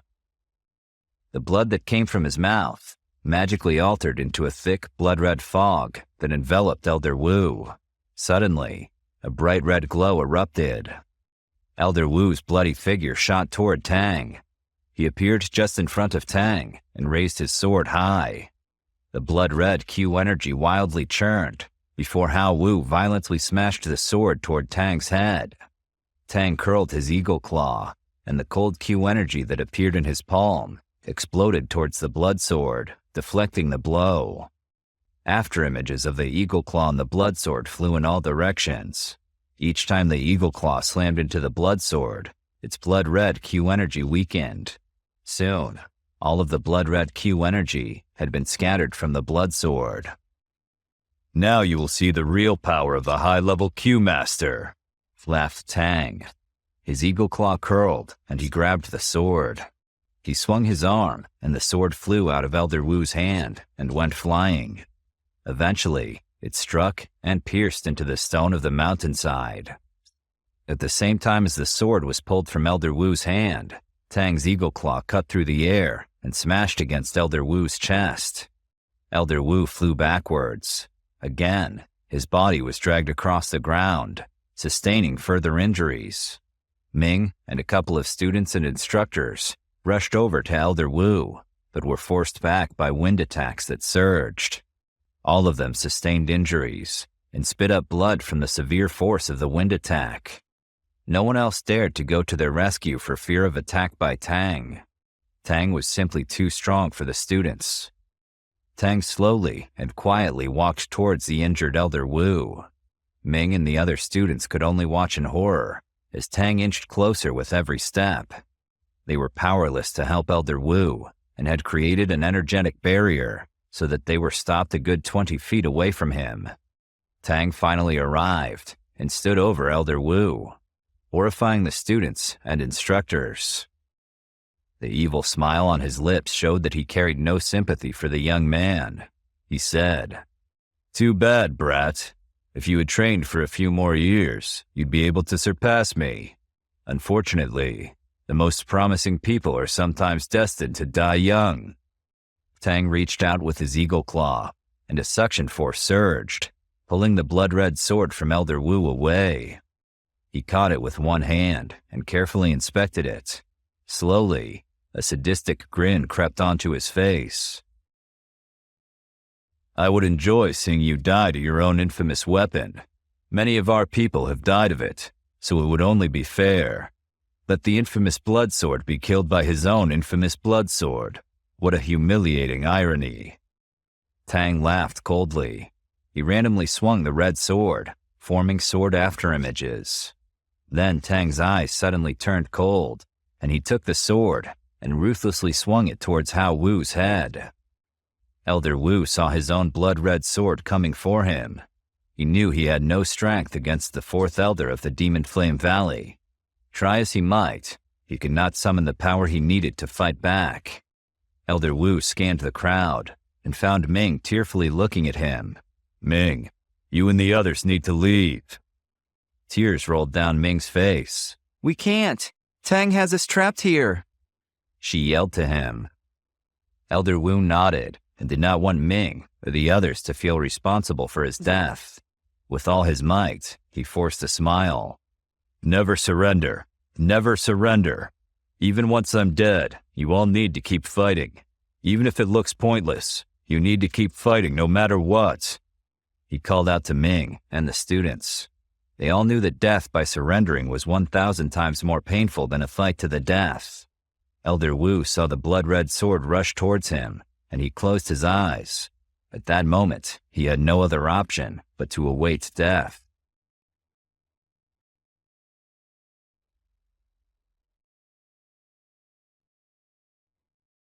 The wild rushing sound of a fierce wind suddenly resounded through the sky.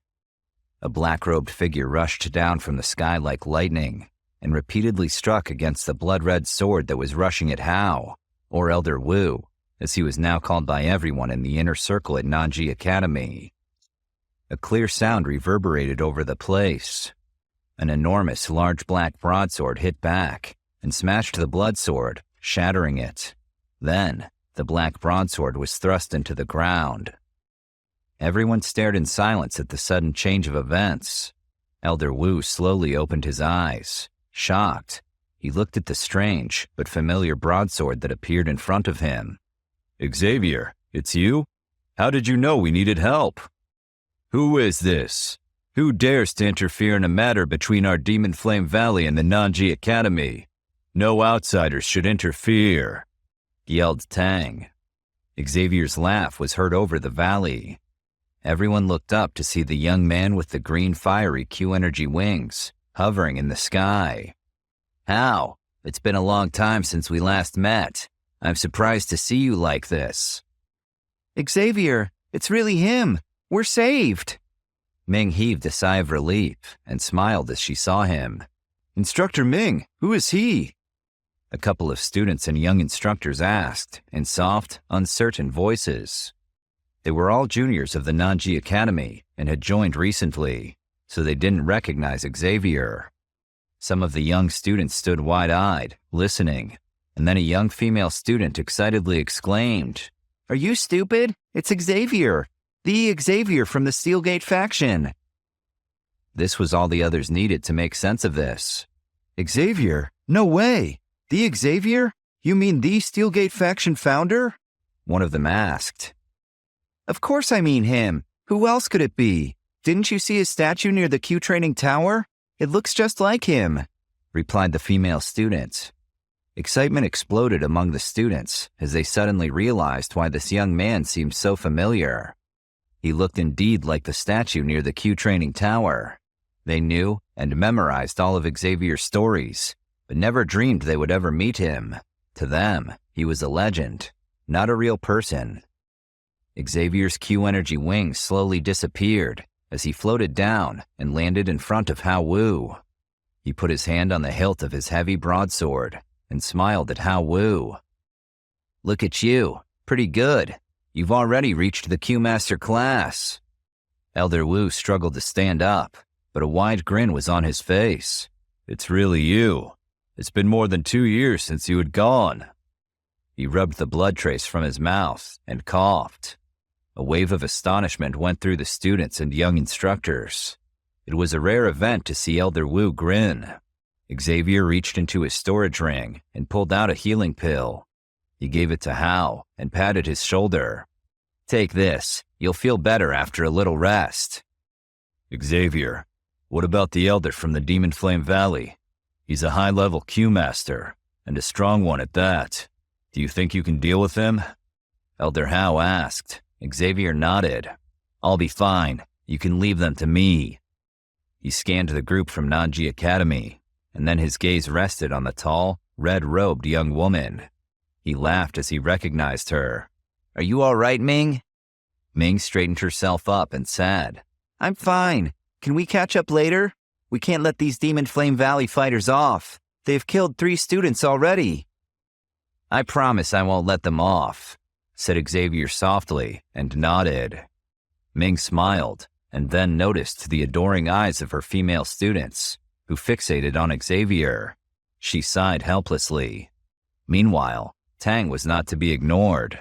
He laughed darkly at Xavier. You arrogant bastard. Do you really think you can fight against me? Xavier turned and grabbed the hilt of his broadsword that was still waiting in the ground. He then walked slowly towards Tang. Tang's eyes darkened as he watched Xavier. You could sense that Xavier was also an elite high-level Q Master, but inferior in power. Looks like the Nanji Academy really produces some arrogant students. Brat, today you'll learn that you are not always the most powerful person. Don't assume others have no power just because your talent is exceptional. Tang laughed and lectured Xavier after he assessed his strength. Powerful cold white Q energy suddenly surged, and he shot forward. His eagle claws danced and ripped through the air. A strange expression flashed across Xavier's eyes when he heard Tang's words. He immediately took a step and leaned forward. The students gasped as they saw Tang's eagle claw suddenly rip across Xavier's chest, making a wailing sound. The students were dumbfounded. Xavier had actually leaned into the attack. Why would he do that? However, Xavier was merely showing off his speed. He quickly dodged the attack. His upper body moved back and forth and every which way so that Tang's eagle claws would not tear at his flesh. Your speed isn't too bad, taunted Tang. He was surprised by Xavier's speed. However, the elder concentrated and became so stern that his eagle claw turned like a blade and suddenly sliced forward. Xavier saw Tang suddenly change tactics. He tightened his fist, and then he struck. He hit out heavily at Tang's eagle claw. Xavier's fist opened when his hand and the eagle claw collided. His palm shook violently, and a hot, hidden force suddenly surged out from it. The force of the collision threw Tang back about 10 feet. He stood trembling with the force until he finally was able to stabilize his body. He cried out with shock. What is this? You have a secret technique or something? Tang was astonished. His icy cold Q energy was suppressed by Xavier, and the incredible force invaded his body and made it shake fiercely. Look, Xavier has him. That green bastard has no chance. Wow! As Xavier took the upper hand with Tang, the students of the Nanji Academy were overjoyed, and they cheered and yelled out in support. I thought these were all rumors about his power. How could a student level up so quickly? One of the students asked in confusion. Ming chuckled and explained. It's all true. Xavier trained and trained for years, and he has advanced faster than most. Although quite a number of rumors had circulated about Xavier, none of the students had personally witnessed his strength. So many were still worried when Xavier appeared. All worries had vanished now, after seeing Xavier's lightning-fast exchange. Unbelievable. I always knew he was fast and strong, but he had just attacked Tang and not even flinched. I wonder what he has been up to since he left the inner circle, laughed Elder Wu to himself. Ming smiled, and in her heart, it seemed that as long as Xavier was here, every desperate situation would be easily resolved. Meanwhile, high up on the mountain ridge above the small valley, the doctor had made sure that the assassins from the Demon Flame Valley got stopped. The assassins lay dead on the ground. The doctor and Lily watched as Xavier battled Tang. Instructor Mao and the young lady called Jing were stunned as they saw Xavier gain the upper hand with an expert high-level Q master. In the battle below, Xavier gently rotated his fingers before once again clenching them into a fist. He smiled as he thought, I can sense the Q energy flowing without any tremble or instability in my arm. The few months of traveling through the mountains and fighting monsters indeed caused the Q energy in my body to become purer. I clearly have become better at this type of close-range combat. Xavier raised his eyes. A silver glow flashed under his feet before he disappeared. Tang's eyes shrank when he saw Xavier disappear. He waited for the blow to fall. Suddenly, he was hurtled through the air, and a black figure appeared behind him in a ghost-like fashion. Tang tried to match blow for blow. He threw a violent punch behind him just as he felt Xavier's fist was about to strike. Their fists collided. A cold smile surfaced on Xavier's face when their fists collided. A green flame surged from his body in all directions. Powerful Q energy poured out from Xavier and towards Tang from all directions, like a massive fire sweeping over grassland. A frightening and wild wind hit Tang in the face and body. The bones in his wrist made a cracking sound with its great force. In fact, the force of the wind was so powerful that the students could hear the bones in Tang crack with every move he made. Somehow, his Q energy kept his body from splitting apart. Xavier was not finished, although he thought that Tang might be. He asked, "Are you ready to surrender?"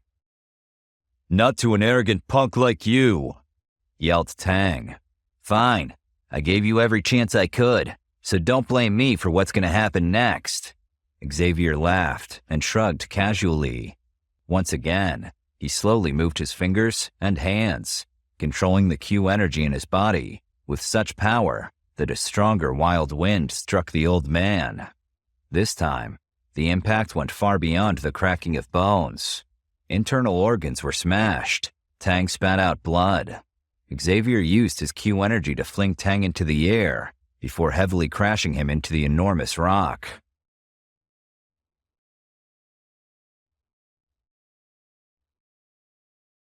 Tang, even though he was close to his dying breath, weighed his options.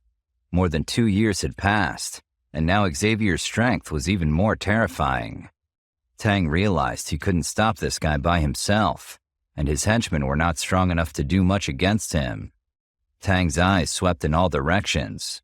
His feet found a rock behind him, and he steadied himself as his body turned into a green light that shot toward the group of students where Ming was located. The terrified students drew together like chicks, watching a hawk circle overhead.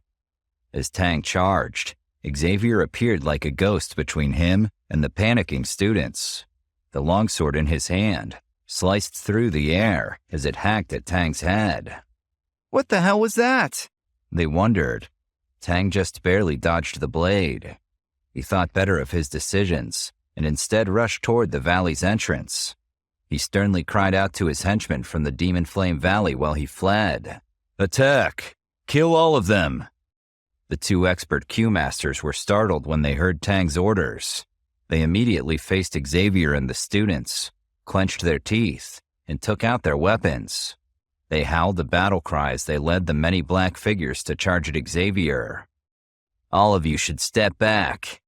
Xavier turned his head and spoke softly to Ming and the other students. Ming did not hesitate. She ushered everyone back, safely out of the way. A bright silver glow suddenly erupted under Xavier's feet. His body immediately trembled, and numerous afterimages suddenly appeared in the valley. In an instant, he appeared in front of one of the expert Q-masters. Xavier's sudden appearance did not comfort the Q-master. However, he leapt forward and pierced Xavier's throat with his broadsword. Their swords clashed. The sword of the Q-master broke apart like a twig. Xavier's eyes were indifferent as he looked at this expert Q-master, who dared to take the initiative to attack. A surge of Q energy poured out of Xavier and slammed into the body of the Q-master. The Q-master spat out a mouthful of blood. The crack of bones being broken rang out. The Q-master flew back before striking the mountain wall with his head. In merely one strike, Xavier had defeated one of the Demon Flame Valley's Q-masters. This shocking scene did nothing to fill the remaining Q-master with confidence. He did not even hesitate for a moment.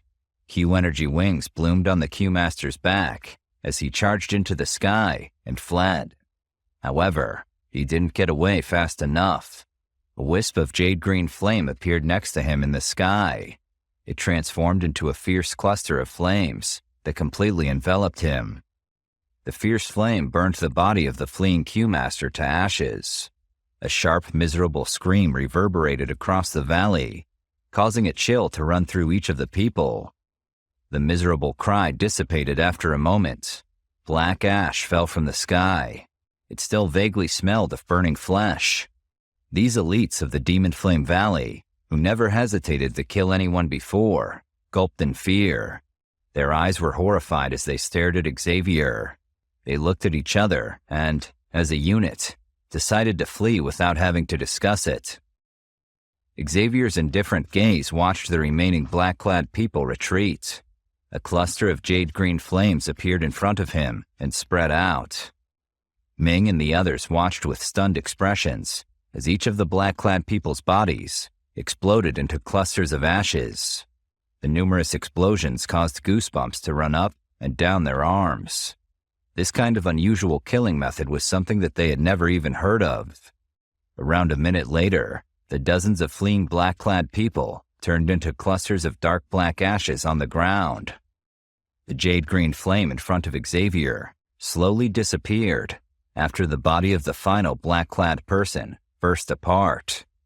Xavier nonchalantly flicked his fingers to put the broadsword ruler back into his storage ring, after which he turned his head and smiled at Hao Wu's stunned group. In an instant, the completely silent valley was once again filled with life. The students, who had narrowly escaped from a great disaster, immediately started chattering together about what they had just been through and what they thought was going to happen. I can't believe you saved us. I've heard rumors that you left the Empire. Why are you back here, Xavier? Asked one of them. It doesn't matter why he's back. He saved us all. Thank you, Xavier. Someone else stated. I never thought I would get to meet the Xavier, the legendary founder of the Steelgate faction. Another student exclaimed. The students were cheering. Hao, or Elder Wu, brought their cheering to a halt. I'm also very happy to see Xavier, but I am afraid Tang, their leader, fled while Xavier was busy fighting his henchmen. What a bastard. Imagine sacrificing your own people so you can escape. Elder Wu helplessly shook his head as he spoke to Xavier. Xavier was less bothered. He cannot run away forever. Xavier laughed. There are more important things right now. First of all, are you all right? I'm fine, thanks to you.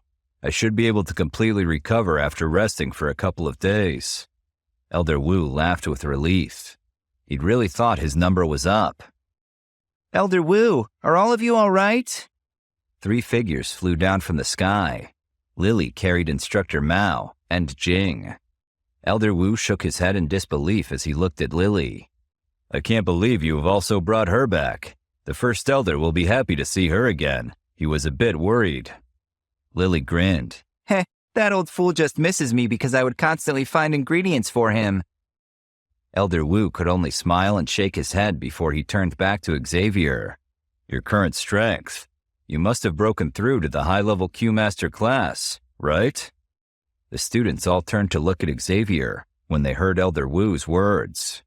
They gasped when they saw Xavier smile and nod. High-level Q-Master was a level they were all striving for. However, Xavier, who was not much older than them, had already achieved it. They eyed him with some envy, wondering how he reached that level. A ray of light suddenly spread across the valley while everyone was softly conversing. A figure fell from the sky and heavily crashed into the ground a few feet from where everyone was chatting. The students turned in stunned silence. They stared at the crumpled figure for a moment, only to realize it was Tang, who had fled earlier. However, he was currently no longer among the living. His face was a strange gray color. It seemed that he had died from poison. Shocked gazes remained on Tang's corpse on the ground for a long while. They couldn't figure out what had happened. Then, they saw the lady clothed in white, standing in the empty sky. The white-clothed lady moved her feet softly, walking down through the empty air and shooting a warm smile at Xavier. However, the words that she spoke caused quite a number of people to shiver. Sorry, I was planning to capture him alive. I didn't expect that this fellow had such a low resistance to poison. He died immediately from the poison. Elder Wu wiped cold sweat off his brow as he looked at the pretty, smiling face of the doctor. Why is it that the women who fight beside Xavier are so strong and vicious? He wondered to himself. Xavier nodded at the doctor. He glanced at the corpse on the ground with a small frown. That's a shame. Maybe he had some information, but I guess it can't be helped right now. He looked at Elder Wu's group. Just what is this Demon Flame Valley faction? The smile on Hao Wu's face slowly faded when he heard Xavier's question. This Demon Flame Valley is an old faction within the Black Zone. It has existed for quite a long time. The strength of the valley is also unusually great. Originally, they did not have much conflict with Nanji Academy. However, after the Shao Gate showed up, well, let's just say the Shao Gate threw oil on that fire. They've had it out for us for the past 2 or 3 years. Why? Why would they care about Shao Gate? Xavier was slightly startled. The main reason is that the Shao Gate is gaining power too quickly. It could be considered a renowned faction within the Black Zone already. The expansion of a faction will naturally cause some friction with other factions. Due to this, the Shao Gate and the Demon Flame Valley have had some conflicts. In the beginning, the Demon Flame Valley demonstrated its strength as an old faction. Shao Gate was repeatedly defeated in the first few battles. Then, Nanji Academy intervened and helped Shao Gate defeat the Demon Flame Valley. During the battle, we killed a couple of Q-Masters from the Demon Flame Valley. I'm sure you understand how unhappy they were about this. You should know that the Demon Flame Valley's tactics are despicable. They secretly attacked the students from the academy who went out to train. Quite a number of students have died at their hands over these last few years. Now, it has basically become a big battle between the Nanji Academy and the Demon Flame Valley. Elder Wu gritted his teeth. He struggled to hold back his anger while speaking. Xavier's expression turned dark and solemn as he heard this. Attacking innocent students was indeed despicable. Not long after the first few deaths, the Nanji Academy and the Demon Flame Valley began a war, and the latter recruited all the Q-Masters who had joined hands with Han Fang in attacking the Inner Academy. back when we were in school. Their main purpose is to destroy Naji Academy. The Demon Flame Valley is very strong. Even with the strength of our Naji Academy, it is difficult to win this ongoing war. The Academy dispatches strong people to guard the students each time they come out to train. However, word was unexpectedly leaked this time, and the Demon Flame Valley came after us. If you had not appeared in time, we would have all been killed. Elder Wu frowned and looked over at the cluster of students he had hoped to protect. The Demon Flame Valley hasn't been around as long as the Naji Academy, has it? Xavier asked, also glancing at the students. The Naji Academy might only have First Elder Zun as an elite warlord publicly, but the Academy definitely hides an extremely frightening strength. For example, there are those 2 Hall Guardians in that mysterious valley. They should be on the First Elder's level, or not. Those Guardians will not intervene until the Academy reaches a point where its survival is in question. Not one of them has appeared, even when Han Fang attacked the Inner Academy. Elder Wu explained solemnly. Xavier could only nod his head when he heard this. He was not too surprised to hear this. Those old Hall Guardians might be strong, but they were very by-the-book people who only knew how to abide by the rules. Does that Demon Flame Valley also possess an elite warlord? Xavier frowned. First Elder Zun was a genuine warlord. If even his intervention could not finish off the Demon Flame Valley, it was likely that the other party also possessed an elite warlord. Yes, the chief of the Demon Flame Valley is also an elite warlord. However, he usually spends most of the time in retreat and seldom appears in the Black Zone. We do not know much about him. Q-Masters in the Black Zone do not have much interest in snatching the so-called Black ranking. We can't even be sure that this ranking measures the overall strength of the Black Zone. This chaotic region is a place riddled with hidden dangers. Elder Wu's brow wrinkled with worry. Xavier nodded. From the looks of the situation now, the Black Zone did indeed hide unspeakable danger. He'd been short-sighted, actually thinking that the Gold and Silver brothers were amongst the strongest people within the Black Zone. I guess I underestimated the size and danger of the Black Zone. I feel as if I have only seen the tip of the iceberg, which is the Black Zone, and it looks like this Black Zone has been going through turbulent times during my 2 years of absence. Xavier sighed. Your return this time around won't be just to visit us, right? Ming glanced at the doctor beside Xavier as she asked this question. Xavier rubbed the bridge of his nose and laughed. No, I'm here because I was hoping to talk with the First Elder. Also, the Fallen Heart Flame within the Inner Academy's Q training tower has likely been exhausted, no? Elder Wu laughed bitterly. So you do remember this? Yes, the First Elder told me about it. He mentioned that you promised to show up and fuel the fire, to make sure the students can keep training in the Q Energy Training Tower. I'm afraid you're a bit late. The flame was extinguished 6 months ago. If the First Elder wouldn't have been as busy as he was, he probably would have searched for you himself. I have never seen the old man so furious. Xavier felt embarrassed when he heard this. He hadn't meant to leave them in the lurch. I'm sorry about that. Times have been turbulent. I did not expect to stay away for so long, but I guess I'll see him soon anyway, and can explain everything to him and also apologize. All right then, since that's the case, why don't you return with us to the academy? Elder Wu offered with a smile. Xavier hesitated for a moment before shaking his head. I can't come right now. There's a large auction in the Black Zone. I need to go and take a look. I have also come back to search for some ingredients, and I might be able to obtain some other news there. The auction in the Black Emperor City, right? I have also heard of it. They say it's the largest auction within the Black Zone. Elder Wu knit his brows. In that case, I won't try to persuade you. However, you need to be careful when you reach the Black Emperor City. That place has gathered over half of the Q Masters and factions within the Black Zone. According to my information, it seems that the Demon Flame Valley will also participate in the auction. Xavier grinned. All the better. If I meet that Demon Flame Valley, I might have the opportunity to see just how strong this faction is. Xavier turned to the cluster of students and instructors. Let's go. I'll protect all of you for some distance. Once the auction in the Black Emperor City is over, I will come straight to the academy." "All right.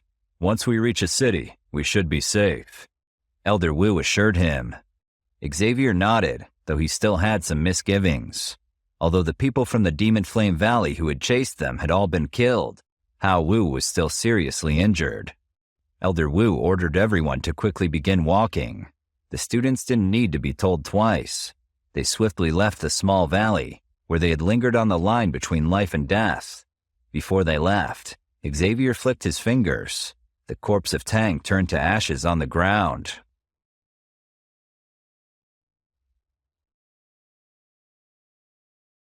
"Are you sure you don't want to come along, Hao?" Xavier asked while he and Hao sat in a bar, drinking and talking about old times. Hao sighed and shook his head. "I'm an elder now, Xavier. I need to take care of the students.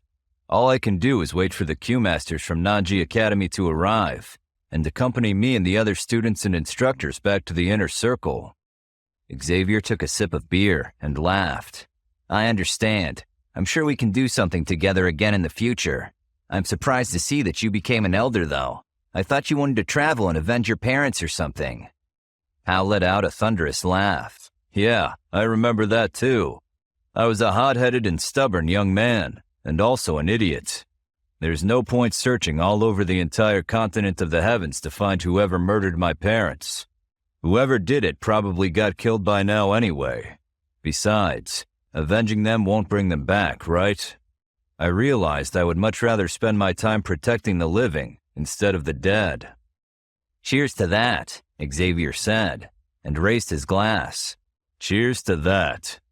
Soon after having a drink together, Xavier and his friends bid Elder Wu and his students farewell. They had no time to waste. As quickly as they could, they continued their journey. After non-stop traveling for a day, Xavier and his friends approached the Black Emperor City. As they got closer to the Black Emperor City, Xavier noted the traffic on the ground had increased greatly. Clearly, many people were also headed to the Black Emperor City because of the auction. In a place like the Black Zone, it was only natural that conflict would erupt with the presence of more people. Look at the belligerence of those travelers. The doctor pointed out bloody battles appearing periodically along the route. "That's a normal Friday evening for the people living in a place like this, I'm afraid."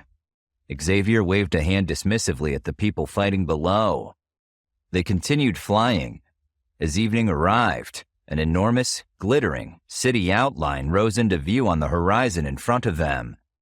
Xavier stopped and studied the towering city wall from a distance as he stood on the top of a mountain. Shock flashed across his eyes. The Black Emperor City is really as menacing and enormous as I expected it to be. The wall glimmered in the dwindling sunlight because the surface of the Black Emperor City's city wall was covered by a layer of extremely rare black mirror rock. A city wall that was molded from black mirror rock had the unique ability to reflect some Q energy attacks. How did the Black Emperor sect get their hands on this much black mirror rock to fortify their entire city with it? Xavier mused, watching the light dance off the shining surface. It is indeed expensive and rare. I can't imagine how they got their hands on it. The doctor agreed. Xavier turned his gaze to the crowd. Fierce Q energy strode past into the city. He let out a sigh. The auction drew a lot of very strong people. With so many strong people who possessed fiery, unpredictable tempers being gathered in such a city, there was a better than decent chance of trouble in the coming days. Chaos was particularly abundant in the Black Zone. No matter how strong each faction got, it did nothing to rein in the chaos. The people within the Black Zone ignored any order or rules. Here, power was the main currency. Xavier grabbed Lily's wrist. "You better be careful in this city. There might be plenty of treasures in it, but if you start thieving carelessly, you'll bring deadly trouble down on all our heads. Do you understand?" Why would you say that? Lily's eyes widened innocently. Xavier raised an eyebrow. "Why would I say that? Lily, we both know you have a history of taking ingredients whenever you feel like it, and given your unique strength, You could afford to do so at the inner circle of Nanji Academy, but here, things are different.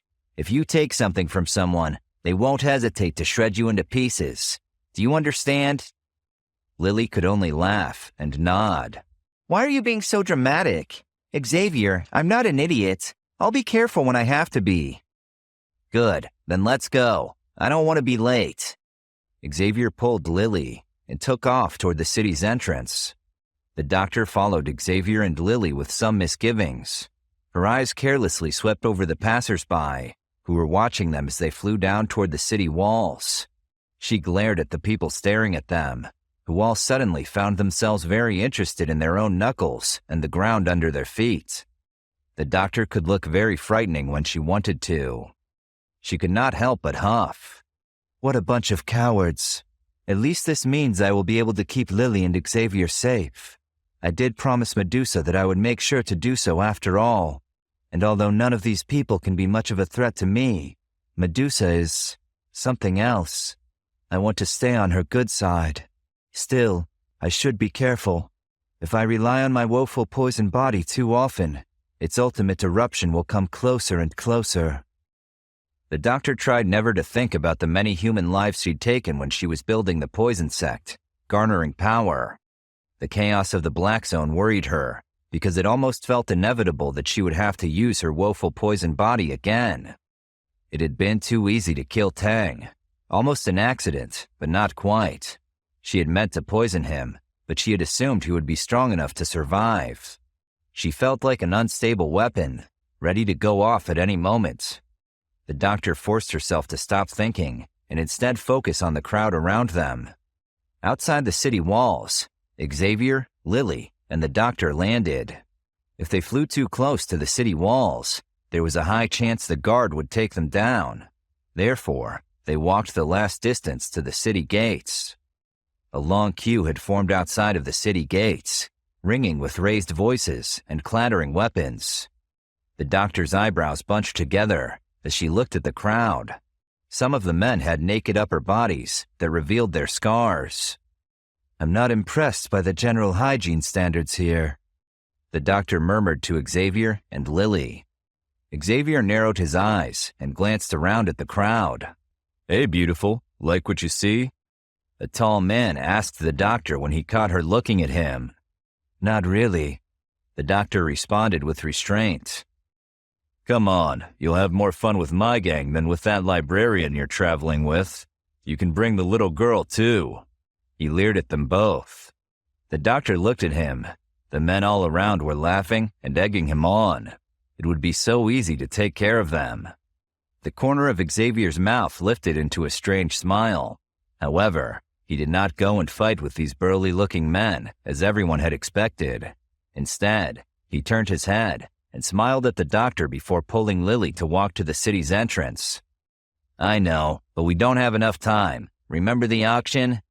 Xavier reminded the doctor, who was about to say something. Can't even defend his women, the man yelled after them. Disdainful jeering rose up from the surrounding men. The Black Zone looked up to the strong and powerful. A man who acted like nothing had happened after his women were humiliated was extremely shameful. I'll find you later, baby, the man yelled after the doctor. Suddenly, he doubled over as if in pain. Xavier waved his hand, aiming his palm at the men, while continuing his way to the gate. Suddenly, clusters of black ash fell to the ground, where the bunch of jeering men had been. The surrounding circle pulled back, as though they had seen a ghost. They watched Xavier and his friends walk calmly to the city gate. They each felt sick, walking through the ashes that were all that remained of them, men who had catcalled the doctor and Lily. They no longer dared to speak. Word of this exchange swiftly spread along the queue. People gazed at Xavier with astonishment as he made his way toward the city gate. Everyone hurriedly took a couple of steps back wherever he and his friends passed. Xavier, Lily, and the doctor ignored the shocked gazes as they walked toward the city gate. Xavier immediately headed for a purple door at the entrance. There were over a dozen large men in pale yellow armor standing guard there. Their powerful auras caused the people queuing to avoid their gazes and keep away from the purple door. That large purple door was reserved for the high-level Q-masters from the Black Zone. One could forget about entering from this door unless they had the strength of a high-level Q-master. Could this young man, who appeared to be only around 20-odd years old, be such an expert? The thought raced through the minds of everyone in the queue, and they began speculating amongst themselves. Xavier, Lily, and the doctor stopped in front of the purple door. The guards in yellow armor glared down at them. Behind the purple door, an old man laughed. Heh, friends, this entrance is specially reserved for high-level Q-masters. Please turn around if you have not reached this mark. A yellow-robed old man, who was holding a pipe in his hand, slowly walked out. He narrowed his eyes and weighed Xavier and his friends before he laughed out loud again. How can you hope to identify whether the person who arrives is a high-level Q-master or not, given your strength has not even reached the strength of a 5-star Q-master? Xavier glanced at the old man with a smirk. The eyes of the yellow-robed old man narrowed slightly. A messenger hurriedly ran over to him, whispering something in his ear. Upon hearing the report of this messenger, the old man's eyes swept over Xavier with a stunned expression. A moment later, he waved his hand and dismissed the messenger. The old man politely smiled. This mister, may I know your name? Which faction are you related to? Xavier, I'm a free person. I'm not with a faction.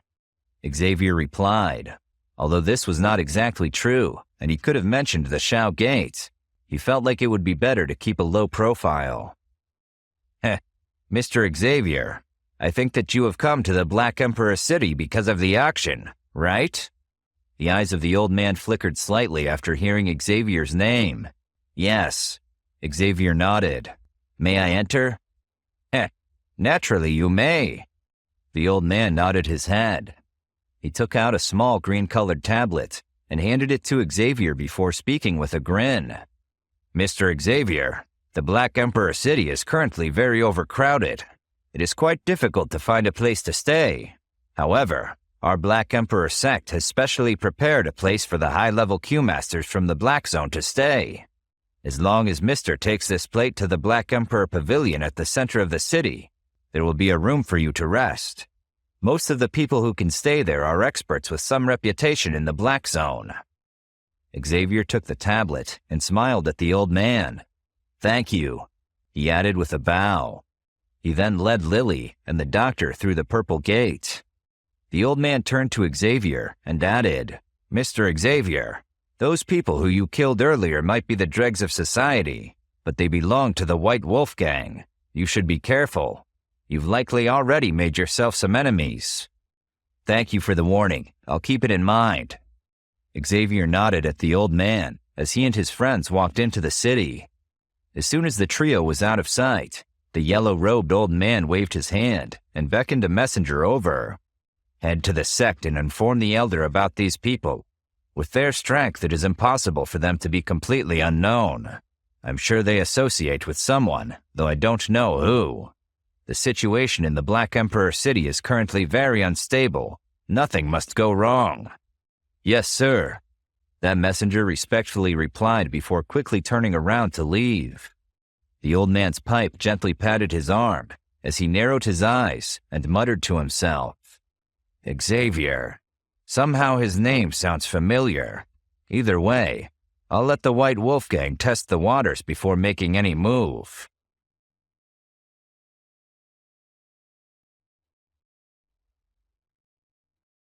Xavier walked through the long, dark city gate and into the sunlight, which shone down onto him from the sky and glared into his eyes. There was a bustling noise that was an unwelcome contrast to the peaceful stillness he had known just moments before. He frowned. Xavier narrowed his eyes as he slowly lifted his head to the sunlit sky. He looked at the enormous inner part of the city and the human congestion that trudged along the spacious roads in front of him. He could not help but sigh. Black Emperor City is even larger than the capital of the Empire of the Heavens, and definitely also much more dense. On the upside, this also means that the Black Emperor City most likely has more rare ingredients and other treasures. Where shall we go from here?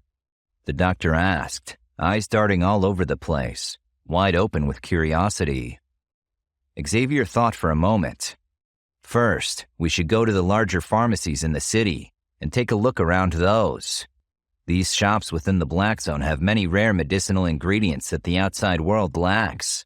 If we're lucky enough, then we might be able to obtain a bunch of the ingredients that we need for your woeful poison body and for me to refine my pills. Then, we can check with people about the juice of enlightenment. This is one of the ingredients needed for the woeful poison body that is the most mysterious to me. Since I don't know anything about it, that's the best to go with. Sure, sounds like a plan, the doctor said. The trio walked through the streets of Black Emperor City, in and around the auction house. Given how much more crowded this immediate area was than the rest of the city, they could tell that many people had come here for the large-scale auction. The street was filled with the curses and screams of the locals. The shops on either side of it were constantly packed and constantly flowing with people. Xavier knew the city could get busy, but he never thought in his wildest dreams that it could get this busy. But such was the draw and appeal of the large-scale auction, and the city would be better, or at least more profitable, off of this enormous uptick in foot traffic. The trio looked into all the shops as they passed. There had been many pharmacies so far, and they had gone in to look at the shop's wares and inquire into others, as Xavier had planned. But he ended up rather disappointed.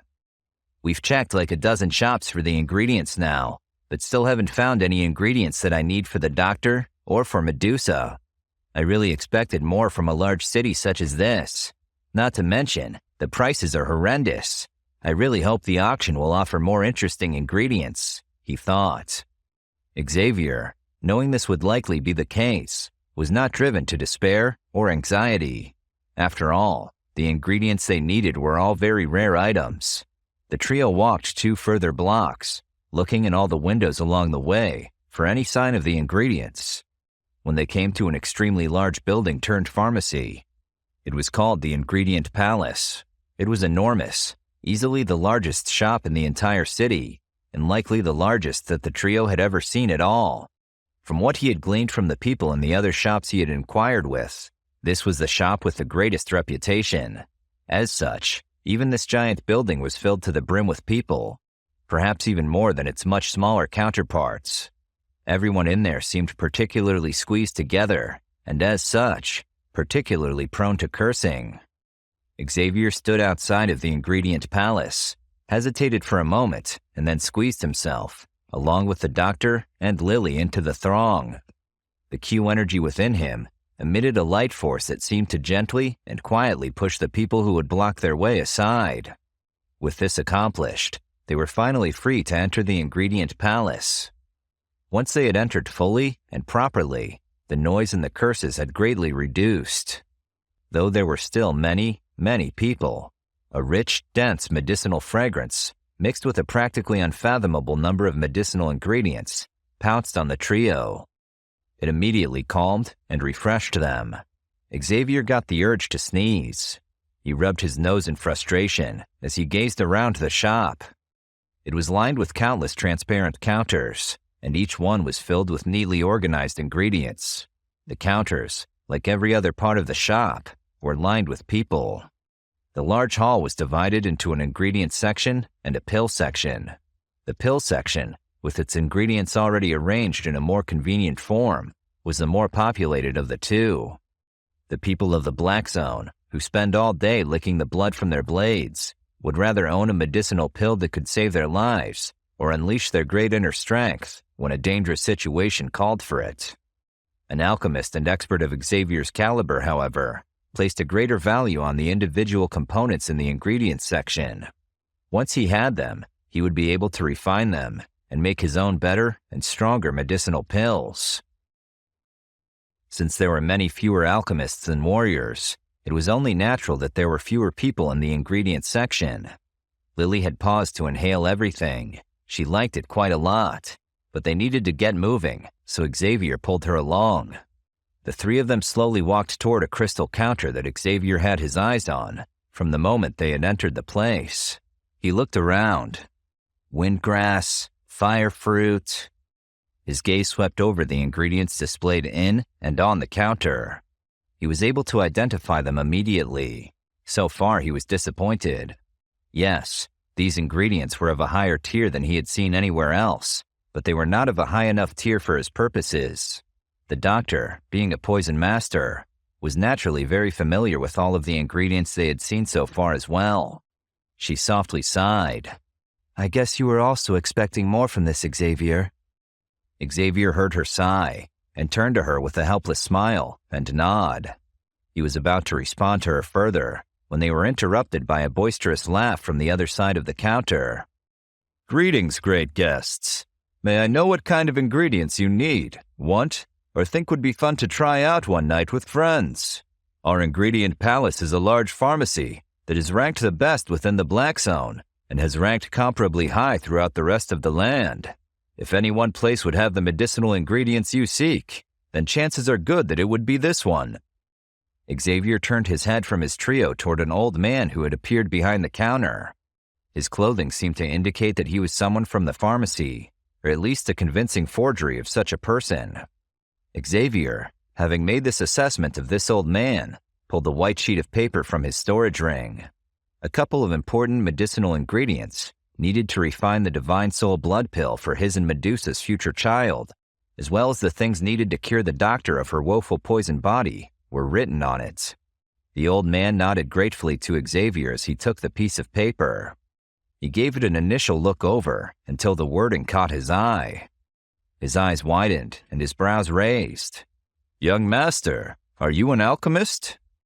Xavier, although he really wanted to remain polite, could not help but roll his eyes at the remark and reply sarcastically. How did you realize that? Is it because I have a list of rare ingredients and stand in a shop that specifically focuses on alchemy ingredients and pills? The old man laughed nervously. I apologize, sir. Please do not take offense. I meant none for what it's worth. It's just that I looked over the instructions and the ingredients, and they seemed familiar to me in how they were arranged and presented. A sudden realization dawned on Xavier. Silently, he cursed himself. I did not consider this. Any outsider or layman would have difficulty differentiating the medicinal ingredients, their combinations, and both of their varied effects. But anyone who worked in such a place as this, never mind someone with the years of knowledge and wisdom that this old man no doubt has, would be likely to know what the ingredients are intended for. Xavier had grouped all of the ingredients on his list by the pill they were meant for, as what seemed to be common sense at the time would dictate, but he was beginning to regret it. Xavier smiled and said, I suppose I could be considered an expert alchemist. Do you have the ingredients? He asked, trying to move on as quickly as possible, to not arouse any further suspicion. Since you are a man of refined taste and deep knowledge, I'm sure you already know that these will be costly. In total, I would say that the first 5 listed here will come out to about 2 million gold coins or so, informed the old man. Xavier nodded with a slight grimace that he tried his best to keep under control. And the other 3? The other 3, the spirit ginger, grass from the spirit valley, and the bone fruit are very difficult to find, even for us, he said with an awkward laugh.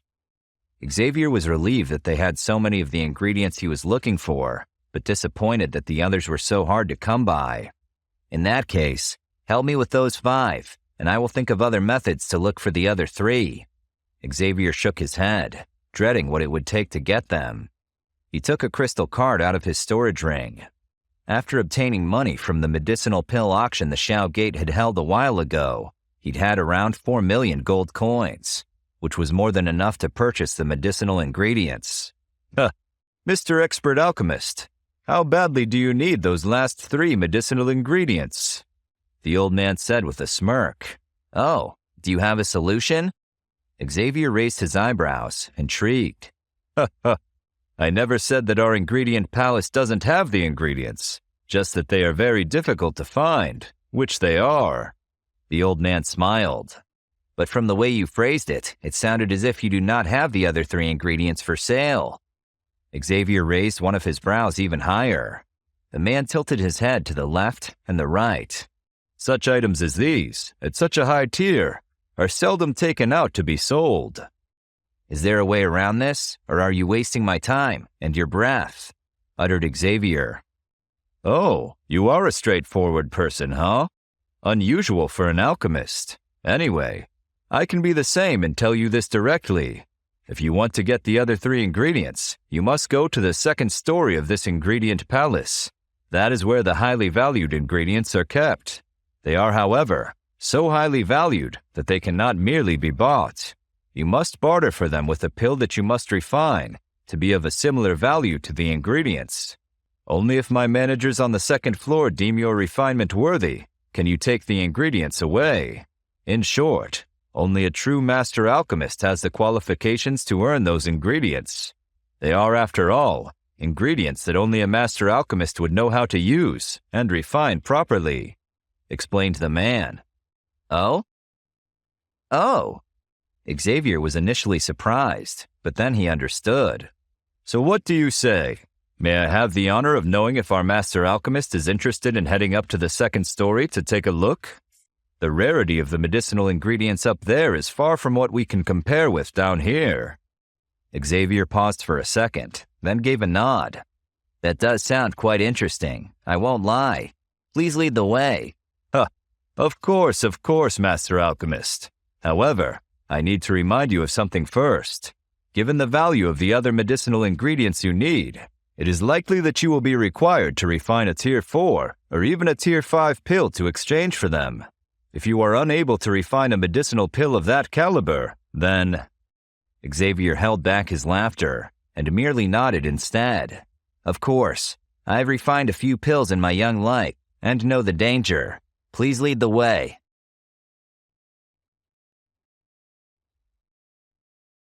The second story of the ingredient palace was not as luxurious as Xavier had initially imagined it would be.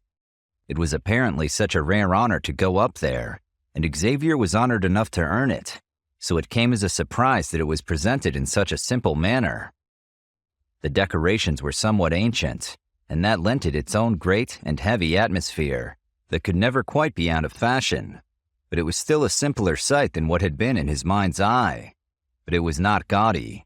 In seeing this, they could tell that the owner of the ingredient palace was someone with impeccable taste. There were some crystal counters positioned in the main hall of the second story, with some jade boxes placed on top of them. A faint glow could be seen from them. A simple glance would show that there were no ordinary boxes. There were several people scattered throughout the hall. By the look of their clothing, they mostly seemed to be other alchemists. It seemed they were also considering exchanging for some rare ingredients. The trio attracted attention as they came up. When they saw that he was not wearing an alchemist's robe, their attention started to dissipate. If the person did not show their skill, another alchemist would have difficulty identifying what their exact ability was. So someone like Xavier, who, as they noted, did not wear an alchemist's robe, would have difficulty attracting the attention of others up here. Instead, their gazes settled more readily onto the pretty, yet intimidating doctor who was behind Xavier. The old man, who had followed them up, spoke to them. Please feel free to look around. I will go and retrieve the person in charge up here. Xavier nodded. He led Lily and the doctor to a large hall, after which they arrived at the crystal counter. There were many particularly rare medicinal ingredients on display here. Xavier listed off everything he saw, growing more and more excited as he went. The ingredients here are much rarer than the ones down below. It is no surprise that they don't allow everyone to come up here. Could you imagine the commotion if everyone just stormed in? I imagine a lot of thieves and others would try to steal some of those ingredients as soon as the staff was not looking for just a second. The doctor was similarly amazed, if not more so. This is extraordinary. Meanwhile, Lily's small face bent over the crystal counter. Her large eyes stared at the ingredients within without even blinking.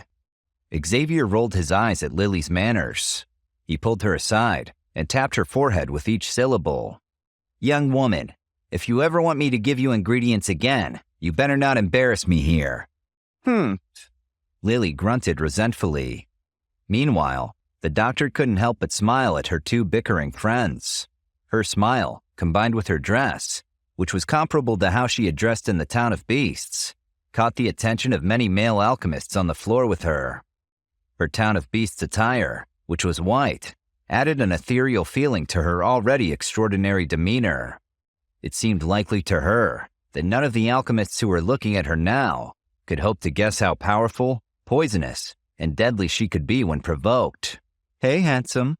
Are you planning to exchange some pills for ingredients? A soft voice, and an unusually charming one at that, sounded behind Xavier, barely audible over the sound of him bickering with Lily. Intrigued, he turned to see a woman in a red robe. Near her was an old man with closed eyes. Xavier could sense that he must have been a very powerful alchemist. The old man's eyes snapped open. His gaze met Xavier's. Sensing Xavier's deceptively high spiritual energy, the old man was impressed enough to let out a simple, "Huh." The woman in the red gown was startled to hear anything from the old man. Old Master Chang, what is it? "Nothing," the old man muttered. Although the old Master Chang had barely said anything, the woman in the palace robe seemed to have sensed something. Her eyes slid to Xavier, deep in thought. The smile on her face became ponderous. The woman in the palace gown seemed to possess quite a high rank and reputation in this place. Xavier could tell by how many people had stopped to look at her and what she was doing as soon as she appeared. She smiled and greeted all of these gazes one at a time. Her etiquette was flawless. I am the owner of Ingredient Palace. You can call me Miss Yao, she explained. Xavier took a polite bow. "Hello, Miss Yao. It's a pleasure to meet you." The pleasure is all mine. May I ask, what's your name? She asked with a smile. "You can call me Xavier," he said with a faint smile. He felt, however, that he should be cautious with her.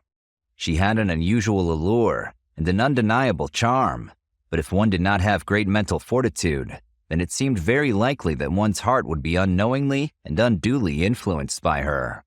If this were to happen while they were discussing matters of price, then he would be broke before he knew what had happened. "Hello, Xavier," she said, trying to hide her surprise. Her charms had not worked on him. He was too young to ignore her enchantment skill altogether. It had come from a special cue method she had practiced.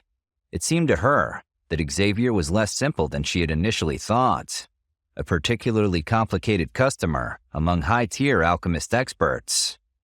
"Miss Yao, I was sent up here by the kind old gentleman who had helped me on the first floor. He said he didn't have the rare medicinal ingredients I was looking for down there, but that we likely would up here. Do you know if you have any of them?" Xavier presented her with the list he had made, and she grinned widely. "I see. These ingredients that you need are among the top items we have, even up here on the second floor. You are aware of our Ingredient Palace rules, yes?" she said with a bewitching smile. "Yes, the older gentleman told me about it. May I know what tier or what kind of medicinal pill I need to refine for you to exchange them?" Miss Yao chuckled. "There is no hurry, nor any cause for worry.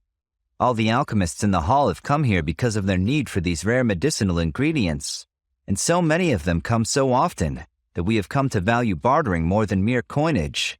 Today, we're trading ingredients for pills, so you are in luck that you've come at exactly the right time.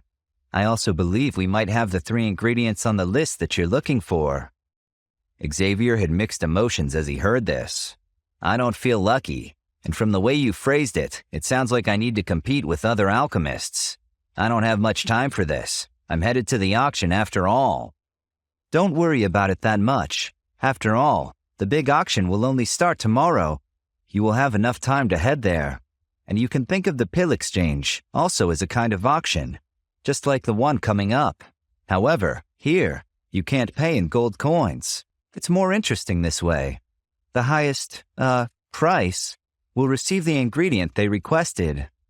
She smiled as she turned to the white-haired old man. "Old Master Chang, it is almost time. Let's start the pill exchange." "Yes, ma'am," said the white-haired old alchemist to Miss Yao before calling out more broadly, "Bring the medicine." And with that, a dozen men and women brought forth silver plates that carried more jade and crystal boxes. The men and women then neatly placed each of these jade boxes onto rock platforms, one after another. They then opened the boxes simultaneously, unleashing a rich fragrance. From the way the alchemists who breathed deeply of these smells smiled, one could tell that these medicinal ingredients were, on top of rare and expensive, intoxicating to boot. Miss Yao addressed the room, slowly walking onto the stage with a smile. This batch of medicinal ingredients is something that I and my ingredient palace have paid quite a large sum to obtain. These are some of the highest quality ingredients I've ever seen enter our doors. So everyone get ready. The old rules still apply. The cheapest, lowest quality medicine will be up first, while the more expensive and high quality ones will be saved for later in the event, and... A roaring laugh thundered through the building, interrupting Miss Yao. Miss Yao, why is it that you have not waited for me to begin the pill exchange? Don't tell me you are concerned that I can no longer afford it, or worse yet, that you are concerned I am no longer a skilled alchemist. Heavy footsteps rang out as they ascended the stairs. A moment later, a red-faced old man, wearing a pale yellow robe, appeared for everyone on the second story to behold.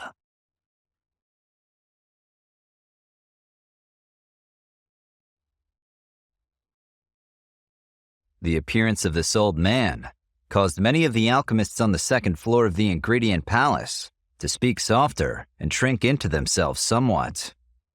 Even some of the stronger alchemists seemed daunted by him.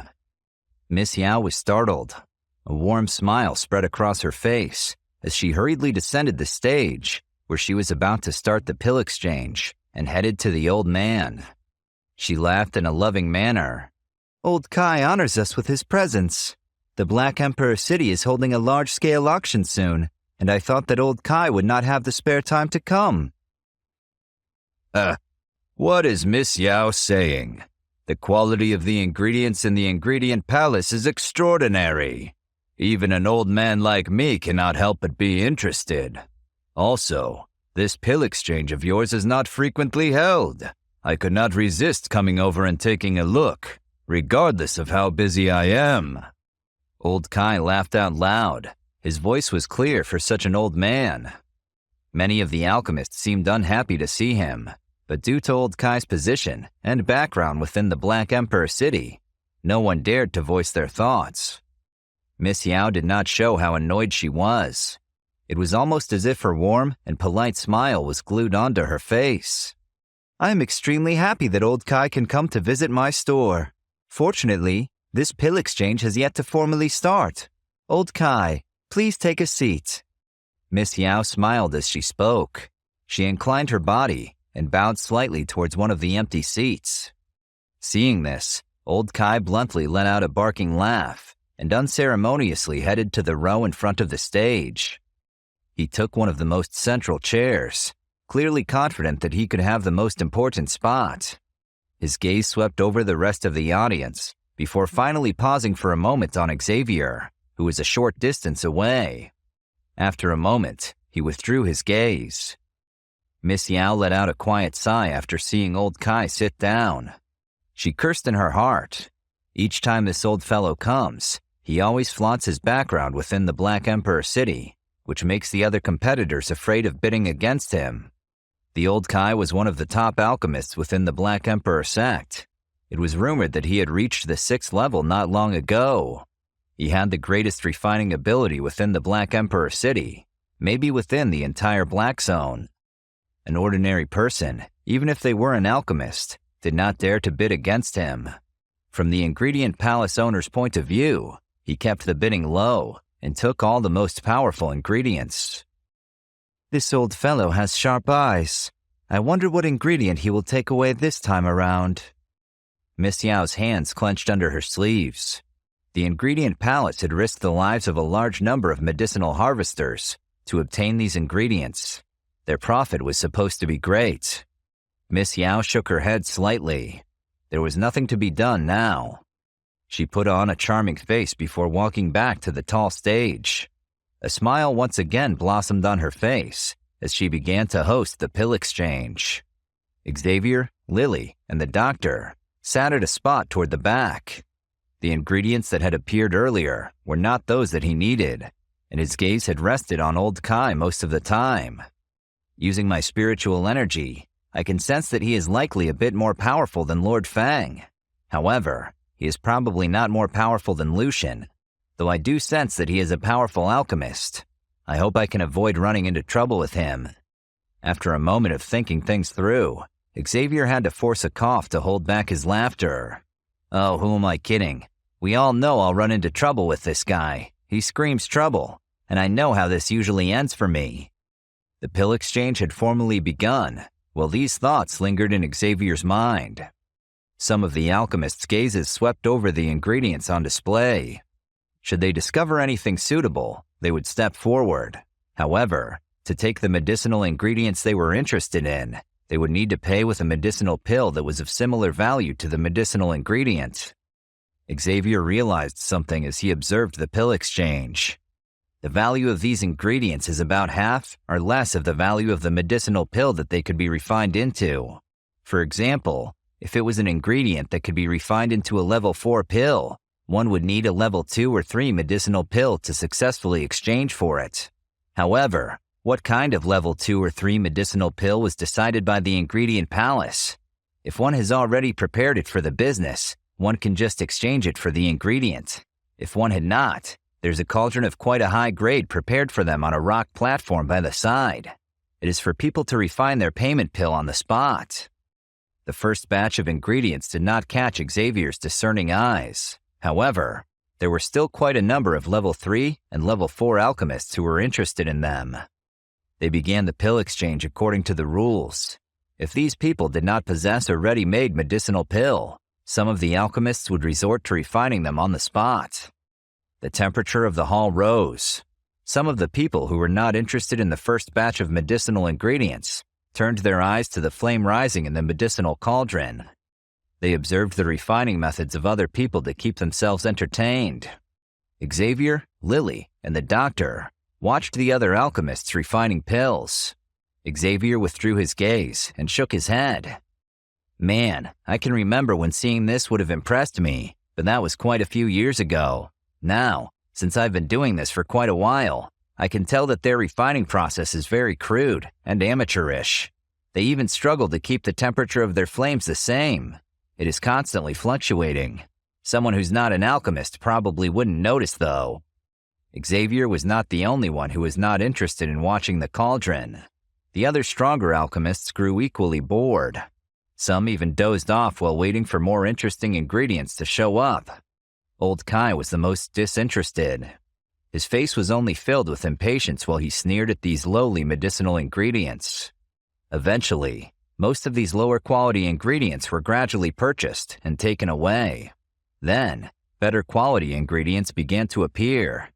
The somewhat stronger alchemists began to show interest. Some of the ones that dozed off suddenly woke up again.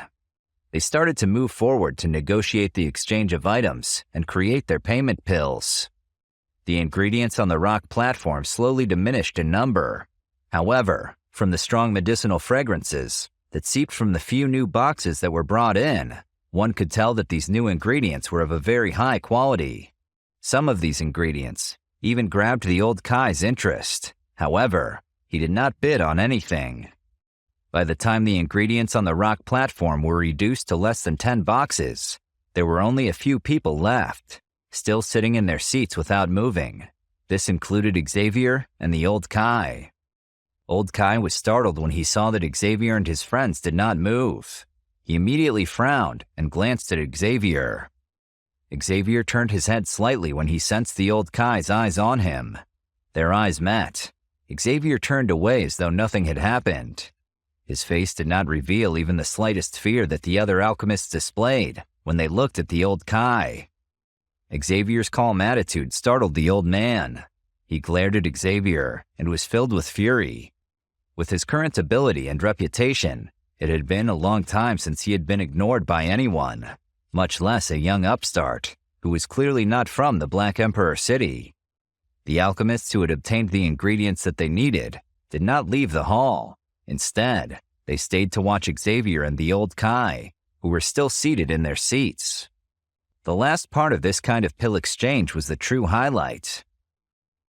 Next will be a batch of ingredients that is of the highest quality within the ingredient palace. Our ingredient palace has paid an extremely great price to obtain these ingredients. I hope you can appreciate them as much as we do. Miss Yao smiled as she clapped her hands, and a couple of servants hurried out. They removed the remaining jade boxes and brought 5 emerald boxes. An intense medicinal fragrance wafted across the large hall when these 5 emerald boxes appeared. The alchemists all inhaled deeply and murmured amongst themselves how impressed they were with this selection. The old Kai, who was leaning against his chair, stood up at this moment. His eyes were fiery hot as he looked at the boxes. Miss Yao's eyes swept over the hall and immediately paused on Xavier. She winked slightly as her eyes paused at him. If a few of you are interested in these 5 medicinal ingredients, please bid for them now.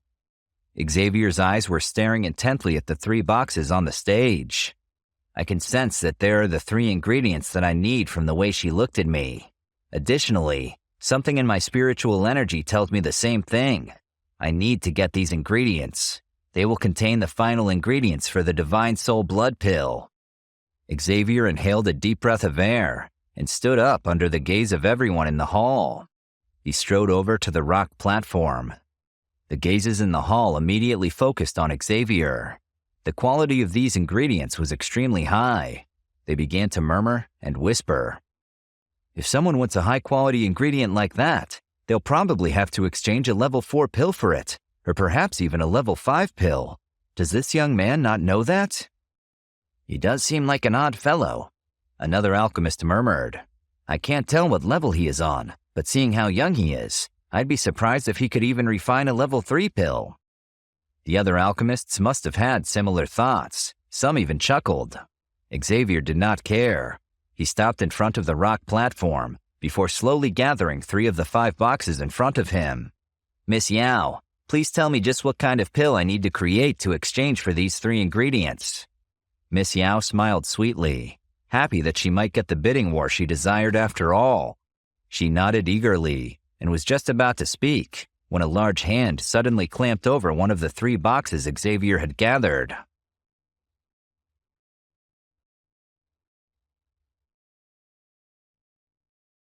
The old Kai rudely interjected as he grabbed the emerald box on the table, which contained the ingredient that Xavier was about to bid for. This bone fruit. I want it. His red face turned even redder. There was a commotion in the hall on the 2nd floor of the ingredient palace, as all the people, most of whom were alchemists themselves, saw who, in fact, had put his hand on the emerald box to stop Xavier. Everyone felt sorry for Xavier. The old Kai wants it. That's too bad. I feel bad for the young man. It sounds like the old Kai really doesn't like him. One of the alchemists murmured. The alchemist next to him laughed silently. Are you surprised by that? The old Kai doesn't like anyone. Another alchemist nodded in agreement. I remember seeing him taking an ingredient from a young alchemist without offering any gold or ingredient in exchange, claiming he had the right to do so due to his high rank. More and more alchemists joined the murmuring. Are you serious? Isn't that just stealing? Of course it is just stealing. But what are you going to do about it? If you upset him, you'll also upset you-know-who. The alchemists were clearly annoyed with the old Kai's antics. Meanwhile, Xavier gazed calmly at the large hand on the box which contained the bone fruit. He quietly sighed and thought to himself, of course this would happen. Why are people constantly picking fights with me? Do they not know how to mind their own business? I can't even pretend to be surprised by this. Miss Yao knit her brows together as she watched the red-faced elder extend his hand to grab for the emerald box Xavier wanted. She ignored his hand and said gently, Old Kai, this young man here is the first to bid. It's important that we follow the rules, don't you think? The grumpy old Kai huffed. What are you saying, Miss Yao? Each person gets to bid. The highest bid will take the ingredient. Why does it matter who bids first? Miss Yao could only bitterly smile and nod while she cursed the old man. Old Kai wasn't aware of Miss Yao's quiet curse. His gaze shifted to Xavier. Well, young man, I hope you will give me the courtesy to bid first, as an elder. I believe it should be my turn first. After all, someone your age probably has all the time in the world left. Besides, I'm currently refining a medicinal pill that requires a bone fruit. Can you, by chance, bear to part with it? Although old Kai was speaking nicely and seemed open to negotiating, his large hand on the emerald box didn't relax even a little. Instead, the large hand moved menacingly towards Xavier. Xavier was silent for a moment, then slowly, he pulled the emerald box across the table and closer to himself. I'm sorry, but by coincidence, I too need this bone fruit. I'm afraid I can't part with it. The smile on old Kai's face dropped as the hall became quiet. A gloomy look surged in his eyes. He glowered at Xavier and said, Young people these days, they are extremely bold and rude. Miss Yao flinched when she heard this, but then Xavier spoke to her. Please take a look at these 3 ingredients and let me know what kind of medicinal pills I need to exchange for them. Miss Yao whispered to Xavier, Mr. Xavier, do you really plan to do this? Offending a Tier 6 alchemist who is the top alchemist of the Black Emperor sect, all for a bone fruit is just not worth it. Xavier smiled, as he knew Miss Yao rightly intended to inform him about old Kai's identity and standing. Xavier replied in a nonchalant manner, This bone fruit is also very important to me. I won't give it away today.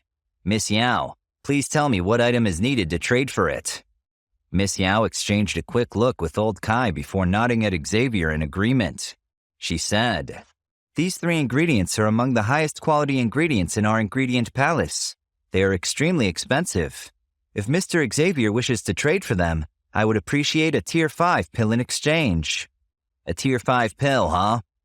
Old Kai saw his opportunity, and he jumped back into the negotiations. I see you're trying to learn how to trade ingredients when you don't have the skill.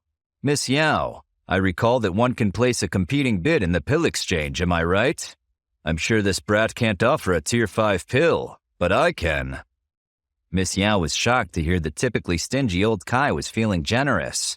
She hesitated and glanced at Xavier before she replied. In the pill exchange, the ingredients are given to the person who bids the highest. The old Kai was nonchalant. He brushed over his storage ring, and a small bottle appeared. This is a wind-walking pill, which is such a Tier 5 pill. After consuming it, one's speed will soar for a short period of time. It can definitely save one's life if one is being chased. Old Kai took a jade bottle and placed it on the table as he spoke. Miss Yao was startled. She carefully received the jade bottle and handed it to the old Master Chang to ascertain its authenticity. Master Chang examined the luster of the medicinal pill before sniffing its fragrance. He nodded and clearly stated, It is indeed a Tier 5 windwalking pill. However, its luster is not considered top grade. It seems that the person who was refining it was a little too impatient when doing so. Well, Master Chang's eyes are as sharp as ever. However, you cannot just rely on eyesight if you want to advance to the 6th tier. Since the medicinal pill has completed its examination, I assume that these medicinal ingredients will belong to me, right? Laughed old Kai, though there were some bitter undertones in his voice as he spoke. His large hand reached across and started to pull over the green box that rested in front of Xavier. Xavier tightened his grip around the box and pulled it back. I'm surprised to see that a man of your age is so impatient. You should wait until I have at least replied before snatching my ingredient, stated Xavier in front of everyone in the hall. Old Kai's eyes turned cold. Brat, you need to be reminded to learn your place. Xavier rolled his eyes, stood up, and placed a jade bottle on the table so everyone could see him. Then he loudly called so all could hear. This is a Q Spirit pill, a level 5 pill. An uproar erupted across the hall. People could be heard discussing. Old Kai's pill was a low grade. Master Chang said it was low luster. If Xavier's level 5 category Q Spirit pill is high grade, well, the old Kai will lose. Master Chang whispered to Miss Yao, who looked at him for advice. The windwalking pill is strong, but it belongs to a category of pills that are far weaker than the one that Xavier has presented. Its value is worlds apart from Xavier's Q Spirit pill, which can directly raise one's strength. Permanently. Permanently? As in forever? Asked Miss Yao. Yes, permanently, as in forever, confirmed Master Chang as he eyed Xavier's jade bottle. A Q Spirit pill could be considered a Tier 5 pill, but if one was to discuss its value, well, it's as valuable as some low-grade Tier 6 pills, whispered Miss Yao as she tried to mask her happiness with stern and serious professionalism. Impossible. How can this little brat have a Q Spirit pill? There is no way someone so young is skilled enough to create such a pill. Maybe his master made it for him. The old Kai began to wonder to himself. Everyone watched as Master Chang picked up Xavier's jade bottle and poured out the round pill. Master Chang carefully examined the pill. A look of surprise passed over his face and then settled into a solemnness. Master Chang, what do you think? Are there any issues with the medicinal pill? Anxiously asked Miss Yao as she watched Master Chang carefully scrutinize the pill. No, it's definitely a Q Spirit pill, said Master Chang. There was a rare warmth in his voice. Everyone in the hall roared with excitement while the old Kai sat down heavily and turned a little pale. Meanwhile, Master Chang was over the moon. The high quality of this spirit pill is something that I haven't seen for some time. The luster, the pill fragrance. Based on my experience, even a Tier 6 alchemist would need to use a special flame to refine a pill with such a luster. Miss Yao smiled brightly. Master Chang of the Ingredient Palace is very picky and is not scared to give his expert opinion about pills. He has given this Q Spirit pill an extremely high evaluation, so it must be a truly impressive pill. Everyone in the hall was amazed to be in the presence of such a valuable pill, and many were shocked to see the bully alchemist of the Black Emperor sect, the old Kai, sitting quietly in the corner with crossed arms and a gloomy expression.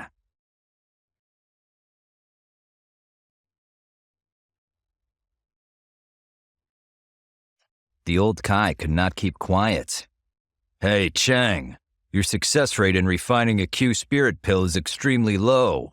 I think you're valuing this Q Spirit pill too highly, challenged the old Kai in front of the entire hall of the Ingredient Palace. Master Chang from the Ingredient Palace turned to stare at the old Kai, who had just insulted him, and said, I may not be comparable to you when it comes to refinement skills. However, my eyes are far better than yours when it comes to assessing pills. The old Kai choked on these words, as he knew his eyesight was horrible, and he was no match for Master Chang. Miss Yao knew she should seal the deal as soon as possible. She thought, the value of this one Q Spirit pill is far greater than these 3 ingredients. I will have to leave old Kai hanging dry, but it will be worth it. Mr. Xavier, are you really going to trade this Q Spirit pill for these 3 medicinal ingredients? Miss Yao asked sweetly. If you do not have any objections, I will take these 3 ingredients and give you the Q Spirit pill, smiled Xavier. She was just about to confirm the deal when old Kai suddenly slammed his hand on the table and furiously yelled, Wait, you damned brat! Old Kai, you are indeed an important person in the Black Emperor City, and we give you a great amount of respect. Please don't force me to ban you from entering here again. Miss Yao saw the old Kai attempt to challenge her again, so she sternly warned him. I will not be manipulated by you in this situation. Do you understand? The old Kai was furious. He snorted at Xavier and Miss Yao. It's just one Q Spirit pill. It's nothing special. He swung his enormous hand, and one of the boxes, with an ingredient inside, flashed and crashed into the table. Miss Yao moved quickly to stand beside old Kai and stop his erratic behavior. She moved the boxes slightly over the table and away from the old Kai while she cursed him more and more. Did that old fool take the wrong medicine today? Ugh, I should kick him out already. Old Kai's heart was racing. He looked at Miss Yao, clenched his teeth, and took out the only Q Spirit pill that he had from his storage ring. Miss Yao looked on in shock. Master Chang peered over her shoulder and his eyes widened. The two of them looked at each other with disbelief. They would have never expected to see 2 Q spirit pills in one day. Master Chang hesitated for a moment before slowly extending his hand to receive old Kai's jade bottle, after which he emptied a round pill from the bottle. His gaze swept over it, only for him to frown. This is also a Q spirit pill, however its quality is far inferior compared to the one refined by this young man. Nonsense. I'm a level 6 alchemist. How can a pill that I myself refined be inferior to a pill from some young, inexperienced brat? The old Kai angrily cried out after hearing Master Chang's words. Master Chang held Xavier's Q spirit pill in his right hand, while his left hand held the one from the old Kai. Of course, Master Chang did not mention which pill was refined by whom as he addressed the crowd. He knew that no one here wanted to offend the old Kai. Everyone in this hall is an alchemist. You all possess some pill-identifying abilities. Everyone, please tell me just which of these 2 Q spirit pills is better. Which is a higher quality? Everyone inched closer to get a good look at the pills. Their eyes moved from Master Chang's right hand to his left hand, but invariably, all eyes rested on the pill in his right hand, Xavier's pill. It's this pill, clearly. The luster and color are exceptional. One alchemist replied without hesitation. Another alchemist stroked his beard and nodded in agreement. Absolutely, I agree. It's much smoother in shape as well. I can't see any impurity from here. A third alchemist was almost drooling as he also agreed. I feel the same about this. The fragrance is also much sweeter and stronger. The old Kai turned red with embarrassment. If his pill had been superior, these alchemists would have praised him as they had in the past. He glared at Xavier, angry to have his reputation tarnished by this young man. Master Chang lowered his hands and placed the 2 bills back into their individual bottles. Then he placed one bottle in front of old Kai. By returning the bottle to old Kai, it was clear that his pill was inferior. Master Chang didn't need to say a word. Mr. Xavier, these 3 ingredients belong to you. Miss Yao smiled at Xavier and handed him the ingredients. Thank you very much. Having these 3 ingredients really solves a lot of my problems, Xavier said politely and took a grateful bow before taking the 3 boxes.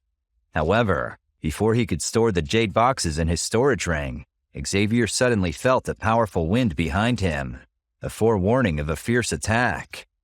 Xavier snorted and unleashed his powerful Q energy in all directions like a volcano. The Q energy surged out of his body and towards the attacker behind him. A deep energy explosion resounded in the hall. An energy ripple burst, causing everyone to rush away. After blocking that attack, Xavier turned to face his opponent. The old Kai was surprised by Xavier's strength and began to sweat. I'm surprised that you're a high-level Q-master. You must forgive me. I'm a blind old man. My emotions were unstable for just a moment. Please forgive me. Pleased old Kai, after having sensed the horrifying bloodlust in Xavier's eyes. Don't think that I won't kill you just because you're a top alchemist in the Black Emperor sect, snarled Xavier. 2 figures slowly walked to Xavier's side. It was the doctor and Lily. Their Q energy surged. The old Kai raged at Xavier's words, but he had felt the young man's power, as well as the surging Q energy of Lily and the doctor, and knew that he must avoid any further exchange of blows. Cursing Xavier under his breath, the old Kai walked away. The alchemists who had remained behind in the hall knew it was unwise to stay much longer after old Kai's departure. They bowed to Miss Yao before they departed as well. Mr. Xavier, it's fortunate that you didn't attack. Old Kai's influence in the Black Emperor city is massive. He is the top alchemist in the Black Emperor sect. The Black Emperor sect wouldn't let it go if he was injured.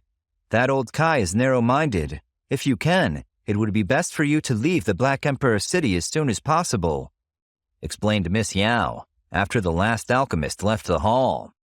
Thank you for your advice, Miss Yao, smiled Xavier. He waved his hand and stored the ingredients in his storage ring, and then he and the others walked to the door. Before they could exit, however, Xavier stopped. Miss Yao, could I just ask you one more thing? Of course. I will gladly help you if I can, Mr. Xavier, Miss Yao said, though she was startled by Xavier's inquiry. May I know if you have ever heard of the juice of enlightenment? You want to know about the juice of enlightenment? Asked Miss Yao. She and Master Chang were both surprised to hear Xavier ask about the juice of enlightenment. She nodded her head, and then whispered with Master Chang, so that Xavier could not hear. Joy spread through Xavier's heart, as he saw that they in fact had heard of the juice of enlightenment. He turned and exchanged a look with the doctor, and could see the excitement in her eyes as well. Miss Yao and Master Chang solemnly turned to Xavier. Master Chang spoke on their behalf.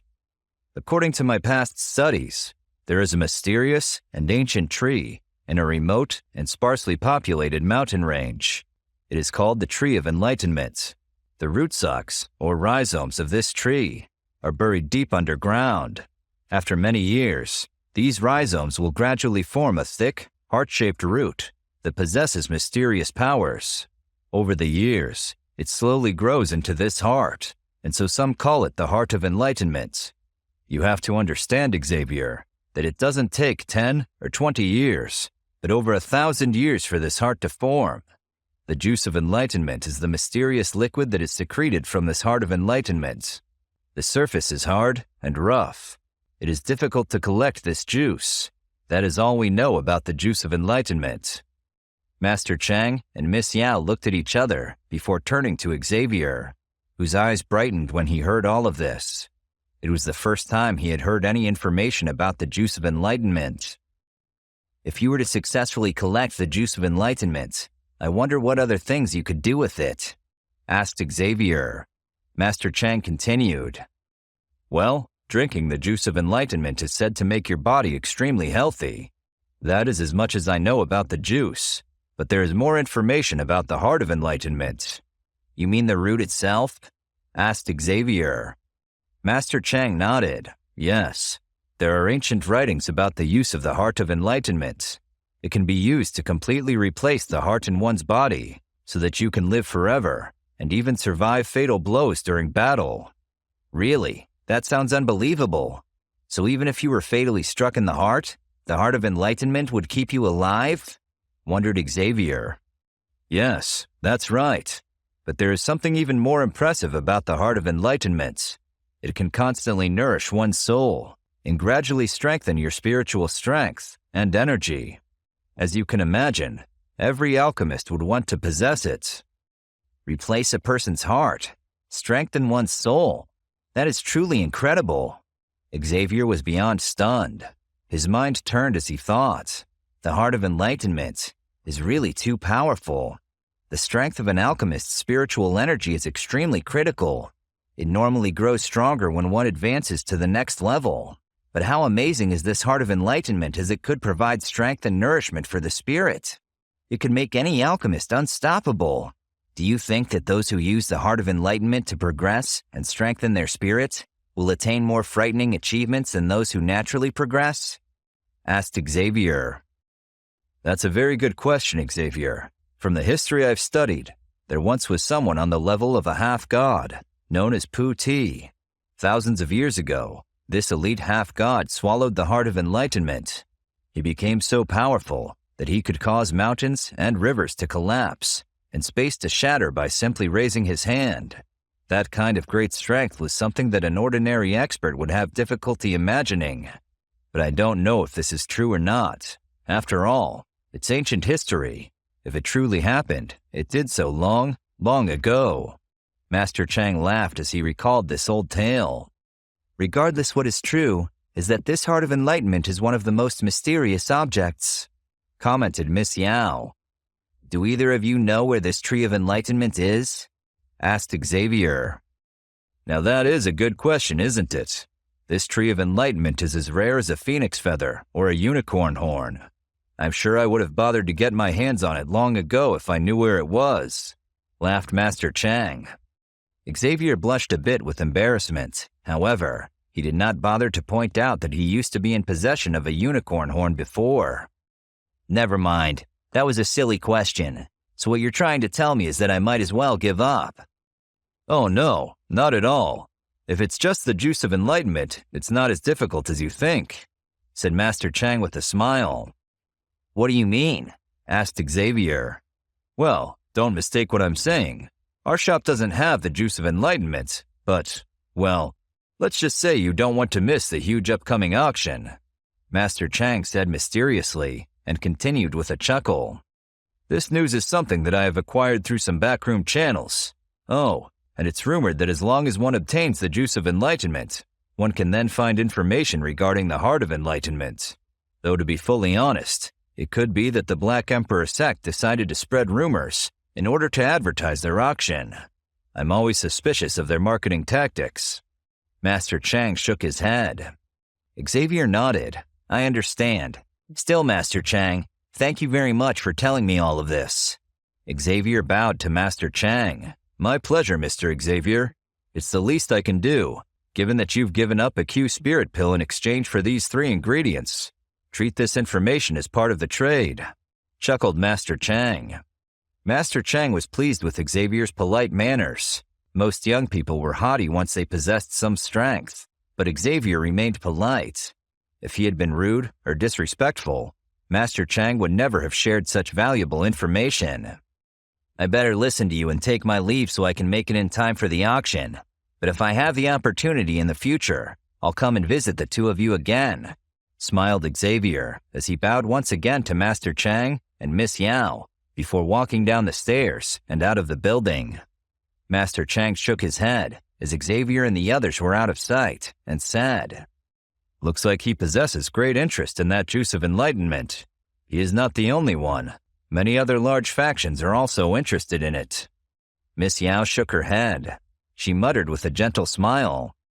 Although he is young, he's not weak. The little purple-haired girl and the white-robed lady he was with are not ordinary people either. The Q method I practice is unusually sensitive to this kind of thing. Who knows, maybe one day he will truly obtain the heart of enlightenment.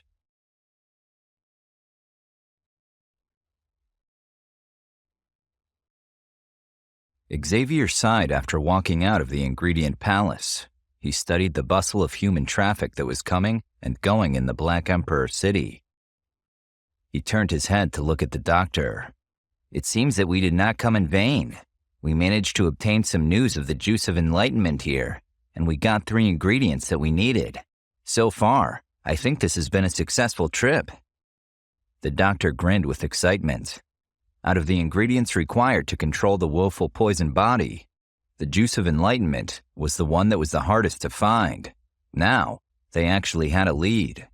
If they could get their hands on it during the auction, it would not be long until she could control the woeful poison body. It won't be an easy thing to obtain the juice of enlightenment in the auction, the doctor murmured, trying not to get her hopes up too high, too early. It would definitely not be an easy task to obtain the juice of enlightenment amid an auction filled with powerful factions who definitely also want to get their hands on this unique ingredient that could strengthen one, unlike most others. We'll try our best. If it's not possible to purchase it outright, perhaps we can find a workaround. Xavier laughed. He thought about how he had killed the junior sect leader of the Blood Sect in order to obtain the map fragment of the purifying demonic lotus flame. Killing people and snatching the treasure is apparently common practice here in the Black Zone. Who are we to abstain from the local cultural practices? The doctor laughed and nodded in agreement. Lily was also filled with excitement. I am all for thievery whenever possible. I'm well aware. Xavier grinned at Lily. Of course, we want it to be a last resort. For now, we'll follow the rules of the auction. Once we have found somewhere to rest, I will need to begin refining some high-level pills. I'll need to make something special to join the auction and bid as well. The doctor whispered softly. Thank you very much. No one has ever done something like this for me before. I don't know how I'll ever repay you. You're repaying me already by coming with me to the Black Zone. Besides, I promised I would help you, and I keep my promises. Xavier smiled gently at her. The doctor bit her lower lip and nodded. She didn't say anything more, but in her heart, she vowed to repay his kindness to her. Where should we go next? Let's go to the Black Emperor Pavilion and find a place to rest for the night. The city is so chaotic and crowded with dangerous people that I don't want to wander around all night. We need to first find a place to stay where I can refine pills. Are you sure we should head to the Black Emperor Pavilion? As far as I know, the Black Emperor Pavilion is the headquarters of the Black Emperor sect, and that old Kai fellow from earlier was from the Black Emperor sect. I'm not sure we want to run into him again. The doctor's face creased with worry. There's nothing to worry about. With our strength, not even the leader of the Black Emperor sect would want to pick a fight with us just because of a minor grudge, as long as he's not a fool. The doctor privately considered there was a better than decent chance that the leader of the Black Emperor sect was a fool. Lots of people in positions of power were fools, in her experience. However, she nodded. Being an elite warlord, she didn't need to fear many people on the entire continent. Xavier asked for directions to the Black Emperor Pavilion from a passerby. Then, he led them on a leisurely walk to the center of the city. The Black Emperor Pavilion was a place that was specifically reserved for some of the most renowned masters and alchemists from across the Black Zone, or else the leaders of powerful factions. There were guards from the Black Emperor sect guarding a radius of around 400 feet from where the Black Emperor Pavilion was located. An ordinary person would be immediately expelled the moment they approached. By the time Xavier's group had arrived at the Black Emperor Pavilion, the place had filled with many people. With his perception, Xavier was naturally able to tell that the people who were clustered here possessed quite a great strength. This place lives up to its reputation. Everyone here is extraordinarily powerful. Xavier's gaze swept over the figures walking around the Black Emperor Pavilion. He was quietly in awe. Within 1 block, he sensed 2 expert high-level Q-masters and 7 Q-masters.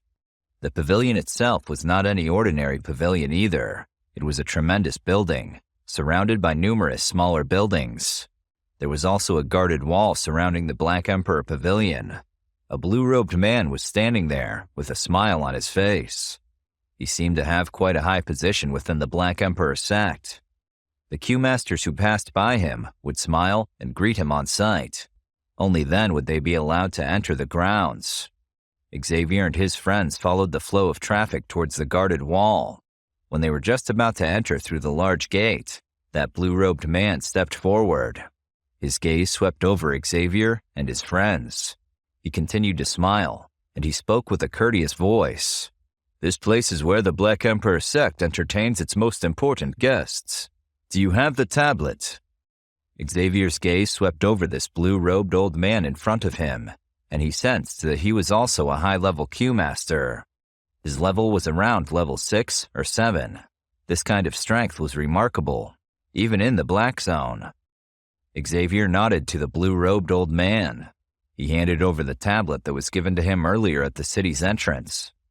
The blue-robed old man received the tablet, and the smile on his face grew wider. His gaze carefully swept over Lily and the doctor. "I am an elder of the Black Emperor sect. You may call me Master Chi. The 3 of you look unfamiliar. What are your names and your faction?" "Xavier, a free person. I'm no one important. I've just entered the Black Zone not long ago. I came here to join in the fun after hearing that the Black Emperor City was going to hold an impressive auction." Xavier smiled politely. "Heh. Those who are able to obtain our Black Emperor sect's tablet are definitely important people. No need to be modest." Master Chi smiled. He was naturally not going to believe Xavier's words. He sensed that this young man in front of him had a strength that was at least at the high-level Q-master class. Moreover, he was unable to ascertain anything about the woman and the little girl behind Xavier, despite his powers of perception. "Master Chi, may we enter?" Xavier continued to smile, but his instincts told him this old man was going to be trouble. "You have the tablet, so of course you may enter. Xavier, there will be someone to lead you to your room once you enter the Black Emperor Pavilion. Enjoy your stay." Master Chi smiled and nodded. He moved aside to reveal the path behind him.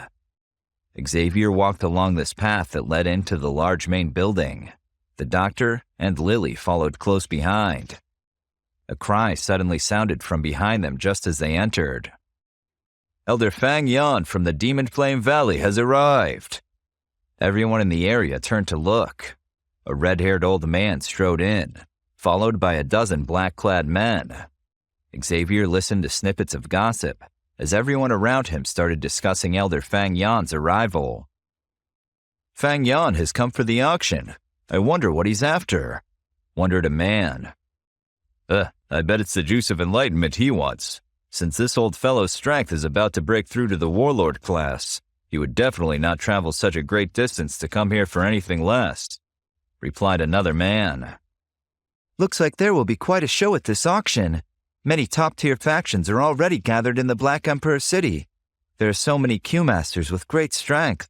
We should take bets on how many will lose their lives over this juice of enlightenment, uttered a woman next to the men. Xavier narrowed his eyes and observed the red-haired old man with surprise.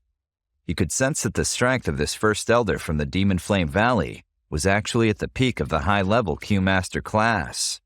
It seemed that he had already taken half a step into the warlord class.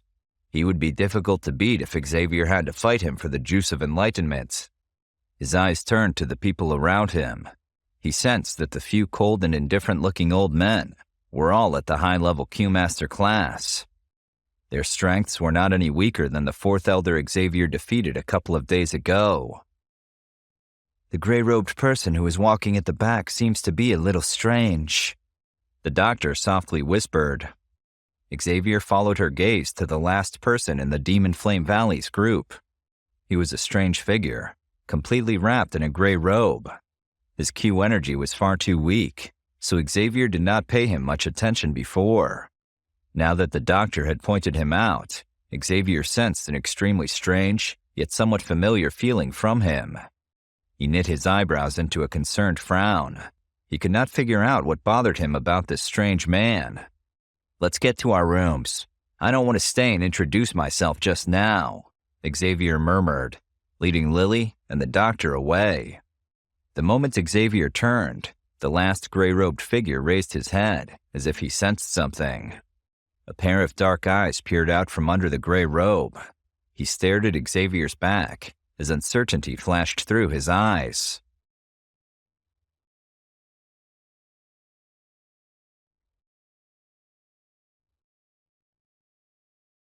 The Black Emperor Pavilion was very luxurious since it hosted so many powerful people. Xavier and his friends whispered appreciatively when they entered through its enormous door and looked into the spacious hall. Clearly, no expense has been spared, the doctor whispered. The Black Emperor City must be very wealthy. The main hall of the Black Emperor Pavilion was extremely noisy and lively. There were hundreds, or rather thousands of people sitting in scattered groups. Those belonging to the same factions would cluster together. The people sitting at individual tables were the lone warriors that roamed the Black Zone. These kinds of people were usually very strong. Their characters were also a little odd. They were known to draw their weapons at the slightest provocation, though many times they would also draw their weapons without any provocation. Xavier found himself thinking about Medusa. I wish she could have come with us. She would be unbothered by this chaotic and dangerous atmosphere. To be fully honest, I have a suspicious feeling she probably would have even enjoyed it. Metal clanged across the large hall as another small fight broke out between some factions that had an ongoing conflict with each other. At least they will keep their brawling limited to beating each other senseless. If they endanger this lavish building, they risk being thrown out before the auction, the doctor whispered. Xavier, Lily, and the doctor stood at the entrance and studied the hall where fierce, bloody battles were already breaking out.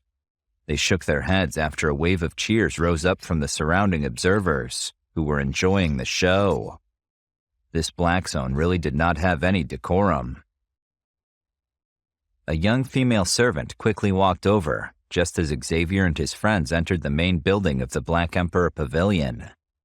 She bowed and received the tablet that they had obtained when they entered the Black Emperor city. She inspected it before directing the three of them deeper inside the building. The main building of the Black Demon Pavilion was extremely large and could accommodate thousands of people. The locations where people would reside were divided into three categories: novice, master, and legend, based on their strengths or the factions behind them.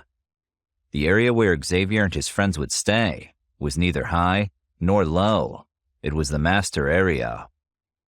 Xavier was unconcerned about such division. From the way he looked at it, it was sufficient as long as he was provided with a chamber in which he could refine pills without being disturbed. He rejected the female servant's offer to lead them to their room. He wanted to get a sense of their surroundings, so he led the doctor and Lily, whose faces were red and filled with excitement from the lively atmosphere, through the enormous hall. Once they were done looking around, the three of them found a room to get some rest without any trouble. Once inside, they went to some chairs next to a table beside a window where they could sit down. One could see the lush green woods outside from this spot. A cool breeze blew over, and they almost felt peaceful despite the raucous atmosphere. On the other side, one could see the busy, crowded hall. The three of them had just sat down when a servant delivered tea in an extremely respectful manner. Such flawless service. It appears the Black Emperor sect has put in quite a lot of effort for these experts who came from all over the Black Zone. The doctor noted, lifting her teacup and sniffing it as if she were savoring its rich aroma and not checking it for poison. Xavier settled into a chair and lifted his teacup. He tried to put his worries out of his mind, but he couldn't. I wish I could also enjoy the service instead of worrying for once. It's difficult, though. I keep thinking about that weird person in the gray robe that we saw earlier. They were clearly associating with the Demon Flame Valley, and this caused me to worry. I have a feeling the Demon Flame Valley is keeping an eye on us, since we killed one of their elders in the valley. Was it just me, or was the Q energy of that person somewhat familiar? The doctor took a sip of tea, as she thought before replying slowly. I do know what you mean. The aura of that person from earlier was extremely strange. Although it seemed weak, one could sense a thread of an unusual energy, if one were to carefully feel for it. I can't say it felt familiar, though, at least not to me. I've never felt this kind of energy before. Honestly, the only thing I can tell for sure is that the gray-robed person is definitely not an ordinary person, though he appears to be on the surface. Xavier nodded. He had similarly sensed that the gray-robed person was odd. I think I've sensed that kind of energy before, but I can't remember where or from whom it emanated. It's bothering me. He seemed shrouded, and I'm not talking about his weird gray robes. Xavier also sipped his tea and then shook his head. Never mind. Perhaps I'm wrong, and I'm just getting paranoid because of all the enemies I have made on my journey. After comforting himself in his heart, Xavier finally put the matter out of his mind. He drank his tea and chatted with Lily and the doctor while watching the noisy large hall. While watching the hall, Xavier did indeed hear quite a bit of information by eavesdropping. For example, other than the Demon Flame Valley, there were some extremely old factions among the many large factions who had come to this auction. Some of the factions outside of the Black Zone also received some information and dispatched experts to hurry to the Black Zone. While Xavier was doing this, he had also heard of an extremely familiar faction, Xiao Gate. Under Xavier's calm facade, he was stunned when he heard its name in the Black Emperor Pavilion of all places. He smiled and chuckled. It's unexpected that my faction would advance so much that they're also participating in this auction. I should thank Shi and Yang when I run into them again. Without their hard work, this would not have been possible.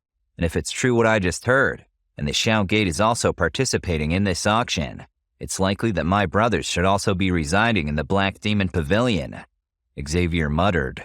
He did not immediately plan to go and search for them. He decided to remain hidden and keep an eye out without announcing that he was there as well. Keeping a low profile was a good thing. If he was hidden in the shadows, he would also be able to lend an unexpected hand should any trouble befall the Shao Gate.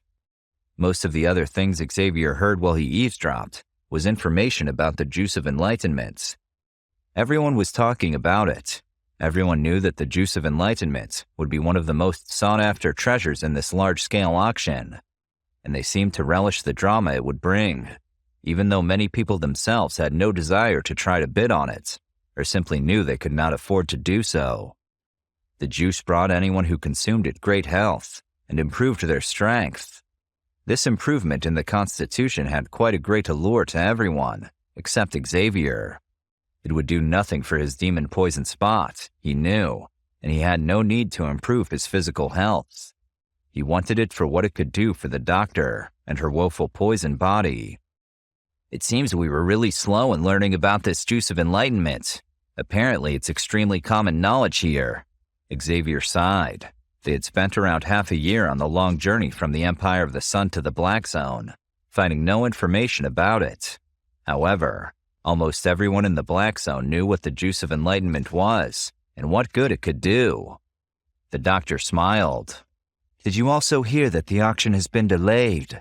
Apparently, they had to delay it for 3 days because one of the most powerful factions ran into some trouble on the way that they had to take care of.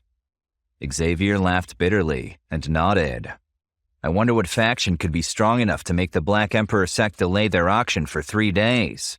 I don't think they would wait up for us or our little Shao Gate. Anyway, I guess we were rushing here for no reason. The doctor took another sip of tea before she replied. At least this means you will have some more time to work on your pill. Looks like you can also get some more rest today. And start with the whole pill refining tomorrow. Xavier laughed and nodded.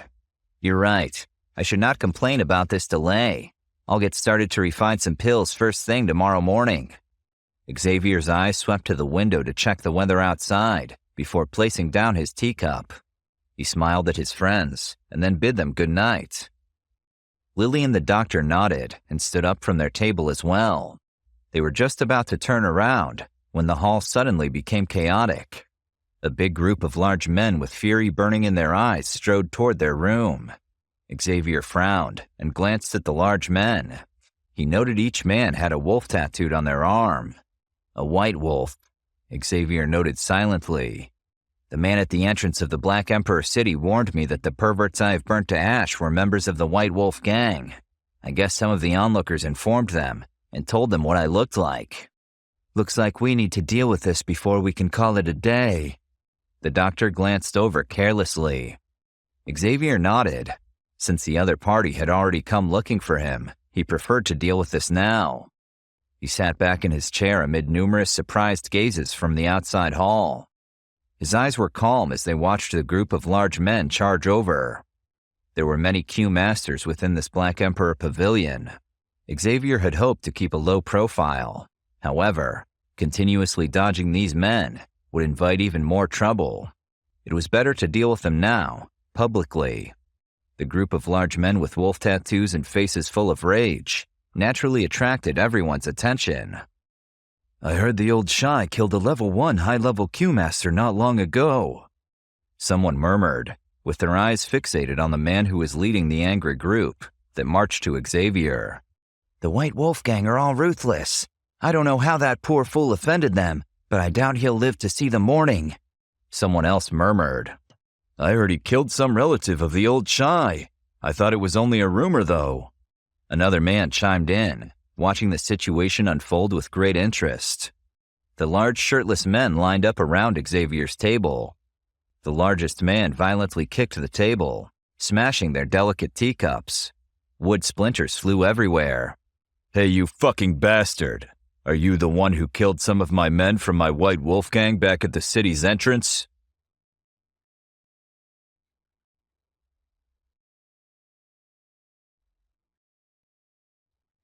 Xavier's table burst apart. Wood and shards of white china flew in all directions. However, Xavier's expression did not change even a little. His hand still held a teacup, and his face was like the surface of a calm lake, without even the hint of a ripple. He raised his eyes to the red, furious face of the middle-aged man. Xavier took a sip of tea before he spoke up. "Are you talking about those perverts that were catcalling a little girl? They were weak and arrogant assholes. Killing them was doing everyone a favor, not just me." Those surrounding people were surprised when they heard Xavier straight up admit to what he had done. They tried to decide if the young man was vastly more powerful than they had assumed when they first looked at him, or if he was simply a fool with a death wish. The tattooed men stared at Xavier, as if they were already hacking him to pieces in their minds. Their leader spoke up. "Shameless jerk. It's really unbelievable that you dare to admit what you've done. I almost admire that. It's just as you have said. Most of the men you killed were dregs, and killing them is nothing.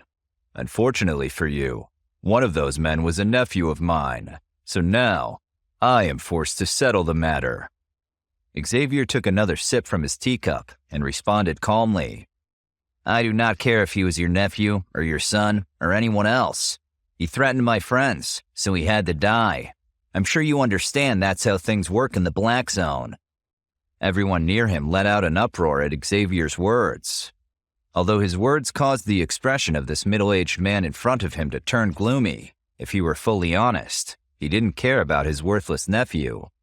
Additionally, he knew that this was how things worked in the Black Zone. However, he couldn't allow his reputation to be damaged by failing to avenge this murder. Xavier's calm unnerved him, though. Xavier was either much stronger than he appeared or protected by a powerful faction. His gaze slowly swept over, and he spoke in a cold voice. "I'm Shy, the leader of the White Wolves. Let's settle this matter properly. Where is your faction?" Xavier took another sip. He realized that a fight was inevitable, so he stopped the politeness. "There's no need to probe or worry. There's also no need to get any faction involved. How about the two of us settle this? Unless you want to face Lily instead of me. She's been aching for a fight so she can become stronger. You appear to be a suitable training dummy for her." Xavier smiled and nodded to the purple-haired little girl close to him, who cracked her knuckles. Laughter erupted from the large hall at Xavier's words. The corner of Shy's mouth twitched as his blood was boiling. Shy let out a battle cry and leapt towards Xavier. He raised his right leg in midair. His right leg tore through the air. It violently smashed toward Xavier's head. Lily pouted with disappointment as she saw that Shy had no interest in fighting her. Meanwhile, Xavier did not even raise his eyes. His right hand gently swung out and instantly collided with Shy's right leg. A low boom sounded, and a wind ripple spread out, causing the surrounding tables to slide away, shattering dishes. Shy fell back on his left leg, staggering until he could steady himself. This short exchange had exposed Xavier's strength. Shy turned pale. You are a high-level Q-master? But how?" Everyone watching began murmuring in shock. It was not that there were no expert high-level Q-masters in the Black Zone. It was just that there were hardly any as young as Xavier. A sharp-eyed person would know that Xavier would definitely have the chance to become an elite warlord in the future if he was given enough time. Shy stared at Xavier in shock. He never expected him to be an expert high-level Q-master, much less a more powerful one than he was. Shy inhaled a deep breath and considered whether backing away now would be worse for his reputation than dying at a 20-something-year-old's hands. With some hesitation, Shy bowed toward Xavier. "I admit that I am no match for you.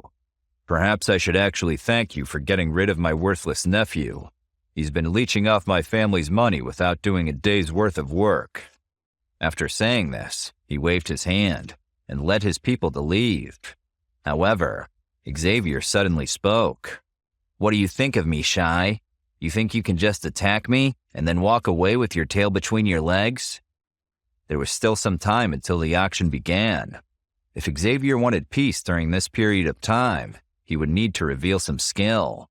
Since Shy had taken the initiative, Xavier would use him to set an example. Shy paused. He looked at Xavier with disbelief. What do you want? How about we make a deal? Let Lily punch you 3 times. You can leave if you can withstand it. Otherwise, I'll make sure you'll die. Xavier pointed toward Lily, who now grinned from ear to ear. I thought you were just trying to insult me when you asked me to fight her, but you were actually serious? You want me to fight a little girl? Shy looked at Xavier as if he had grown a second head. Lily leapt forward, clearly eager to fight. The surrounding people began murmuring even more amongst themselves. The phrases "little girl" and "what's wrong with that madman" and "why is the little girl smiling" could be heard from every corner of the hall. Shy tried to bargain. I can receive 3 punches from you. There's no need to involve a little girl. He couldn't help noticing that the little girl was also smiling eagerly. If you can't withstand 3 of her punches, then I will deal with you myself, Xavier casually said. Shy swallowed audibly, but agreed. Well, all right then. If you say so, then I guess we can do it this way. Xavier turned his head and spoke to Lily. Do it. There's no need to hold back. Aye. Lily vigorously nodded her little head. She cracked her knuckles, clenched her fist, and stepped toward Shy. This is entirely your own fault. You were to blame if anything happens to her. Shy shouted, though he did not really care for Lily's safety. All he cared for was keeping face in front of the countless onlookers that had gathered in and around the room. Shy surged his Q energy to wrap it in a protective manner over his entire body. Lily's gem-like eyes stared at this large man who was 3 times her size. She slammed her small fist into his jaw. Shy did not have the time to catch his breath. Blood dripped from the corner of his mouth. He summoned all his strength, and a surge of Q energy leapt out at Lily. The Q energy that theoretically protected Shy's body was torn apart by the frightening strength of that little fist. Lily's fist landed firmly on his chest, and a mouthful of fresh blood erupted from his mouth in front of the many stunned gazes. Shy's body flew back like a lifeless sandbag. The table splintered to bits underneath him as he fell. He finally violently collided with an enormous pillar. The entire room swayed slightly. The onlookers fell silent. All the gazes focused on Lily and Shy, whose mouth continued to gush fresh blood. No one had expected that the small body of the little girl would hide such a terrifying strength. Numerous gazes turned to Xavier, who continued to smile calmly. Somehow, he was even more terrifying than the little girl, who had just laid out the tattooed gang leader. One really could not judge a person by their appearance in this black zone. Lily did not stop after sending Shy flying with a punch. Her toes pressed on the ground, and her body charged forward like a cannonball. Her fist clenched tighter as she ruthlessly charged towards the seriously injured Shy. Fear flashed across Shy's eyes. He let out a loud cry. Young Master Mo, save me! Lily landed as gracefully as a swallow, just as his voice rang out. A clear laugh suddenly sounded within the large hall.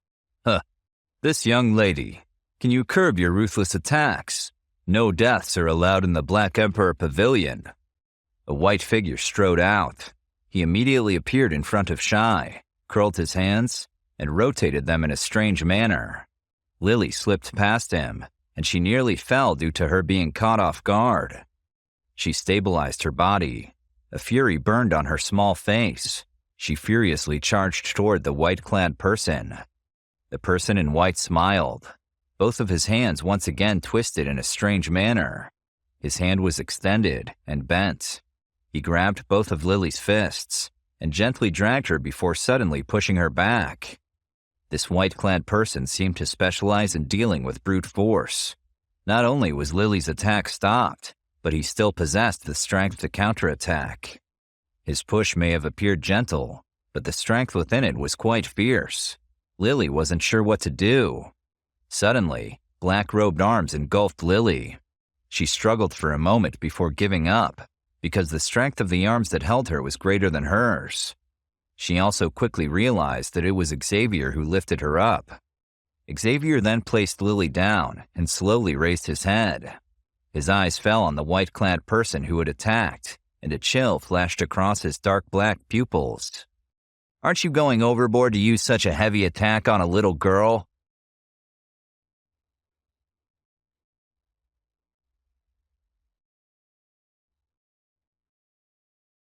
The man in white clothing, who had appeared in front of Shai, seemed rather young, only about 26 to 27.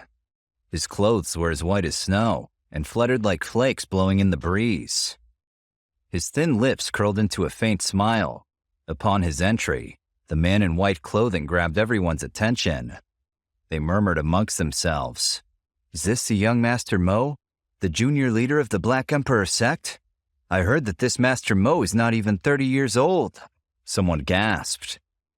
"But he has already become a 6-star high-level Q-Master. His current strength is difficult for even the sect elders to comprehend."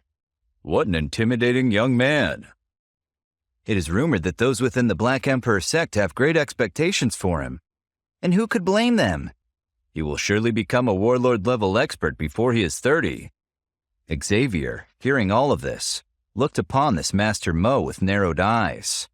Other than the fellow who had come to fetch Sunny from the Nanji Academy, it seemed that this fellow was the youngest expert high-level Q-Master that Xavier had ever seen. Of course, Ling, Kyo, and some of the others also possessed excellent training talent. They had yet to reach the high-level Q-Master class, but they were also slightly younger than even Master Mo. No matter how anyone put it, however, anyone who was able to reach such a high level at such a young age was certainly a true prodigy. Based solely on this, Master Mo had earned the right to look down on everyone there. Xavier could not deny that he was surprised to see such a young, high-level Q-Master. Reaching the high-level Q-Master rank before the age of 30 was a matter that Master Mo was also very proud of.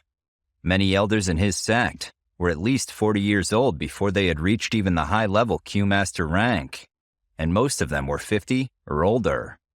They did not have nearly as much potential for growth and advancement up the ranks as he did.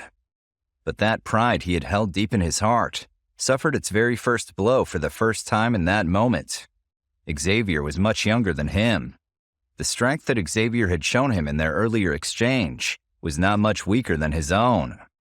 Of course, any feeling of inadequacy that had resulted from this could only last a moment before it was swiftly suppressed by Master Mo. That he was able to reach the high-level Q-Master class at such a young age was proof enough of how outstanding he was, so it was difficult for external factors to cause any kind of lingering fear or doubt. Master Mo spoke with a smile and a laugh as he gently waved his snow-white sleeves. "You are being a little too harsh. The young girl from earlier is no mere ordinary person. If I do not use a little extra strength, then I may meet an unfortunate end." Xavier looked at Master Mo's smile and frowned a little in response. He held back the furious Lily and asked, "In that case, what is your intention in intervening here? Who are you with? Are you with him?" Master Mo's smile remained firmly on his face. "You misunderstand my meaning, dear friend. I am Master Mo from the Black Emperor sect. I am the person in charge of the Black Emperor Pavilion here. I would not choose to intervene in such a matter, but this pavilion is one where the Black Emperor sect receives very important people, and it would not behoove us well to let this be a place of bloodshed. As such, I have intervened because I had to. After all, our sect would not want any of our guests to find an untimely end here." "Then why did you not intervene when he came to me looking for trouble before that?" Xavier inquired with a mocking smile. Master Mo kept his smile still, but his eyes glazed over with coldness as Xavier kept pressing him for answers. "My dear friend, it is far too common for small conflicts to arise within the limits of the Black Zone. You can just leave the matter to me so you can focus on the more pressing issues in your life. What do you say?" Xavier looked over to Shai, who had recovered enough by this point that he was lifting himself from the ground under his power, even if it was with great difficulty. Once he was upright again, he glared at Xavier with sheer venom. Xavier returned the favor, his heart set on killing his adversary. Even if Shy was less powerful than others Xavier had encountered, he was still dangerous and still had to be stopped. Now that Shy had developed such a passionate dislike for him, Xavier knew that letting him live to fight another day could have severe repercussions. But he couldn't do anything about that anytime soon with Master Mo intervening. Xavier was not particularly afraid of the man in the white clothing, but he did note that there were many experts from the Black Emperor sect who were observing the goings-on in the Black Emperor Pavilion. If Xavier were to kill Shy and then fight with Master Mo as a result, then it seemed quite likely that these other experts would intervene on behalf of their colleague, their beloved prodigy. A fragrant wind slowly wafted over from behind and then began to spread. Everyone turned to see where this was coming from. They saw the doctor slowly walking over. She was also dressed in white. Master Mo took in the sight of the doctor. He found her Q energy levels rather surprising. She continued her trajectory toward Xavier. Don't even think about it. This place is not suitable for a conflict. Xavier was startled to hear his sister-in-arms say this. He was still uncertain. He looked back at her, and she held eye contact unblinkingly and unflinchingly.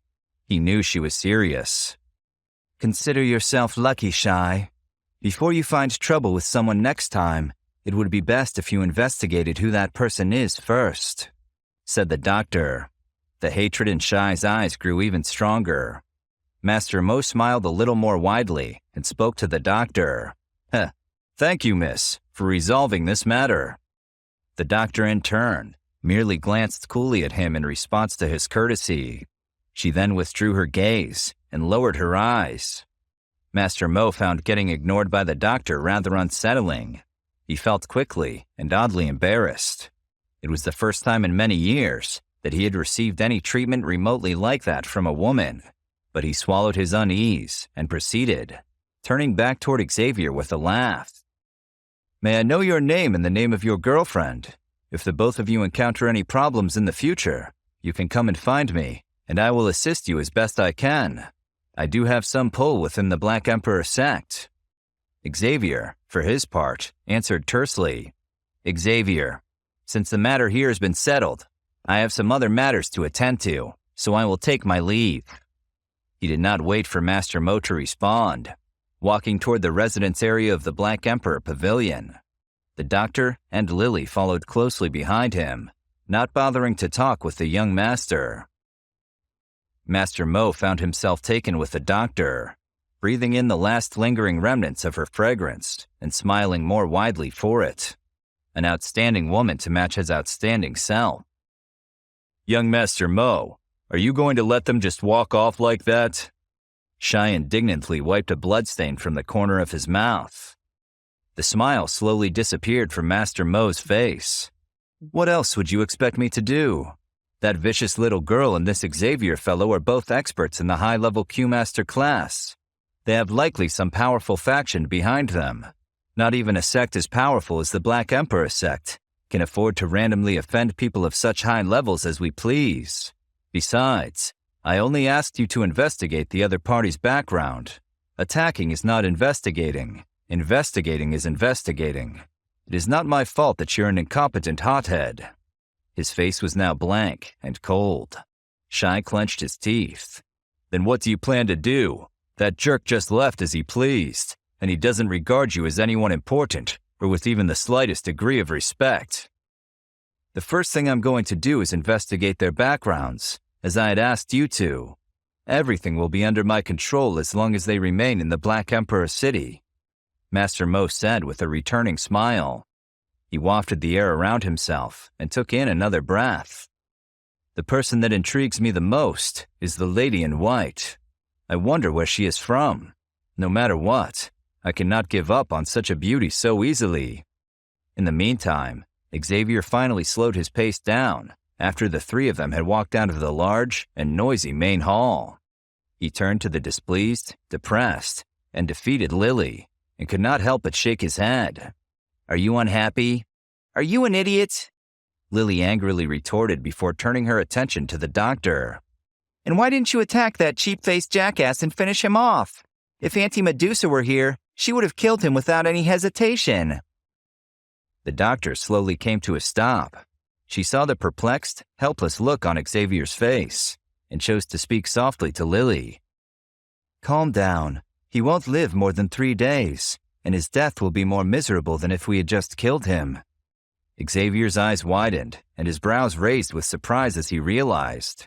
Wait, you've poisoned him? When did that happen? I didn't see you poison him. A faint, sly smile crept onto the doctor's face. She nodded slightly, and then laughed involuntarily when she saw just how much she had surprised Xavier. Hey, I may be inferior to you when it comes to refining pills. You're not even an alchemist, Lily said with an eye roll. No one was asking you, Lily. The doctor spoke. I know, I was just offering my gift of insight to you. No, thank you. Anyway, as I said, I may be inferior to you when it comes to refining pills, but you are far beneath me when it comes to poison skills. The doctor smiled. That's true too, Lily interjected. Again, no one asked you, Lily. The doctor uttered. Yes, but my gift of insight must be shared. Xavier laughed Lily's commentary off. He knew what the doctor had said was true without a shadow of a doubt. Xavier had made his fortune refining pills, while the doctor made hers by relying on poison. The two of them had traveled 2 entirely different paths and had earned the greatest achievements in their respective fields with this work of theirs. The two were so different that it was naturally difficult to compare the both of them. It would be like comparing poisoned apples to blood oranges. Master Mo was giving you some heavy looks. Xavier cautioned the doctor. You should pay more attention and make sure you don't fall for his handsome looks. He leveled that last assessment with an involuntary laugh. The doctor looked at Xavier, then took slow steps toward him and spoke with a calm, level voice. If he dares even think such things, then I will easily and gladly inject a poison so lethal into his body that he wishes to be skinned alive instead.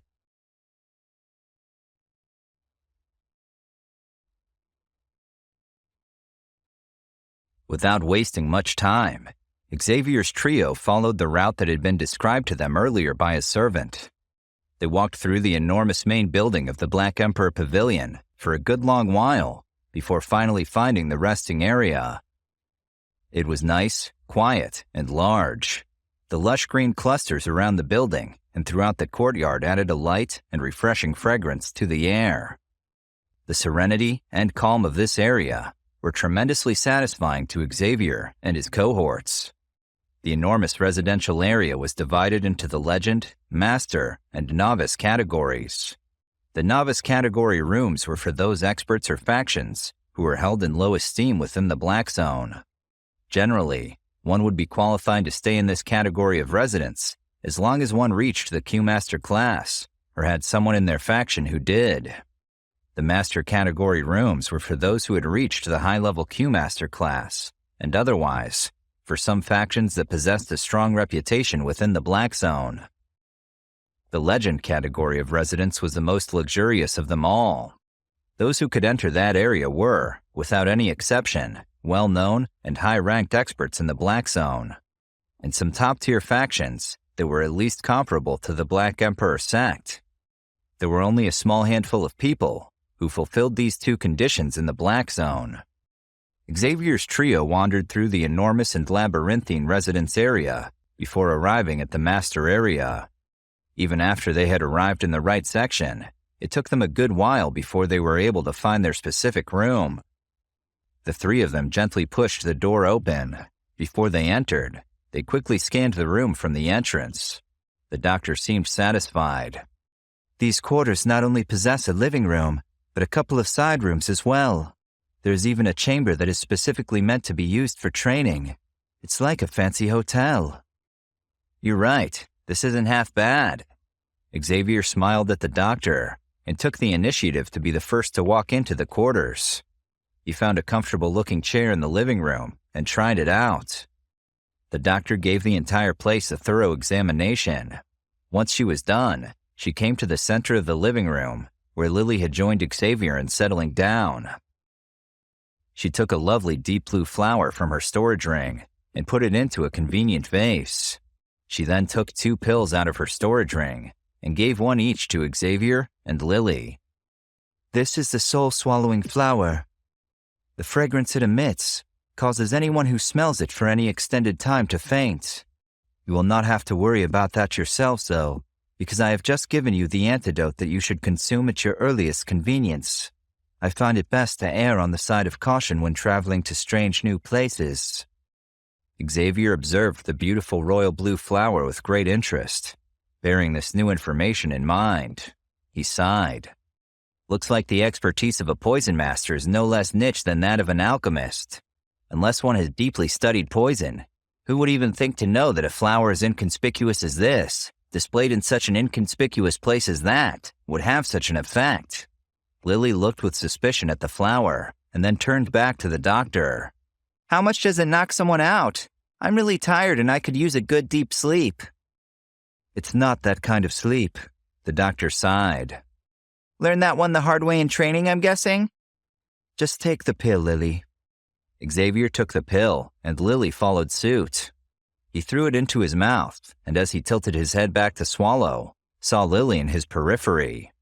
Having finished getting a rise out of the doctor, she had returned to her glum demeanor. "Are you still bothered about all of that?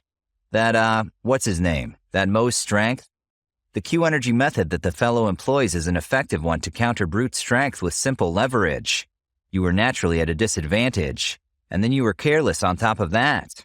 But we both know you didn't use your full strength. The next time you meet him, if you were to use a properly vicious attack, I believe the fellow would not be able to take all of your strength and viciousness into account." Lily's hard, glum face softened a little as she took Xavier's comforting words to heart. She softly snorted. "Then allow me to go first the next time. Anyone who took part in my embarrassment will not be let off so easily." "I think you will have that chance," Xavier said. "You think? You could easily make sure I do have that chance." Lily looked at him with a half-sided smirk.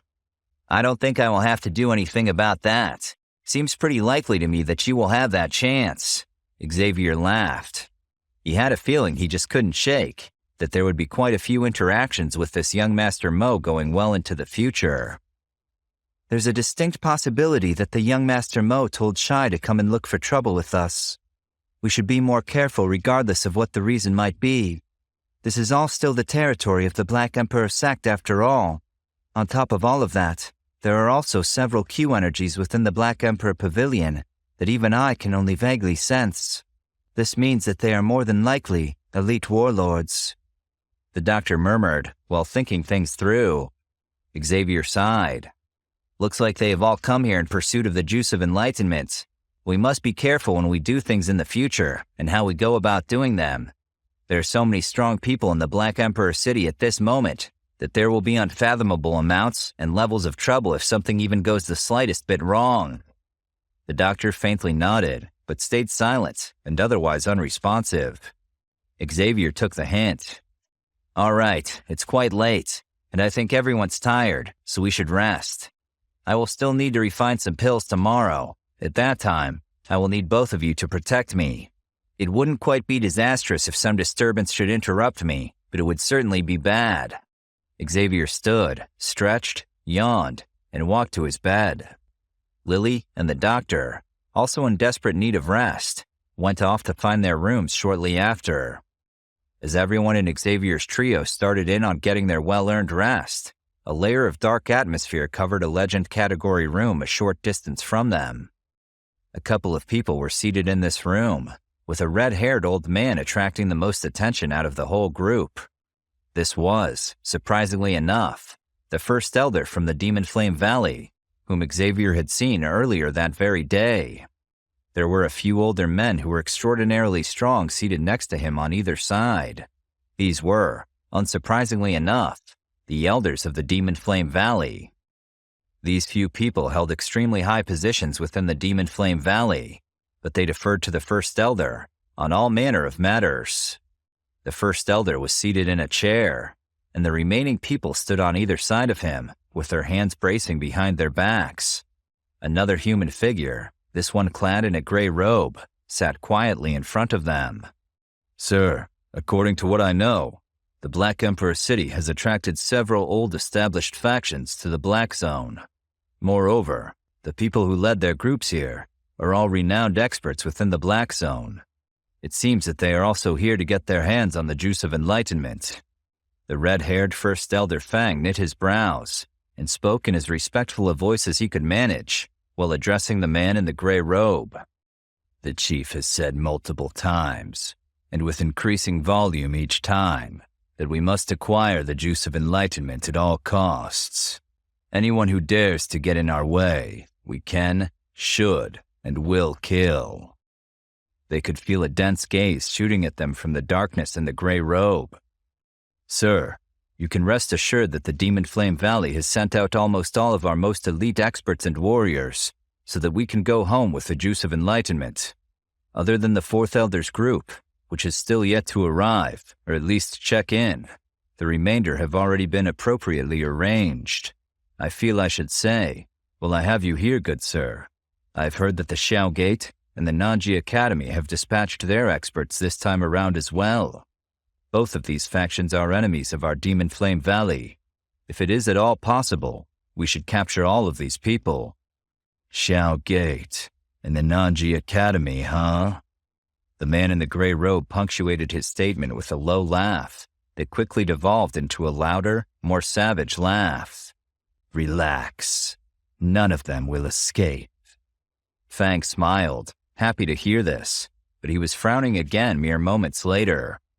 Looks like the appeal of the juice of enlightenment is very great, greater than we imagined. What I still don't understand is why the Black Emperor sect would take this kind of treasure out to sell in the first place. If this thing is related to the heart of enlightenment, as everyone seems to agree, why do they not just leave it for themselves? It is not that they had never thought of keeping it for themselves. They just don't have that particular ability. Even though the juice of enlightenment and the heart of enlightenment have a relationship, they do not have the qualifications to find this relationship. Putting it out to auction might help them learn something about the materials, or maybe these fellows might have other plans that not even I can fathom. The man in the gray robe laughed coldly. A cold sweat started pouring down Fang's forehead and into his robes, but he kept nodding. Okay, now that we all know what we know, I will be on my way to start in on the necessary investigations.